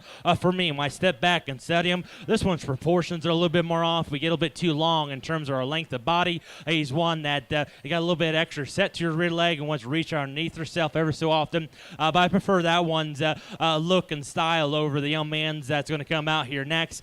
This bear is good about his chest, has a nice kind of rib cage to him. He's one that you appreciate the broadness that he has to the upper portion of his hip. In terms of the balance, I wish I can change him. He's a bear that's getting a little bit extra set to his hock. He's a little bit shorter in terms of his hip, which is neck tight and a little bit higher on top side of his skeleton.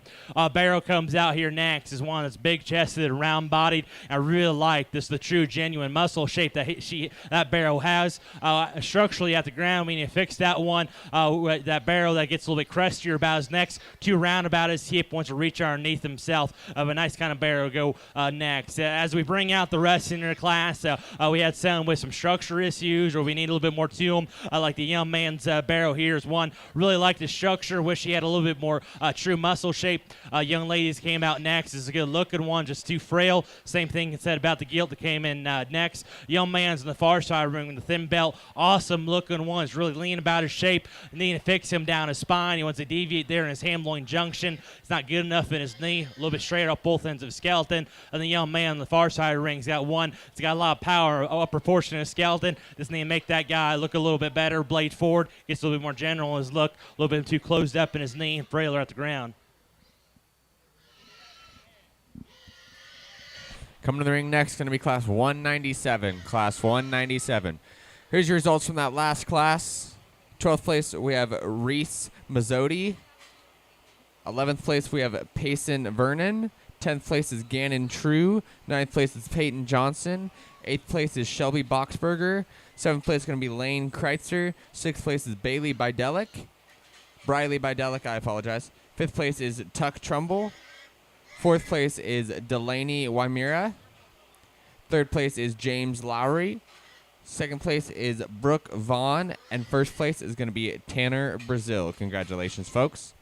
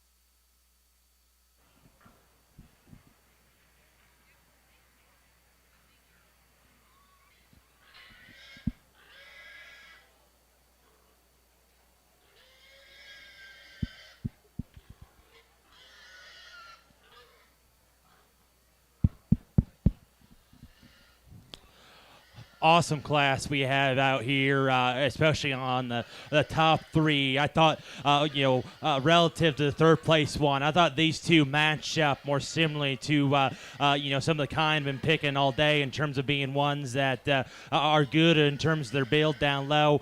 They're ones that are laid back in terms of their shoulder, allows them to get out of their front end with a good amount of reach, but they're still tall about their shoulder. They're great in terms of their design and how their lines are laying them. They still get out of their hip and hind leg with a lot of function and soundness.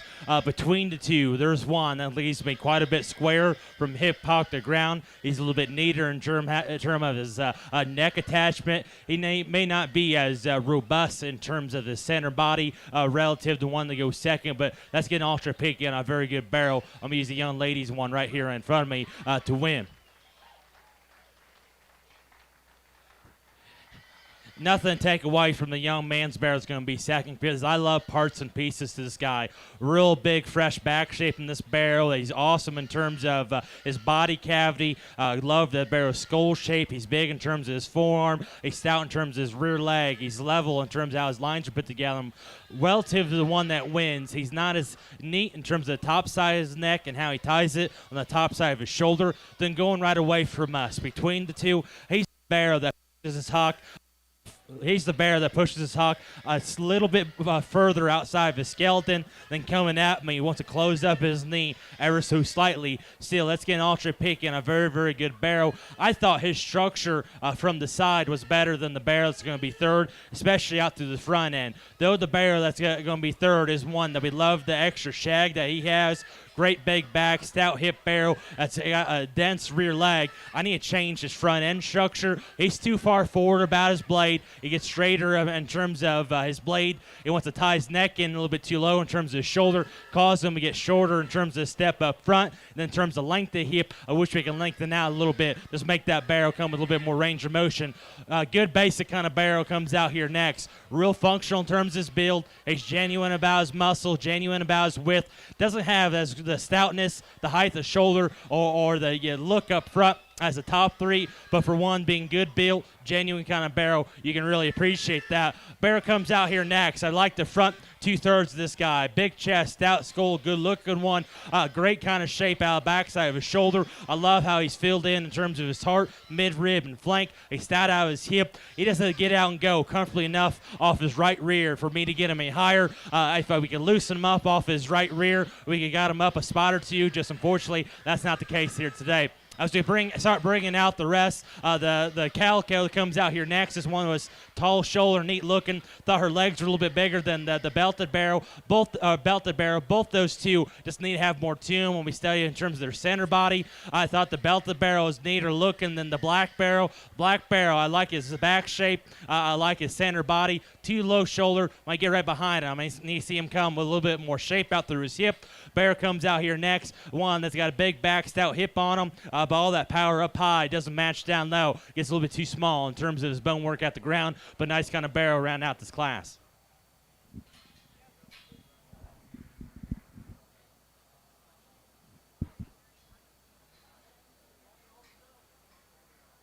Coming to the ring next is going to be Class 198. Class 198. Here are your results for that last class. 11th place is going to be Wyatt Morgan. 10th place is Carter Mazzotti. 9th place is going to be Parker Owens. 8th place is Mason Cantwell. 7th place is Tuck Trumbull. 6th place is going to be Caden Bankart. 5th place is James Lowry. 4th place, Allie Landers. 3rd place, Tyler Steinkamp. 2nd place is going to be Jackson Hodgson. And 1st place is going to be Addison Powers. Congratulations. Following Class 198, we're going to have a drive for the Dark Cross lightweights. We're going to get a lightweight champion and a lightweight reserve, and then we're going to continue with the medium weight classes, followed by the heavyweight classes. We're going to get a champion and reserve from each one of those, and then we will do a drive for all Dark Crosses.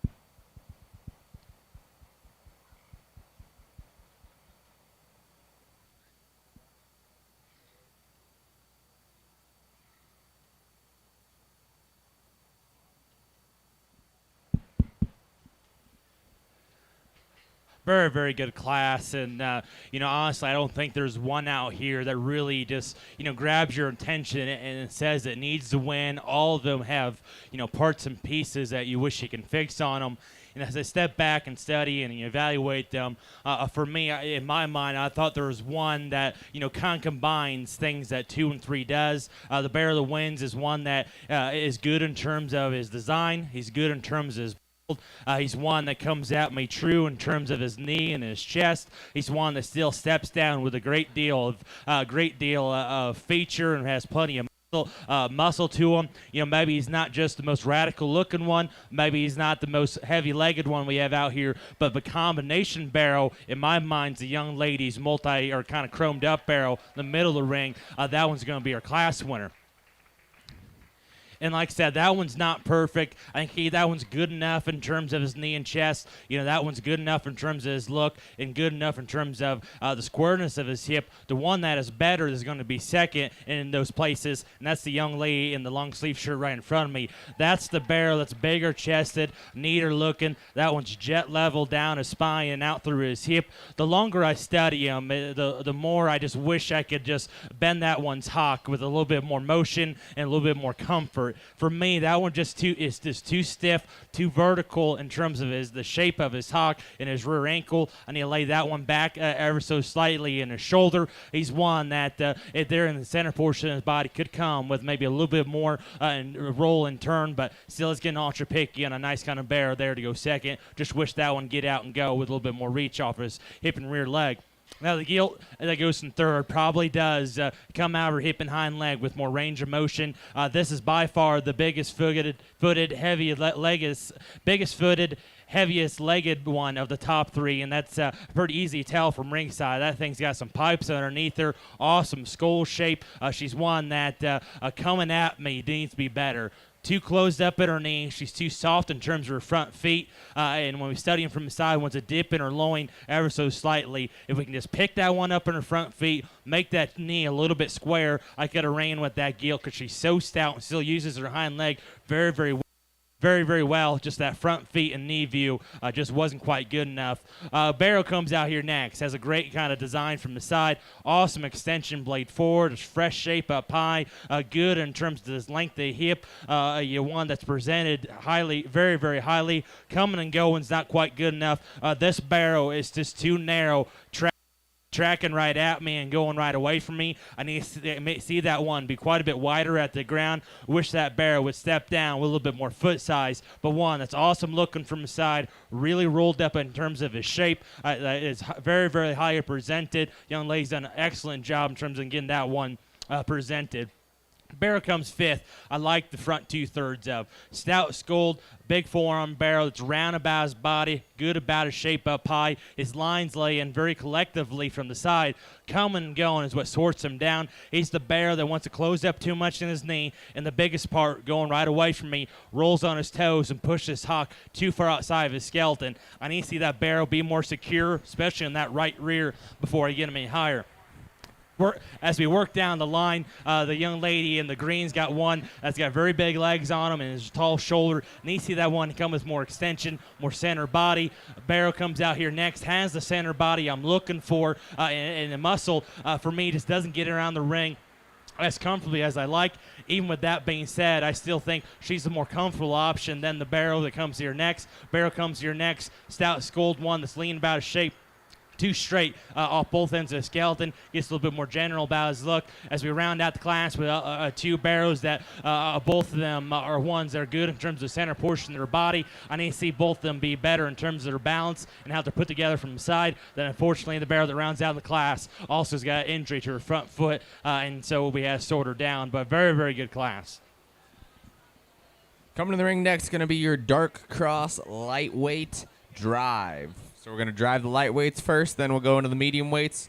We'll drive them, and then we'll do our heavyweights, drive them. So this is going to be your lightweight drive. Coming from class 195, we got Addison Hodson.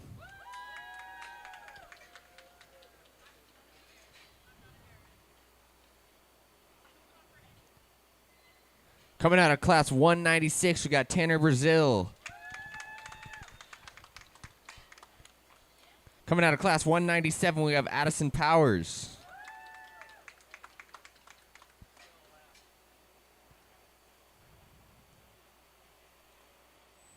Coming out of class 198, we have Mason Hodgson.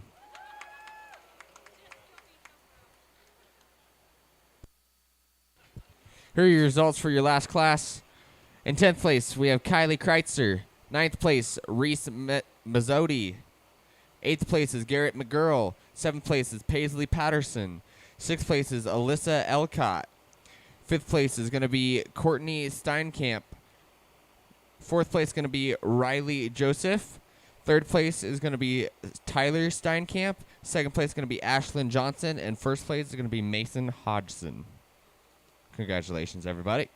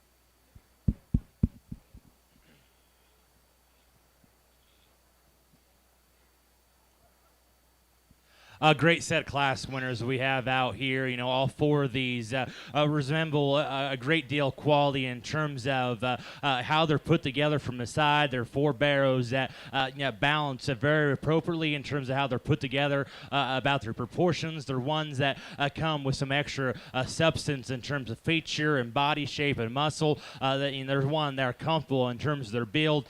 For me, it comes down to a pair of them that came out of very, very strong classes. The pair are ones that are relative to the other two, just are way bigger in terms of the foot size at the ground. They're ones that are a little bit sharper in terms of their look, a little bit stronger in terms of their top line. Between the two, there's one barrel that drives out me quite a bit square in terms of his knee. He's quite a bit more unique in terms of his look from the side. I think he's a very, very good barrel. Young lady here right in front of me is going to be a champion.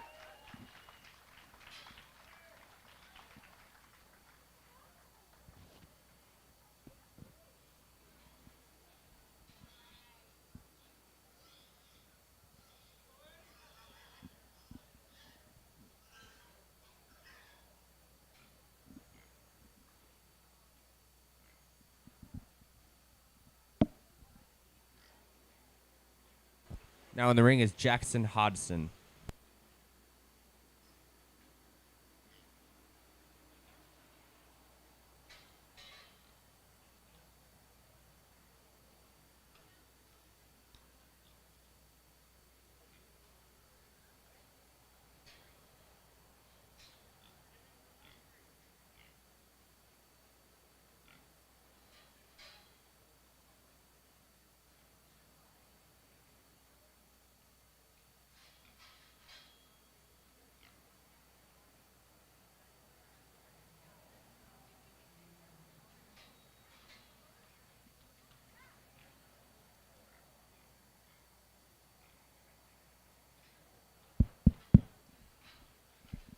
The second comes out in that class, and he immediately comes into a contention. I love parts and pieces of this barrel. Great skull shape. He's awesome in terms of extension blade forward, real rolled up back, and I love how his design's put together from the side. He runs uphill. He's level down his spine. He's good in terms of his body shape, extremely stat out through his hip. You know, going right away for me. I wish that guy was a little bit more secure. He gets plenty wide in terms of how he plants at the ground. Then at the same time, as he drives right out me, I wish his knee was a little bit more square. He wants to come in his knee ever so slightly, and so I can kind of nitpick on that guy. There's another barrel out here that just at the ground I really appreciate. This one's a very big-footed one that's so loose and fluid in terms of his step. He's one that's still fresh in terms of his back shape. Everything balances up awesome from the side. And more importantly, relative to the bear that was second in that class, the bear that's going to be reserved today just tracks so much square from hip hock to ground. We'll still have him more than enough to him. Young lady's chrome barrel out of the last class going to be reserved.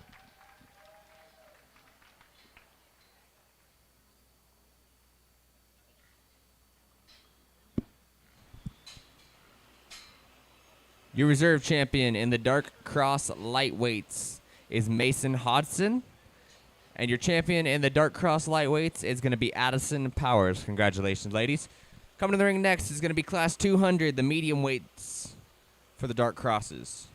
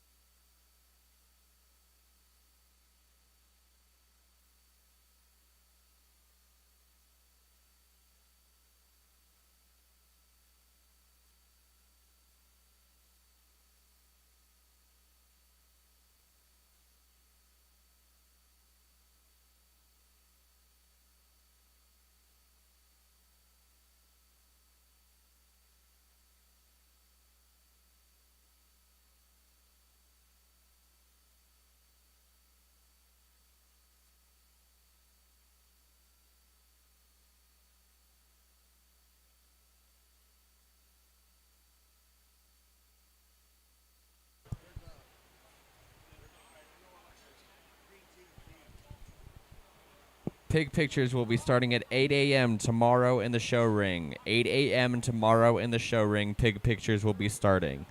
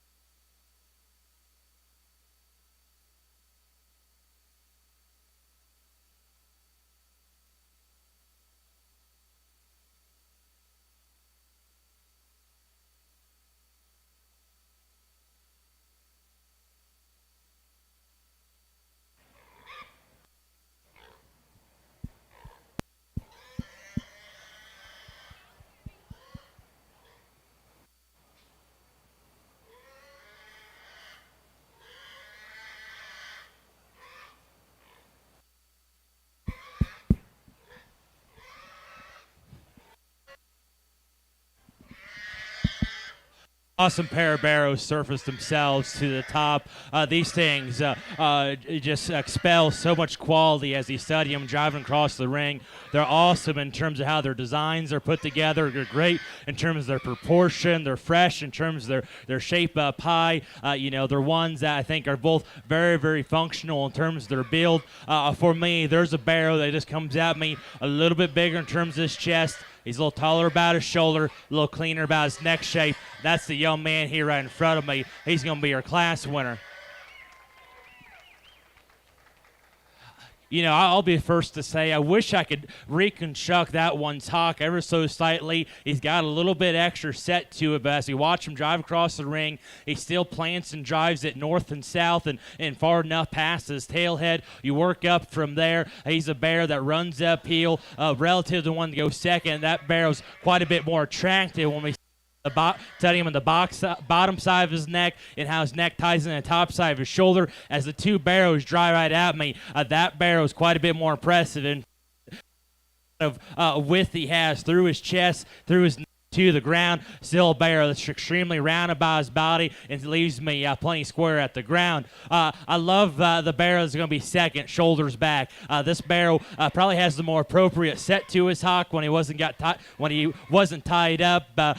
He's one that really went north and south, and it came with a lot of range of motion. He's a barrow that's stout about his hip, but dead square about his hock going right away from me. Same kind of body shape and rolled up shape down his spine as the one that wins this class. He's a bear that comes at me still plenty true enough in terms of his chest, but when we compare him back to my class winner, he's the bear that's not as big in terms of his chest. He's a little softer in terms of his front feet. I wish I can change his neck shape. He's a bear that ties his neck lower in terms of his shoulder and gets a little crestier about the bottom side of his neck. If I could clean him up there, that'd be a heck of a bear to win. Just unfortunately, that's not the case. Bear comes out here next is one that's awesome in terms of his build, great in terms of his genuineness that he has. Love his body shape, love the muscle shape that he has. He's just not as quite as attractive looking as the first two. He's a bear that reads a little bit older about his skull, he gets a little bit chubbier about his neck. He's a bear that's more moderate in terms of his frame, but in terms of being one that's genuine in terms of his muscle and width, awesome in terms of structure, and comes down with a lot feature. I surely appreciate that. I thought the barrow in 3 tracks more north than south and truer than the barrow that goes in 4th. The barrow in 4th has a sharper look from the side. His tall shoulder comes with more extension blade forward. He reads more youthful relative to 3 about his head and neck. He still comes at me good about his chest. I get right behind this barrow. I get a little bit disappointed. He kind of wants to fade and taper out of the top side of his rib cage into his mid-rib, and then he gets a little bit more uncoordinated in terms of his step going right away from me. Hind leg goes a little bit too east and west, while being a little bit smaller in terms of his foot size, so he's going to be 4th. Barrow comes out here next. Just worked himself up for me for being a problem-free one. That one's good about his chest, tall shoulder, genuine about his shape, square going away. Isn't quite unique in terms of his look, not as quite stout in terms of his feature, but that's a dang nice bear come out here next. Opposite spectrum, one that's very, very freaky in terms of the pieces he has is going to come in 6. This one's really short-backed one that's rolled up about his shape, steps down on a big rear leg. I need to reconstruct this one's front end. He's a little bit more general about his look, too far forward about his shoulder, flatter in terms of his front feet. As we start bringing out the rest, the young ladies barrow comes out here next. Love that barrow's profile and build. Disappointed going right away. He just needs more muscle. Gilt comes out here next. Real stout, boxy one. That's a little cresty neck. Needs to be better about his knee. The 2 thin-belted barrows that come out next are ones that just need to come with more substance and bone. And then the calico gilt that was 7th there is one's tall shoulder, big-legged, just a little bit flat-bodied. Next class coming into the ring is going to be Class 201. Class 201. Here's your results from that last class. 11th place is going to be Clint Gherkin. 10th place is going to be Tuck Trumbull. 9th place, Caleb Bangert. 8th place is going to be Ben Kern. 7th place is going to be Emery Modernek. 6th place is going to be Jaden Elcott. 5th place is Logan Zeminski. 4th is going to be Cash Shelton. 3rd is Mason Hodgson. 2nd is going to be Cade Smith. And 1st is going to be Braden Fields. Congratulations, everybody.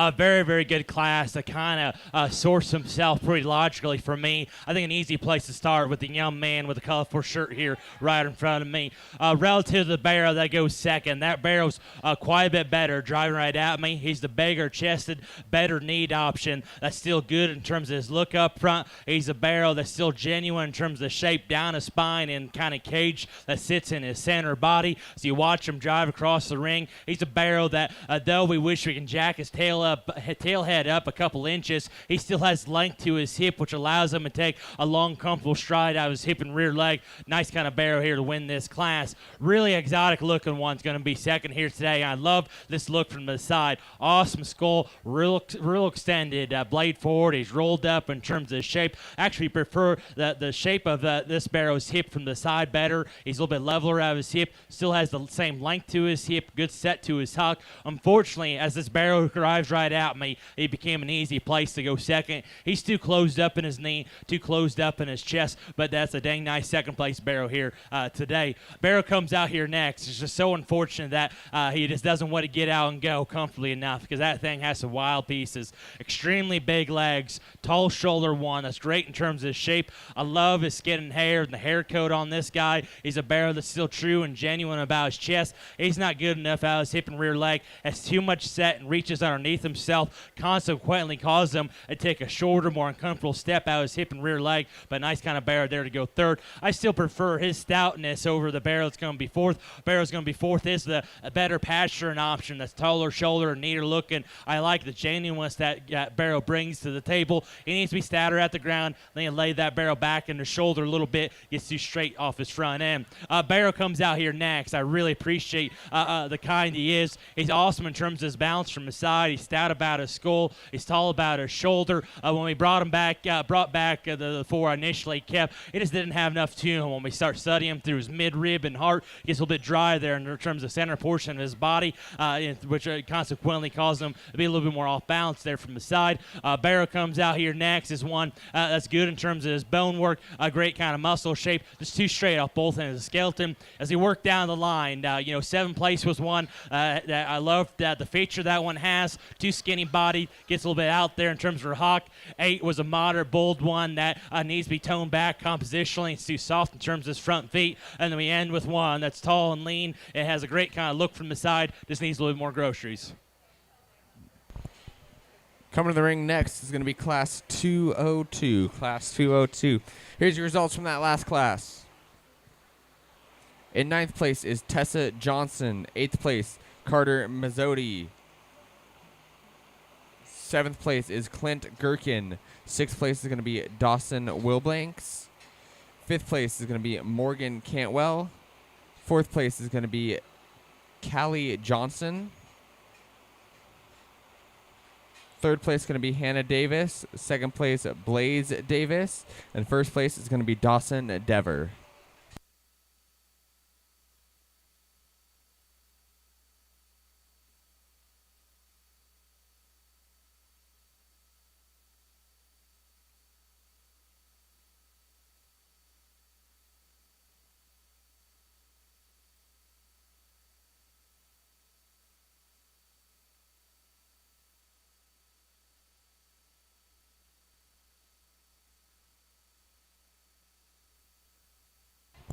We're going to do this class of medium weights, and then we're going to drive all of our medium weights. Your 1st and 2nd place, we're going to drive all of those, and then we're going to go into our heavyweights.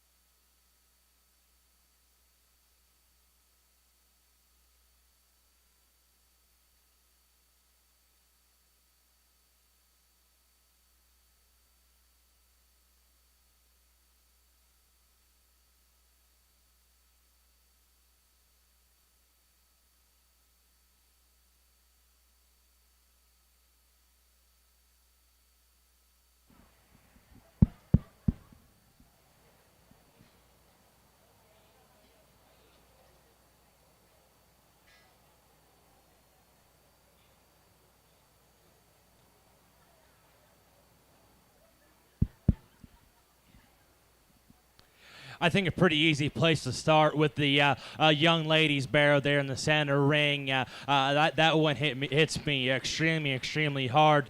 Just from the side, that barrow is awesome in terms of skull shape. He ties his neck high on top side of his blade. He's a barrow that is big in terms of his form, and with him being that tall about his shoulder, is still good in terms of his front feet. He's still laid back in terms of his shoulder knee and gets out of his front end comfortably with a wide chest. Work back from there. He's got a big fresh back on him. He's big and pliable about the center portion of his body. I love that view going right away from me. He's a barrel that's stout about his hip. He's big about his bones, but he's dead square going right away from me in terms of how he plants his hock. The only thing I don't like about him, wish we can clean up that lymph node there in his flank. If we clean him up there, it would make his look from the side even more striking. Nice kind of barrel there to win this class. A barrel comes in second. I love the stoutness that he brings to his table. That's a big, dense rear leg. He's real rolled up in terms of his shape up high. He's a barrel that still tracks wide but square. He's good in terms of his chest. He needs to get out and go with more comfort off both ends of his skeleton before I can get him any higher, as he's a barrel too far forward in terms of his shoulder. The set to his hock causes him to reach underneath himself and get too uncoordinated out of his hip and rear leg. But I prefer his extra stoutness and muscularity that he has over the young ladies barrel that's going to be third. Though the young ladies barrel in third probably gets around the ring with a little bit more comfort off both ends of his skeleton, and I really appreciate the body shape that this one has when we study him there right into his midrib. He's just simply not stout enough at the ground. The barrel that's not stout in terms of his skull, smaller in terms of his ankle and rear bone. Just need to make that guy be a little burlier before I can get him any higher. Barrel comes out here next is one that's stout in terms of the upper portion of his skeleton. Big bladed barrel that facilitates a lot of spread and shape down spine to stout hip. He's got a big rear leg. Need to change his front end. He's a little bit more general in terms of his look, far forward in terms of his shoulder. At the same time, he's shorter about his hip, but he's not as short hip as the barrel that comes out here next. Though the barrel that comes out here next, I like the front 2/3 of in terms of his skull, his body shape, and the feature that he has. That barrel's too short hip. He gets too choppy when we try to ask him to get go. I need to lengthen that one's hip out and make him come a little bit more range of motion. As we work down the line, the barrel that comes out here next, I love his design and his look up front. Great kind of feature in that guy. Front feet are a little bit ouchy. He doesn't get around the ring comfortably enough. Barrel comes out here next. Is really good in terms of the center portion of his body and the feature that he has, but he's too narrow coming at me. And they make that guy come with a little bit more expression as well. Black Barrel comes out here next. Is tall-shouldered, runs uphill. Needs to get him and go with more reach. I wish he came out of the backside of his blade with a little bit more shape. Though the lady in red, Barrel does come out of the backside with a little bit more shape. I just need to see that Barrel step down a little bit more feature at the ground, gets too round out of his hip. Similar things to be said about the young man and the long sleeve shirt. He's got a barrel that's big chested and round body, but just too round on both ends of his skeleton. Then the Gilt that rounds out the class is a big chested, big back one. All that power up high doesn't match down low. A little bit smaller in terms of her bone work. Gets outside of herself going right away. All right, this is going to be your medium weight drive. From class 200, we have Braden Fields.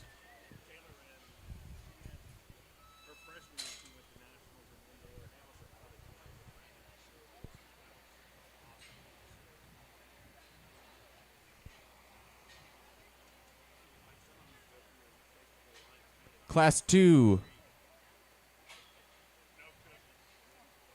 we have Dawson Dever.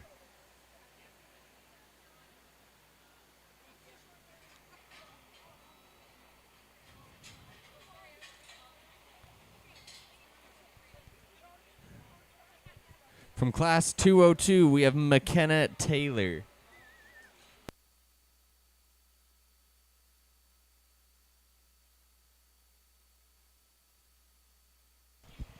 Here are your results from that last class.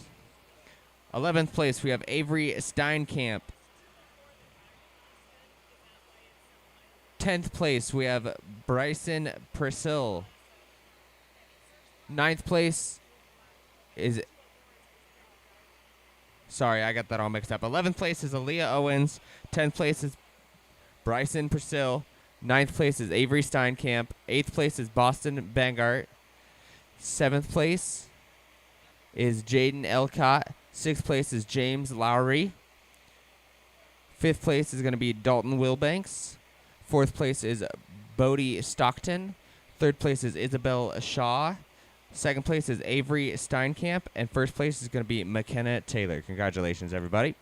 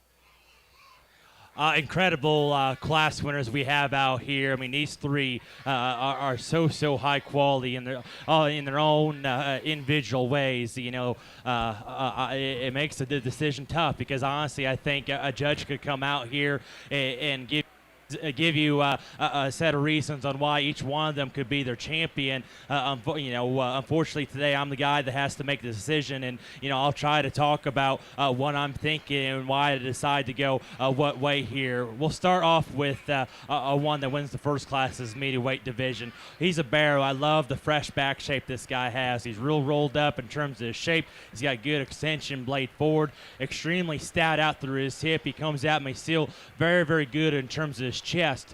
When we get out here in tougher competition, he's a barrow that's maybe not as burly-legged as we initially thought in class. And I mentioned it earlier. I wish we can reconstruct this one's hock. You got a little bit of extra set there, and when we're chilled, when we're calmed down and relaxed, we're moving okay. But as the drive wears on and he gets tighter, he gets plenty restricted in terms of his hip and rear leg. But still, let's get an ultra picky on a damn nice barrel. A barrel that wins the class is one that is so true coming and going. He's true and good in terms of his chest. He's one that runs uphill when you study him driving across the ring. He's good in terms of his bone work. We talked about him. We wish we can jack that guy's tail up ever so slightly, but he still has length to his hip. He still has a good set to his hock, which allows him to go with range of motion. You get behind this guy, and he's still one that though he may not blow you away relative to these other two, has more enough shape up high, more enough turn to his center rib cage, and when you watch him track right away from you, leaves you wide but plenty square. But like I said, we wish we can make that hip a little bit more level, but that's a nice kind of barrel there wins that class. Barrel wins a third class is one that has some extreme pieces, a great extension blade forward. He's one that's real big in terms of his back. He's big in terms of his bone work and stout out of his hip. For me, when I compare him back to my other two, he's almost a little bit heavy when we study and terms of competition. I wish I could lean that guy out as we start to compare him to others. He's one that we talked about his flank. He gets a little fuller in his flank. He's a little softer there in the center portion of his body. He's a little thicker there on the bottom side of his neck. Makes him look a little bit older, a little bit staler, but still, that's getting ultra picky, a nice kind of bear. I just wish he was a little bit fresher. So I think you can go any way you want. For me, the one coming out of the gate that hit me extremely hard for being one that's true in terms of his width, runs uphill, has an exciting look from the side. He's a young man with a colorful shirt here to be a champion middleweight.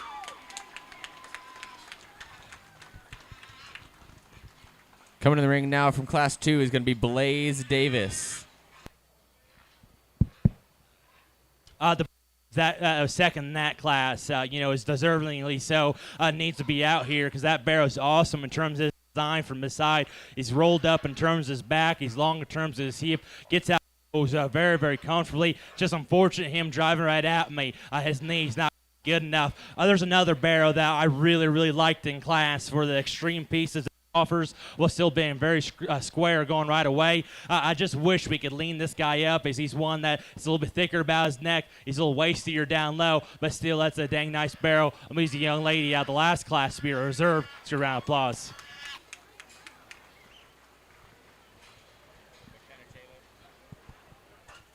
Your reserve in the medium weights is going to be McKenna Taylor. And your champion in the medium weight dark cross is going to be Dawson Dever. Congratulations, everybody. Coming to the ring next is going to be Class 205 dark cross heavyweights.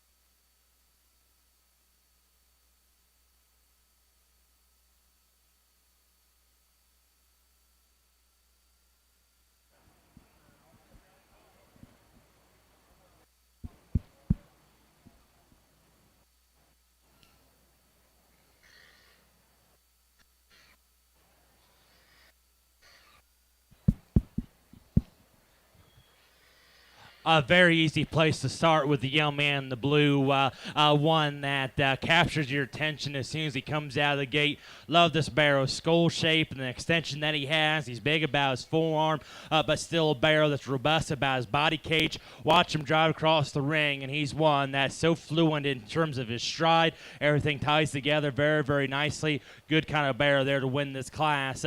For me, use the young lady's barrow here right in front of me to go second. This barrow, I love the feature that he has. He's a tall shoulder barrow as well. It's lean and square about his shape up high. Knee relax that one in terms of his angles, and he lay that one back in terms of his shoulder, lengthen that one's hip out. But in terms of one that will take a striking look from the side, I surely like, and I love that barrow's height of shoulder and feature that he has. Though the barrow that's going to be third, probably around the ring with a little bit more comfort off both ends of his skeleton, and I really like how robust he is in the center portion of his body. He's just not stout enough for me. He's a little bit smaller there in his rear leg. He's a little smaller in terms of his forearm. Study him up high isn't as robust or square over his edges as the one that goes second. The one that goes third, I wish was a little bit neater in terms of his look up front. Barrow comes out here next. Is one that is very impressive as he drives out. Yeah, he's good about his chest. He's good about his rib cage. Skull, good about his feature at the ground. I need to reconstruct this one's balance from the side as he ties his neck a little bit lower in terms of his shoulder, a little softer in terms of his front feet. Biggest thing, he's just too short about his hip, got too much set to his hock, doesn't want to get out and go with enough comfort for me to get me higher. I still thought he tied his lines in a little bit neater from the side than the Gilt that's going to go next. The Gilt goes next is one that is great in terms of the shape up high and stout out through her hip. She's good in terms of her body cavity. I just read her being a little too round out through her hip. She gets a little bit rounder about her shoulder up front, but definitely one that's comfortable in terms of her build, fresh about her shape. Barrow comes out here next is one that's good in terms of his muscularity. He's good in terms of his overall bone work. Just gets too tight as drive wears on. I need to lengthen that guy out off both ends of his skeleton. As we work down the line, the barrow that comes out here next is one, or the Gilt comes out here next is one that's big back and stout hip. Need to make that one a little prettier. I need to see that one be a little bit longer in terms of his hip. I like that one's extra stoutness of bone over the black-headed one. Comes out here next. Black-headed one, I really like the body shape and muscularity he has. Just gets too small in terms of his bone work, but he's the fresher option relative to the thin belt. The thin belt one is really good in terms of his center cavity, really long in terms of his hip. He concaves too much in his knee. Need to freshen him up in terms of his composition. Though the barrow that comes out here next is leaner and fresher in terms of composition standpoint, and you see him be a little bit more lax in terms of his angles. Barrow comes out here next, is really big leg and neat looking, a little out there from behind, and the barrow that rounds out the class is one that's got an attractive look up front. Unfortunately, sustained an injury in that left hock, so we had to sort him down.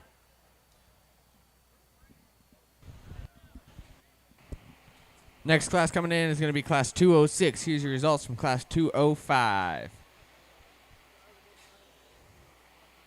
12th place is going to be Paxton Chesnick. 11th place is going to be Clint Gherkin. 10th place is going to be Anderson Perez. 9th place is Addison Glass. 8th place is going to be Hadley Swafford. 7th place is going to be Addison Stockton. 6th place is going to be Caleb Baggart. 5th place is going to be Ella Modernock. 4th place is going to be Tyson Brazil. 3rd place is Riley Joseph. 2nd place is Taya Winded. And 1st place is going to be Zach Vaughn. Congratulations, everybody.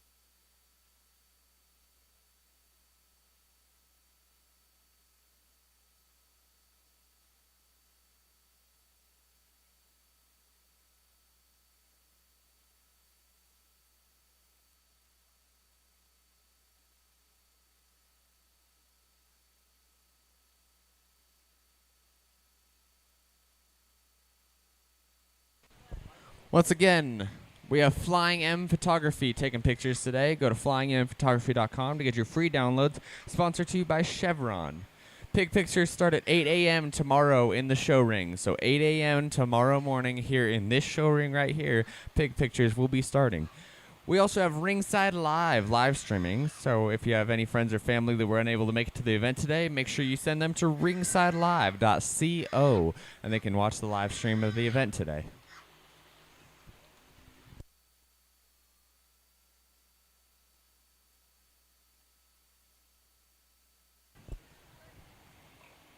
The pop stand is also open over there on the north side of the show pin.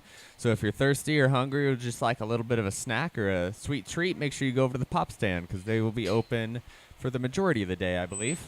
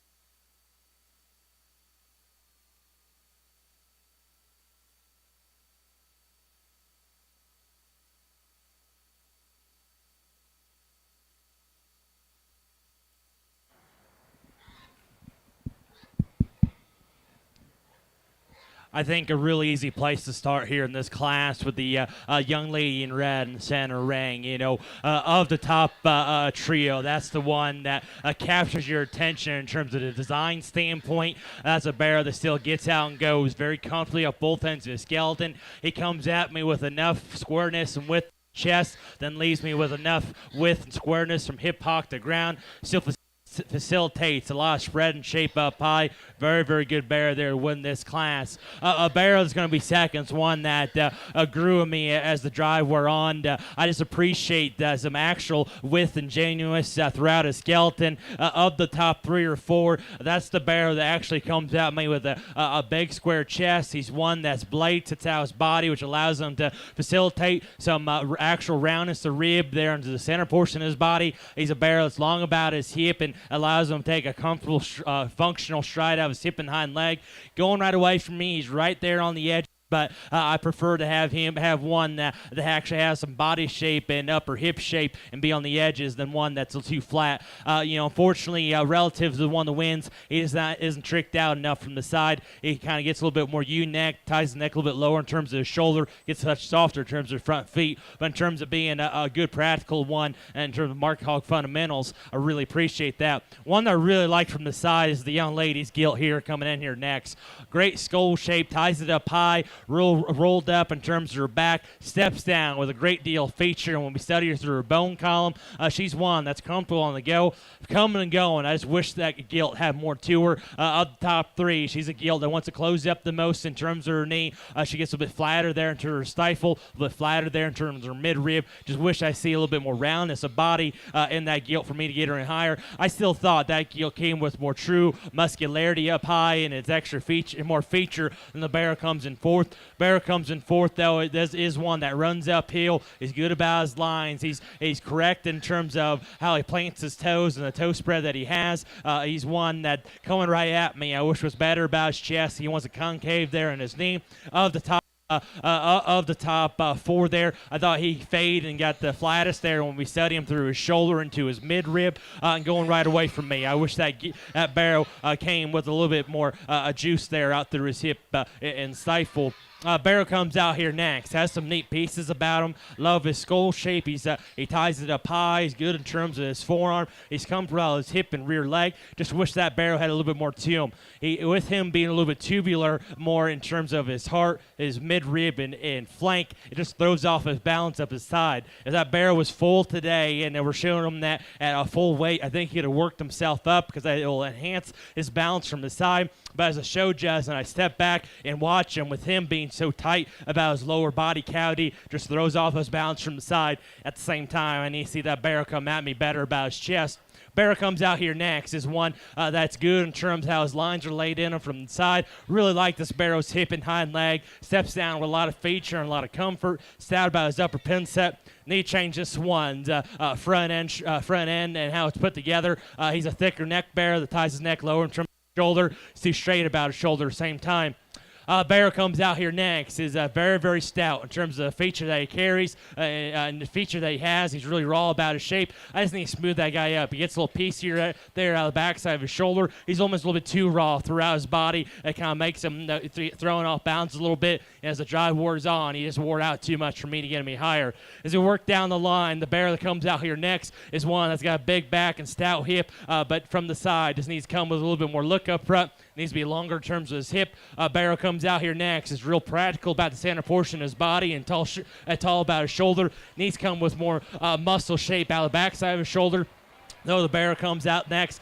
Comes out of the backside of his shoulder with the spread and shape I'm looking for. He's too straight out of his hip and he's too straight in terms of his hock placement and gets smaller in terms of his foot size. Polka dotted Barrow comes out here next is one that I like his hip and hind leg. It's just too light muscled and then has a little bit of injury to his front foot. But very, very good class. Let's give him a round of applause.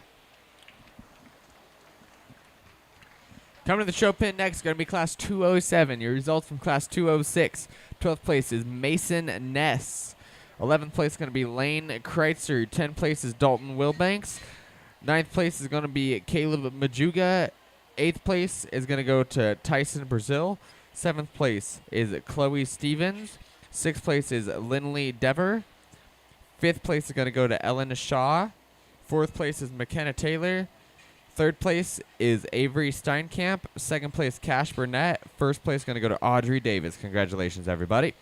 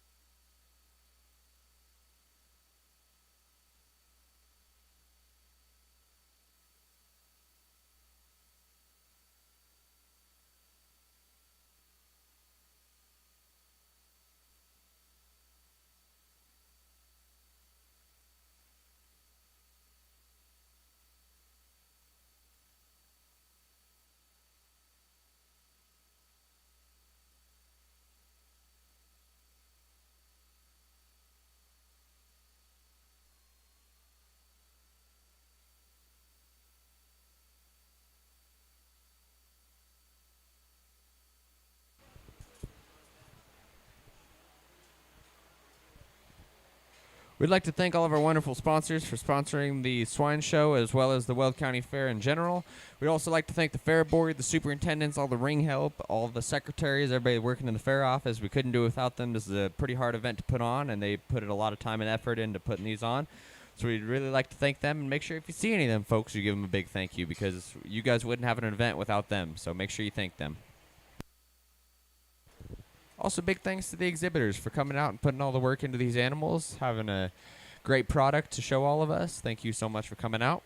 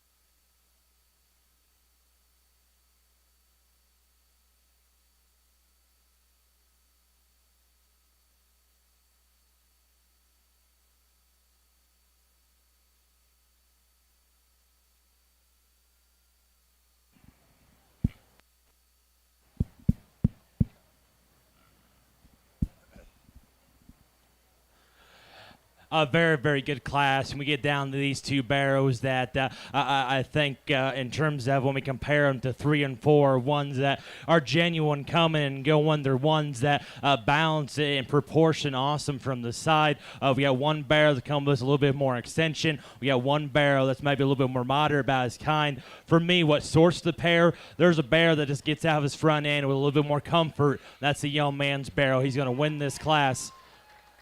As I watch them both drive out of their front end, he's the bear that plants on his front foot with more comfort, more reach. He's also the bear that's bigger in terms of his front foot, bigger in terms of his form. You work up from there. He's a short back barrel that's still good in terms of his body shape. He's stout about his hip, steps down on a big rear leg that still uses it with a lot of function and utility. Maybe he's not as neat looking out through his front end as the bear that's going to be second. But that's getting ultra picky and a very good one to win this class. I really, really like the second place barrel, and I try to give her time to kind of for me to kind of figure out what that barrel's doing out of his front end. I don't know if he's too far forward in terms of his shoulder, or if he's got an injury to his front feet. He just kind of wants to jab and stab his front end into the ground, just in an uncomfortable kind of package. I think he's a little bit tender on terms of his front feet. I just couldn't get past that. Barrel, relative to the one that wins, does have a little bit more extension, blade forward. He's big in terms of his chest. He's a barrel, though he's a touch longer in terms of his pattern. Still comes with a great deal of roundness to his upper rib and great kind of shape. He's a barrel that steps down on a big bendy hind leg. I just couldn't get past his front foot. He steps it down just awkwardly, and it doesn't get out of his front end comfortable enough for me to get me higher. But that's a very, very good barrel to go second here today, and maybe on a different day when he's feeling a little bit more comfortable, we could have switched the pair. The intriguing barrel comes out here next, because there's a lot of things I really like about this hog. There's a lot of things I don't. I really like the feature that this one has. He's big in terms of his form, big in terms of his front foot. His hind leg steps down with a great deal of density, and he plants and drives with great reach and range of motion out of his hip and hind leg. He's one that drives right at me. It's too closed up in his knee, too flat and too closed up in his knee, and too narrow in terms of his chest. And I wish I can reorganize how things are put together from the side, as he's a barrel that proportionality's off just a little bit, as he gets a touch longer in terms of his body, but not as quite as long out through his neck. I don't know if his color pattern makes him look a little bit tighter in terms of his spine, and ever so often he'll kind of drop his pins to get on himself, but that's getting ultra picky. A good kind of barrel. I prefer that barrel's extra stoutness and more unique qualities over the barrel that comes out here next, though I love the basic market hog fundamentals that this one represents. This one's a boxy, round body, fresh back one that's presented to a T, really gets around the ring with a lot of comfort at both ends of her skeleton. When I step back, relative to my top four, that's the barrel. That's the most general in terms of his look up front. Wish we can jack that tail head up ever so slightly, and I wish we can stouten up his bone work ever so slightly, especially there in his ankle. At the same time, he's a little softer in terms of his front feet. Not as soft as the barrel that comes next. The barrel comes next and chop off his front feet. Could have worked himself up a spot or two, because he's a neat looking one that bounces up awesome from the side. He's really good in terms of the function out of his hip and rear leg, fresh in terms of the shape up high. He's just too soft in terms of his front feet, consequently makes him lower in terms of the point of shoulder, and he's stouting that guy up in his bone work as well. That's a nice barrel come out here next. The black barrel, I love the front 2/3 ofs. He did an awesome job in terms of presentation. Skin and hair is immaculate. I love the freshness that barrel carries out of the backside of his shoulder. He's great in terms of his body cavity. He's good in terms of skull shape. Going right away from me, he's not good enough. He wants to roll in his toes and push his hawk way too far outside of his skeleton for me to get any higher. Gilt comes out here next as one that's a big back, stout hip one. That's a little bit too chubby up front in terms of her length up front. I need to clean her up to the lower body. As we work down the line, the barrel comes out here next. It is one that's real practical in terms of center portion of his body. That's what sorts him up, and he's still a barrel that has some shape out through his upper hip. Need to make him better up front. He's a little smaller foot and wants to close up in his chest, get a little bit rounder both ends of his skeleton. Though the thin belted one's a little sharper looking from the side. That's just too straight out of his front end. What's concave in his knee. It gets a little bit more dry in terms of his heart into his flank. And then the barrel that rounds out the class is one that's real practical about his body, athletic in terms of his build. Just needs to stouten him up to get him any higher. Coming to the ring next is going to be Class 208. Following Class 208, we're going to have a heavyweight drive consisting of first and second from Class 205, 206, 207, and 208. After that heavyweight drive, we're going to take back the champion in reserve from the lightweight, medium weight, and heavyweight, and we're going to do a drive with all 6 of them. Following that drive, we're going to take the champion and the reserve from that entire division of dart crosses, and then we're going to do our grand drive.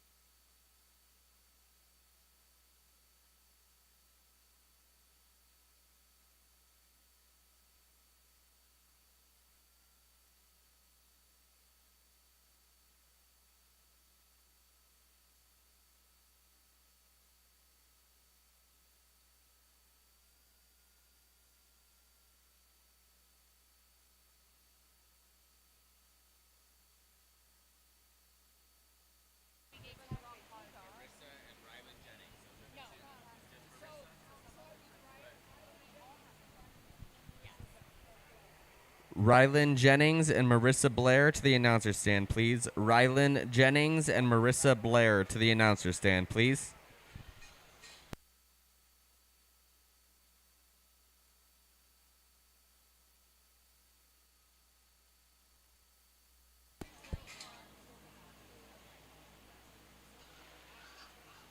I wasn't in it. There's Rylan. They got you, not me. So what's happening?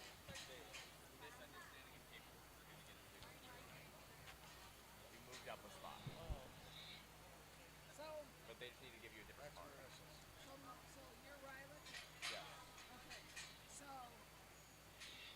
can you go get your card like this so I can change the placings on it? Yeah. Okay. Go do that, please. And then Marissa, can I get your other card that they gave you? Because there was the wrong person in the wrong class.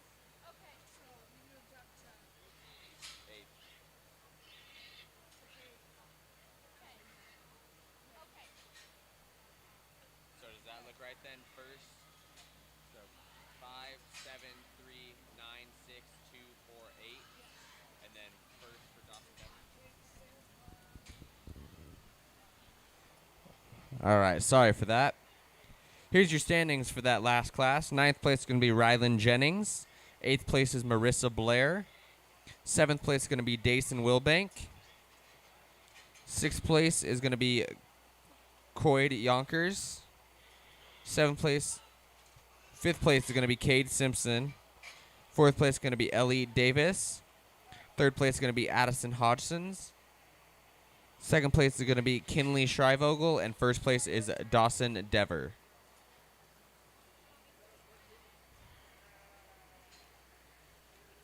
Once again, following this class, we're going to have a heavyweight drive, So first and second from classes 205, 206, 207, and 208 are going to go through a drive in the heavyweights.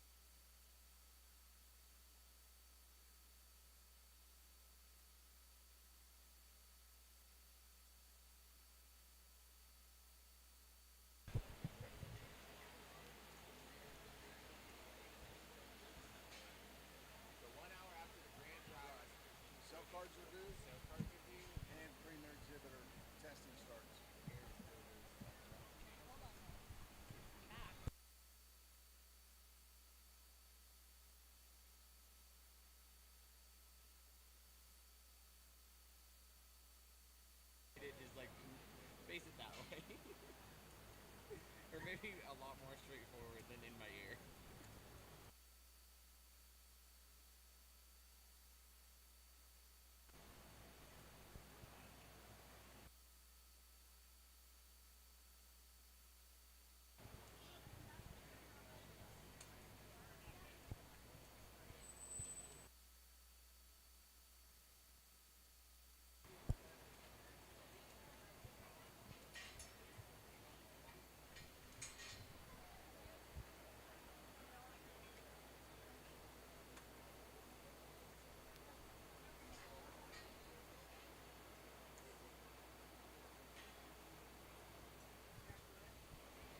Following the grand drive, you have exactly 1 hour to get your sale cards turned in. 1 hour exactly following the grand drive to get your sale cards turned in.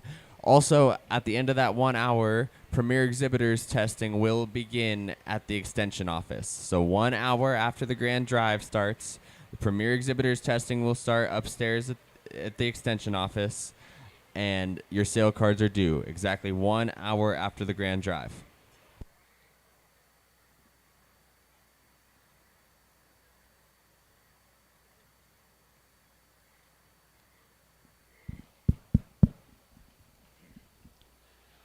Here in this last class of dark crosses here, freshness and structural integrity it becomes a big point when it comes to sorting this class. And the two that we have left out, I thought were the ones that at the ground were some of the best structurally, but are still ones that are fresh in terms of the meat hog, or in terms of market hog fundamentals of genuineness, real back shape and stoutness of hip. There's one out here that's a little bit bigger legged. There's one out here that I think gets out of ring with a little bit more range of motion. And for me, I'm going to stick with the one that's a little bit sounder today and use the young lady there in the black to win this last class. Comparing them back to the one that goes second, the barrel I used to win, I think is the more attractive option when we study in terms of his neck crest and his bottom side of his jaw and how he hooks it on the top side of his blade. He's a barrel that's better out through his hip. You set those two in motion, and his angles to his shoulder and the length of his hip becomes the factor that easily because that barrel really gets out of the with a lot of range of motion and athleticism, and being for a heavyweight hog to be able to get around the ring like that while still having a rolled up back is very, very impressive to do. The barrel that is going to be second here today is the stouter option when we study him at the ground. This barrel is bigger in terms of his front foot. He's bigger in terms of his forearm. Hind leg steps down with more density. Even at heavyweight, he's a barrel that's really rolled up in terms of shape out of the backside of his blade. And for a barrel that is that stout out through his hip, I was actually expecting him a bit wide going away, and actually at this bigger weight I wish he would be a little bit wider, because as he tracks going right away from us, he's a barrel that kind of wants to pull the cock in ever so slightly up front, or more general in terms of which we can make be a little bit more attractive in terms of his look.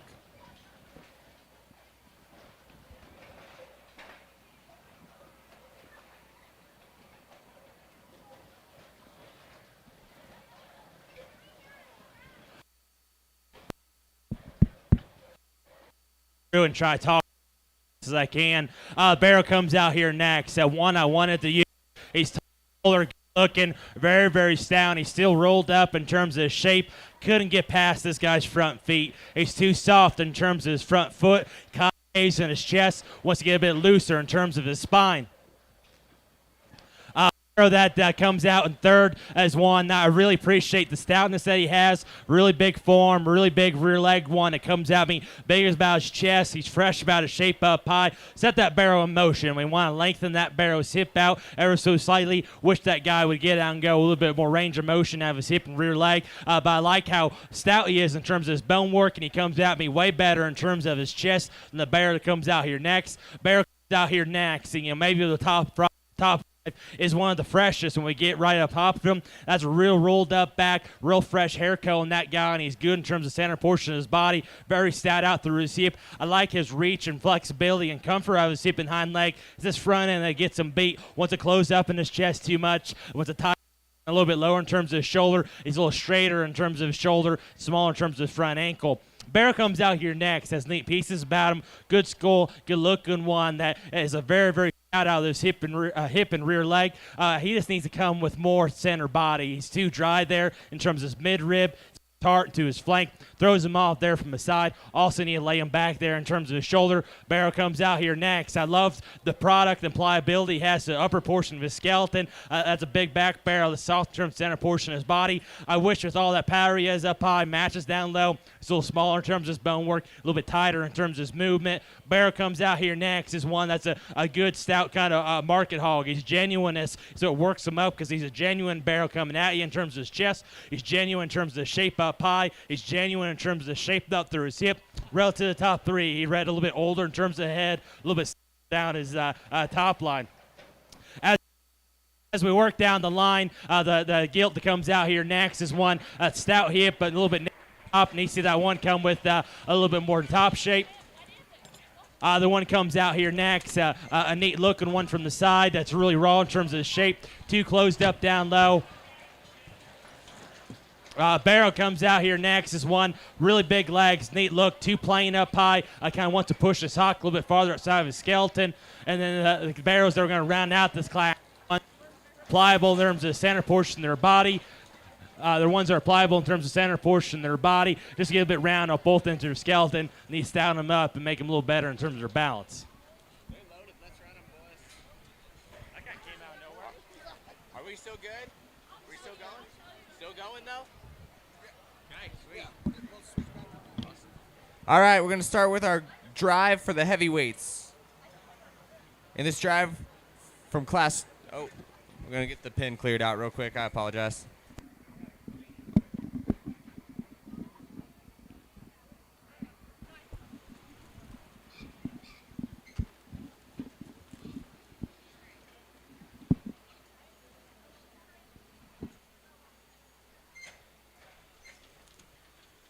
That was terrifying when that first... Yeah. Out of class 205, we got Zach Vaughn in the pin. 206, Audrey Davis. From class 207, Dawson Dever. The man with the plan. From class 208, Haley Walker.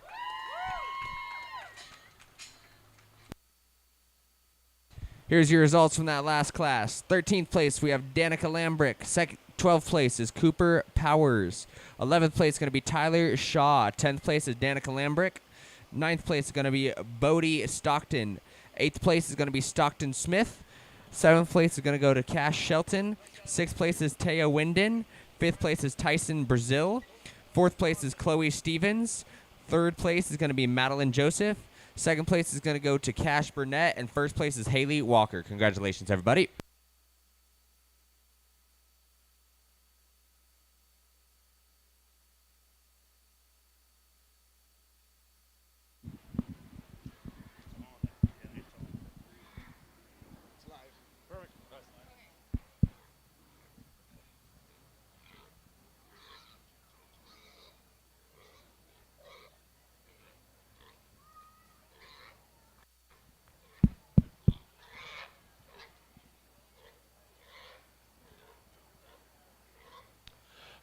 Awesome set of class winners we have out here. You know, honestly, all four of these are a little bit different in terms of their style as we watch them drive across the ring. A little bit different in terms of a design standpoint.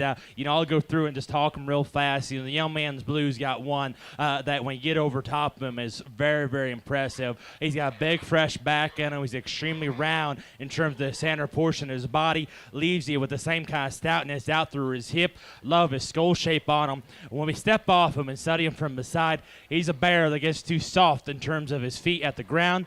With him being softer in terms of his front feet, consequently makes him a little bit lower in terms of the point of his shoulder. With his rear legs being a little bit softer, rear feet being a little bit softer, he can want to drop his pins and get underneath himself a little bit. That's getting ultra picky and a nice kind of barrel. Barrel, the young lady in red barrel here driving across the ring is the one that's got a striking image from the side. probably of the 4 out here is the one that comes with the most extension blade forward and is the slickest about the bottom side of his jaw. That barrel's tall about his shoulder, but great in terms of his lines from his side. He's extremely rolled up about his shape pie and stout out through his hip, utilizes his hip and hind leg with a great deal of function. Him coming at me, I wish was better. He just wants to close up his knee a little bit too much for me. I wish we can stouten up his front foot and forearm ever so slightly. That's still getting picky on a very, very good barrel. Young man with a colorful shirt on the far side of the ring. He's got one.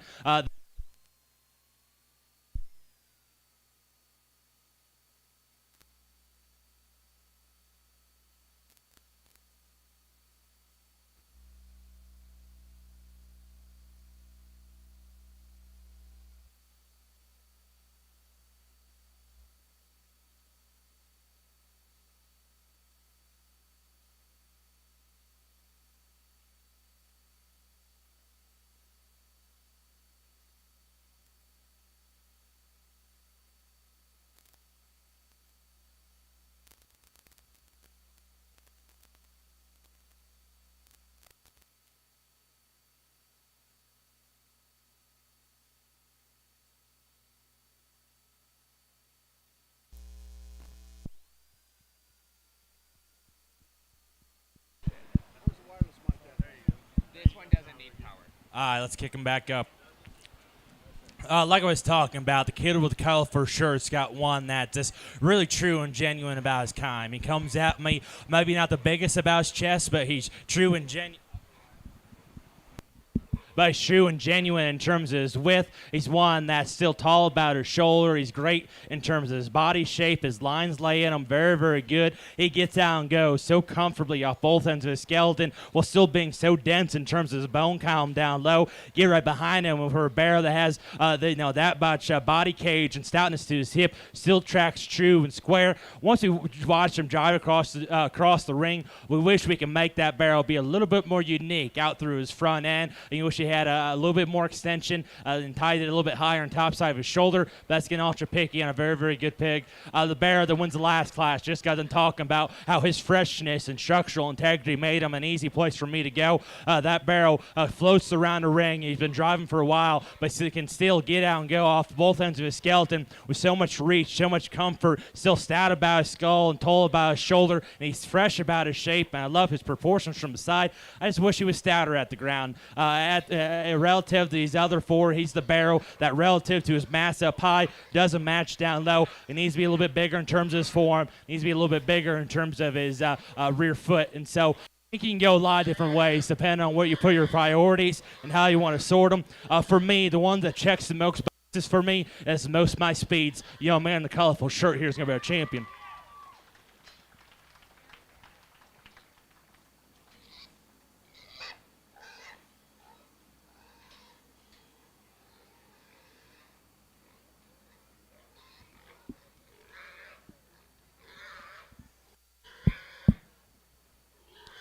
That second place comes out, and that barrel immediately comes into contention. I really love him in class in terms of him being a good, genuine one coming at me in terms of his chest floor.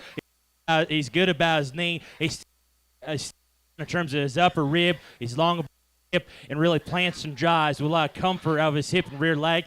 I just past his front, and that barrel is not comfortable enough off his front 2 feet for me to use him here today, which is unfortunate because I really, really like everything else about him. It's just unfortunate happenstance that just today's not his day. And so with that barrel not being good enough out of his front end, the one that follows up my champion for being one that's from the side, really rolled up in terms of his back shape, can get out and go with a lot of comfort and run uphill. Just wish his chest was a little bit better. I'm using a young lady in red here, be reserved.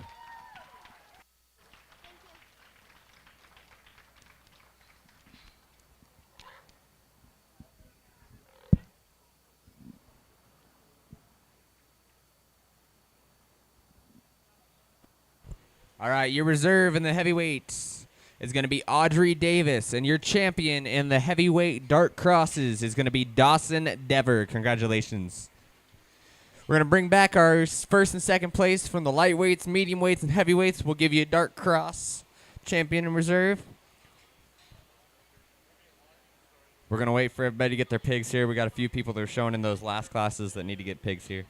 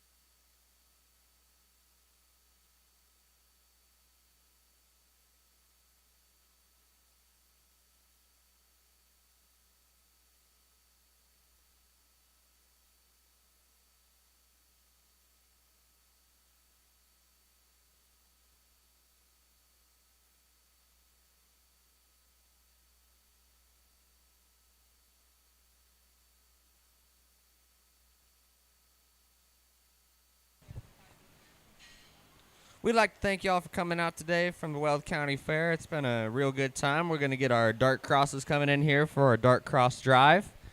Following the dart cross drive, we ask everybody that has won a division, first and second places, your grand and reserves from each division. We ask that you come over to the holding pin, and we'll get started about 10 minutes after your dart cross drive. So if you've gotten first or second in any of the divisions, get your pigs from those divisions and be getting ready. I'm ready. Okay. From your lightweight class, you're going to have Addison Powers.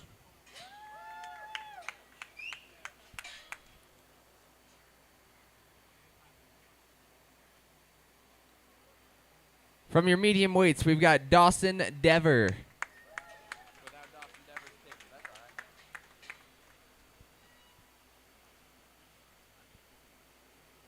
From your heavyweights, you've also got Dawson Dever.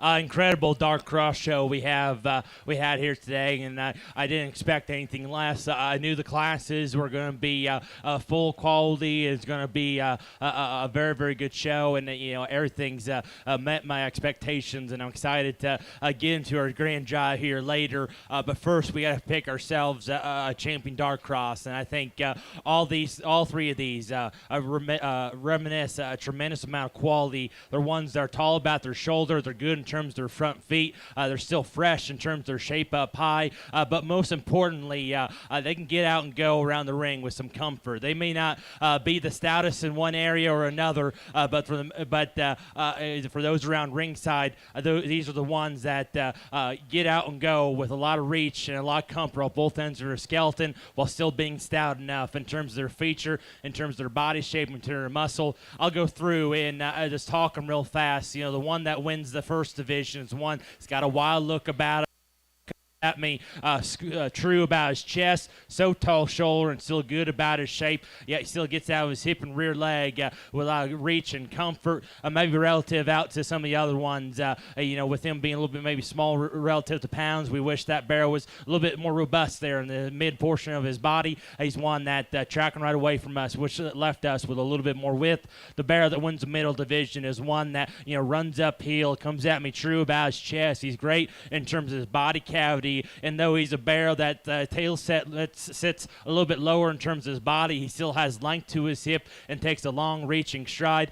He's a barrel maybe going right away from us. He's a little bit there on the edge, but that's again ultra picky and a good barrel. The one that wins the last division is one that comes at me so square in terms of his chest forward. His blade sits far outside of his body, which allows him to facilitate that kind of roundness of rib I'm looking for. A stout about his hip, has got length to his step, leaves me so true tracking in terms of how he places his hock to the ground. He may be one from the side that's just not wild looking up front, but in terms of checks and balances, that's the one that does it. Let's give this young man a round of applause.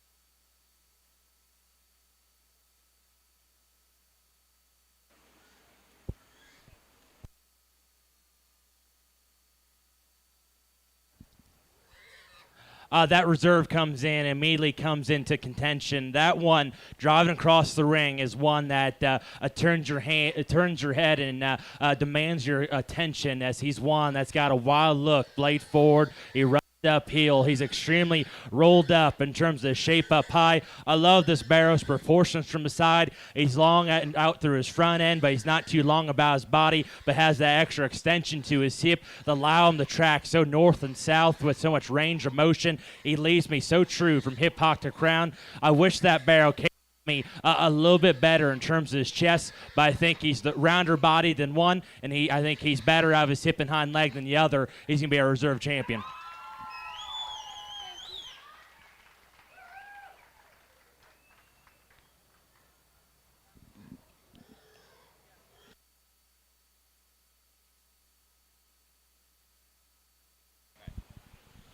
Your reserve Dark Cross champion is going to be Audrey Davis.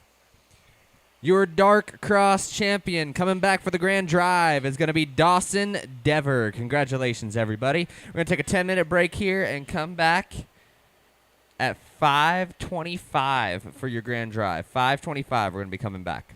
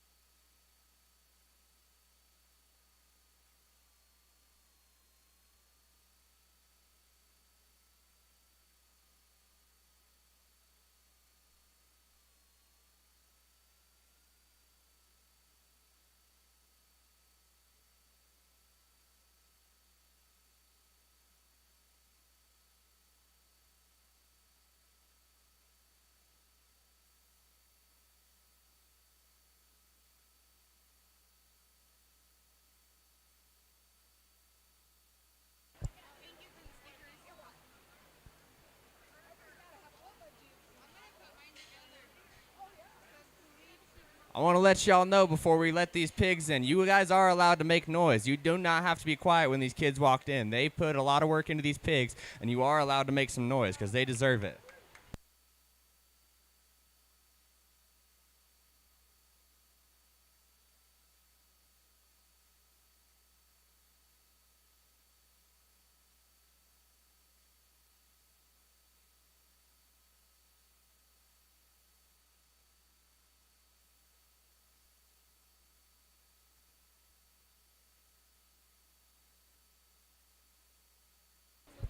Could we please get Gordon Liddell into the show ring, please? Gordon Liddell into the show ring, please.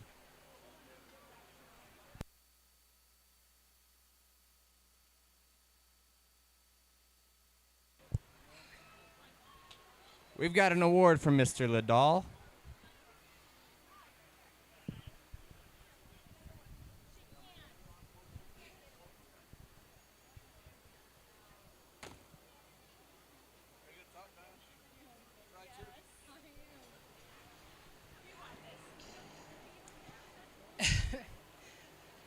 I don't know why they chose me to do this because I'll probably cry, but it's a great pleasure to present Gordon Liddell this plaque. He has dedicated his life to kids here. I know that they go 3 or 4 generations down in 4-H members or themselves, and I've enjoyed working with Gordon probably 20, 25 years maybe. So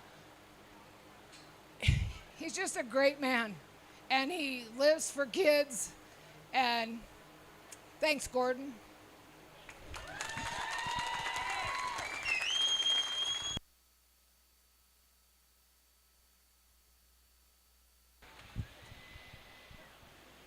Give it up one more time for him.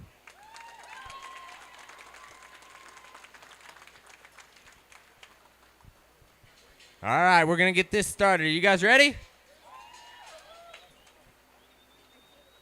First pig in the ring from the Berkshire division is going to be Riley Blair, your reserve. Second pin in from your Chester Whites is going to be Emily Gray.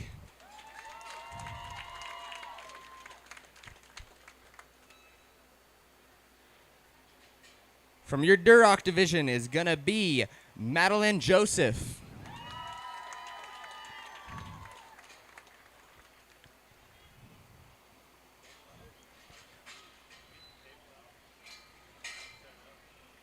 From your Hampshire division is Haley Walker.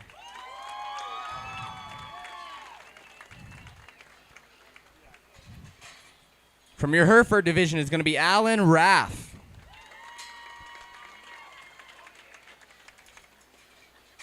From your Spot division is going to be Coyd Yonkers.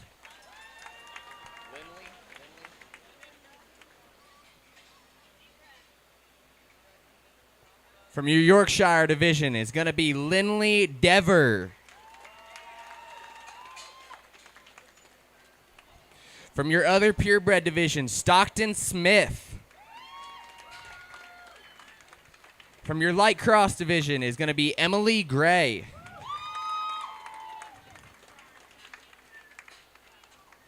And from your dark cross division is going to be Audrey Davis.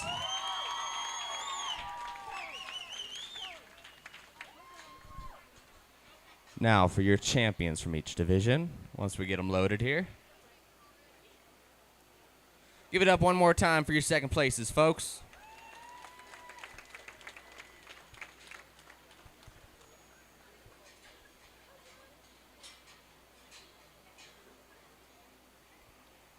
I was told to let y'all know that the 4-H dance is going to be under the South Grandstands at 8 p.m. I'm assuming that's the South Grandstands in the arena over there.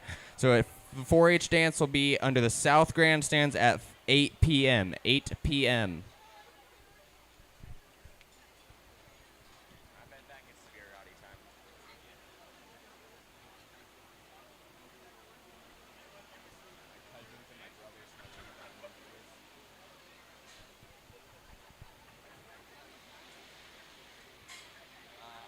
No, they just snuck in. They didn't know anybody there.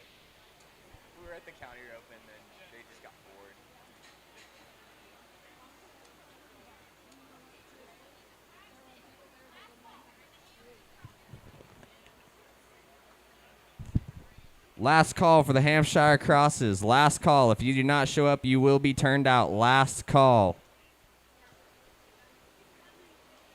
Yes. Yep, he's coming up right now. Should have been turned out already. I last called earlier. I know, I'm just joking.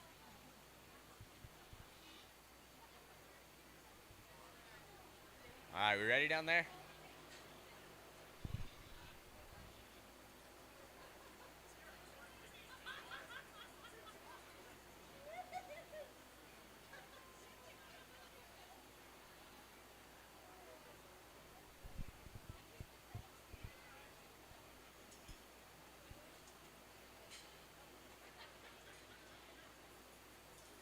Are we good, Bailey? Okay.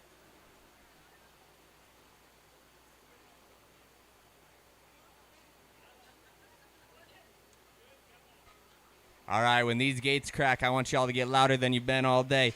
From your Berkshire division, we have Dylan Boschel. From your Chester White division, we have Cash Shelton. From your Duroc division, we have Ashlyn Johnson.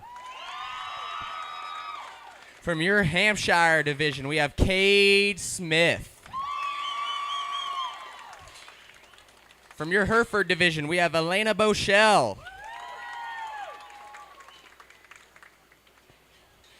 From your Spot division, we have Addison Powers. Callie. From your Yorkshire division, we have Callie Johnson. From your other purebred division, we have Lindley Dever.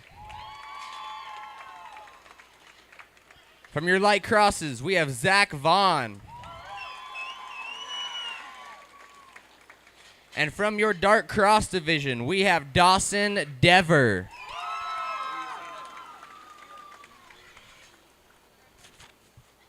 Give it up one more time for these kids.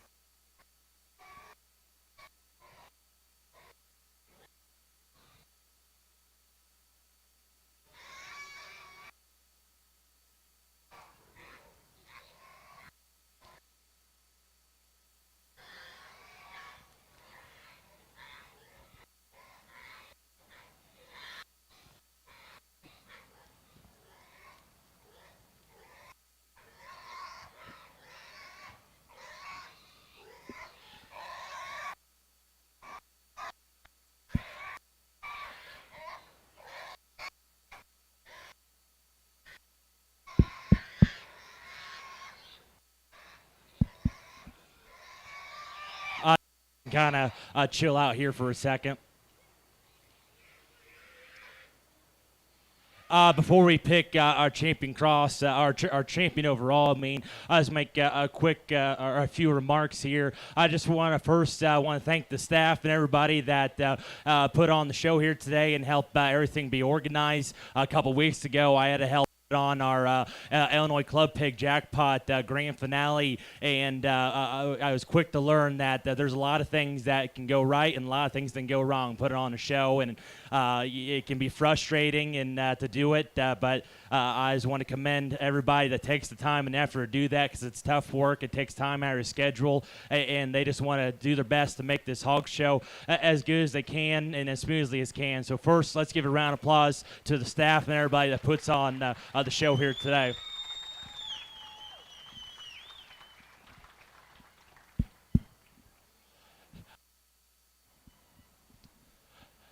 Then I just want to say, I know like last year and years past, we've had some older people judge and that have been maybe a little bit more colorful on the mic than I've been. I'm not one that was born with a golden tongue by any means, but I just hope every show a judge that everyone around ringside can just understand what I'm doing. I try my best to be as detailed oriented as I can and try to pick the best hogs I think come into the ring that day. And at the end of the day, it's one man's decision. Today, it's my decision to pick who wins and who goes second or third or fourth. And so, depending on who you have out here, things can go a lot of different ways. But I just hope, win or lose, everyone just kind of, be good in terms of if you win like a champion. Don't bloat about it. If you lose, don't be sour about it. You can be mad about it back in the pens for a little bit, but at the end of the day, it's just a pig show. I know we put a lot of money, a lot of time, a lot of effort, a lot of miles doing this, but sometimes, our frustrations can get the most of us, and we can do dumb things. We can do dumb things. Just everyone, just make sure, just understand that it's about the kids. It's about having fun. We can be mad if things didn't go right, but I just hope everyone just understands that and had a good day throughout the day. So I just want to say again, thank you everybody. It's probably not the most exhilarating grand drive speech you ever heard, but Weld County has a very, very respectable name in the Midwest. When people bring up Weld County, everybody knows the type of quality that comes through the ring, and I will say it met every expectation that I expected coming in here. We've seen some very, very good ones come in the ring. We've seen some good ones that are still left out in the barn, and so I just want to commend everybody around ringside for putting the effort, buying the pigs and getting them presented to an absolute T here today. Round of applause to everybody around ringside. Everyone bring pigs, all exhibitors. It's been an excellent, excellent show.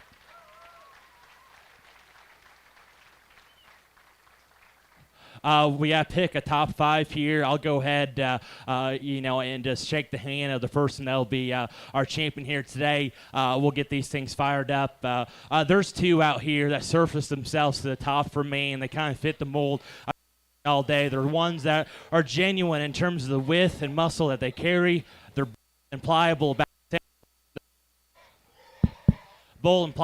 the center portion of the rib, but most importantly at the ground, can get out and go with a lot of comfort. For me, there's one out here that does things in a little bit stouter package, one that comes at me a little bit better about his chest. I'll go ahead and put the mic down, shake your hand of your champion.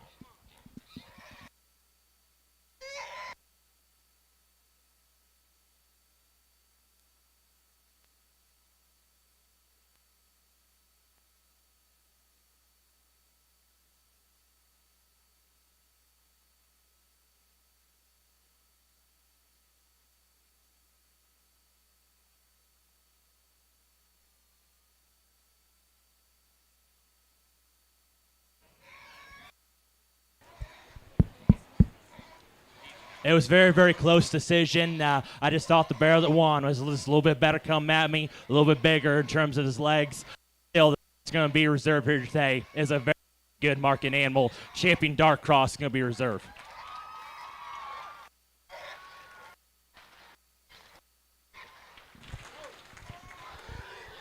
Your reserve champion market is going to be Dawson Devers. Your grand champion is going to be Cade Smith from the Hampshire division. Give it up for him, folks.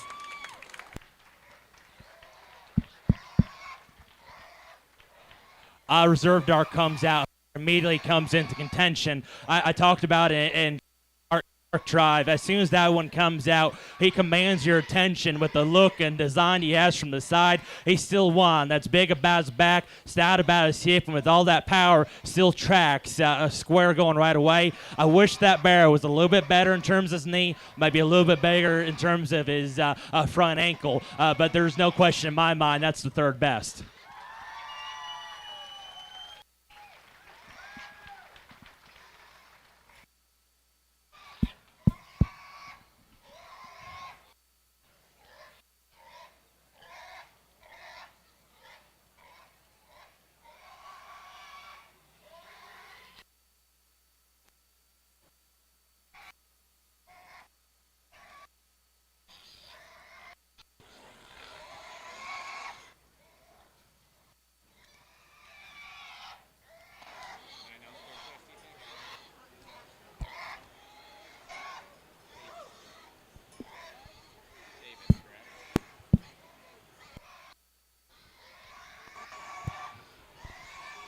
Your third place in the Grand Market Drive is going to be Audrey Davis. Gets closer here for fourth overall, and I step back and study them. It comes down to a trio of them, and between the trio, I think there's one out here that's a little better looking than one, comes at me a little bit more genuine than the other, still steps down with a great deal of bone. He's awesome in terms of the design, great in terms of his build. Young man's Berkshire is going to be next.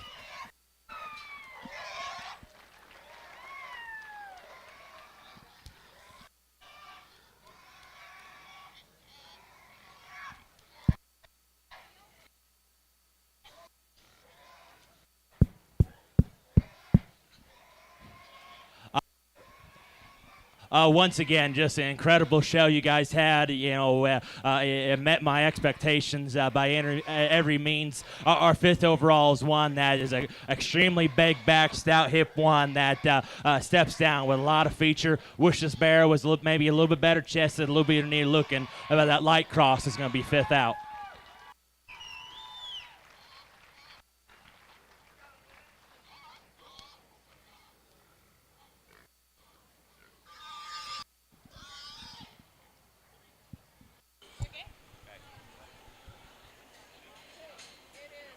Let's let him get out of the pen. We'll go 650. Here's your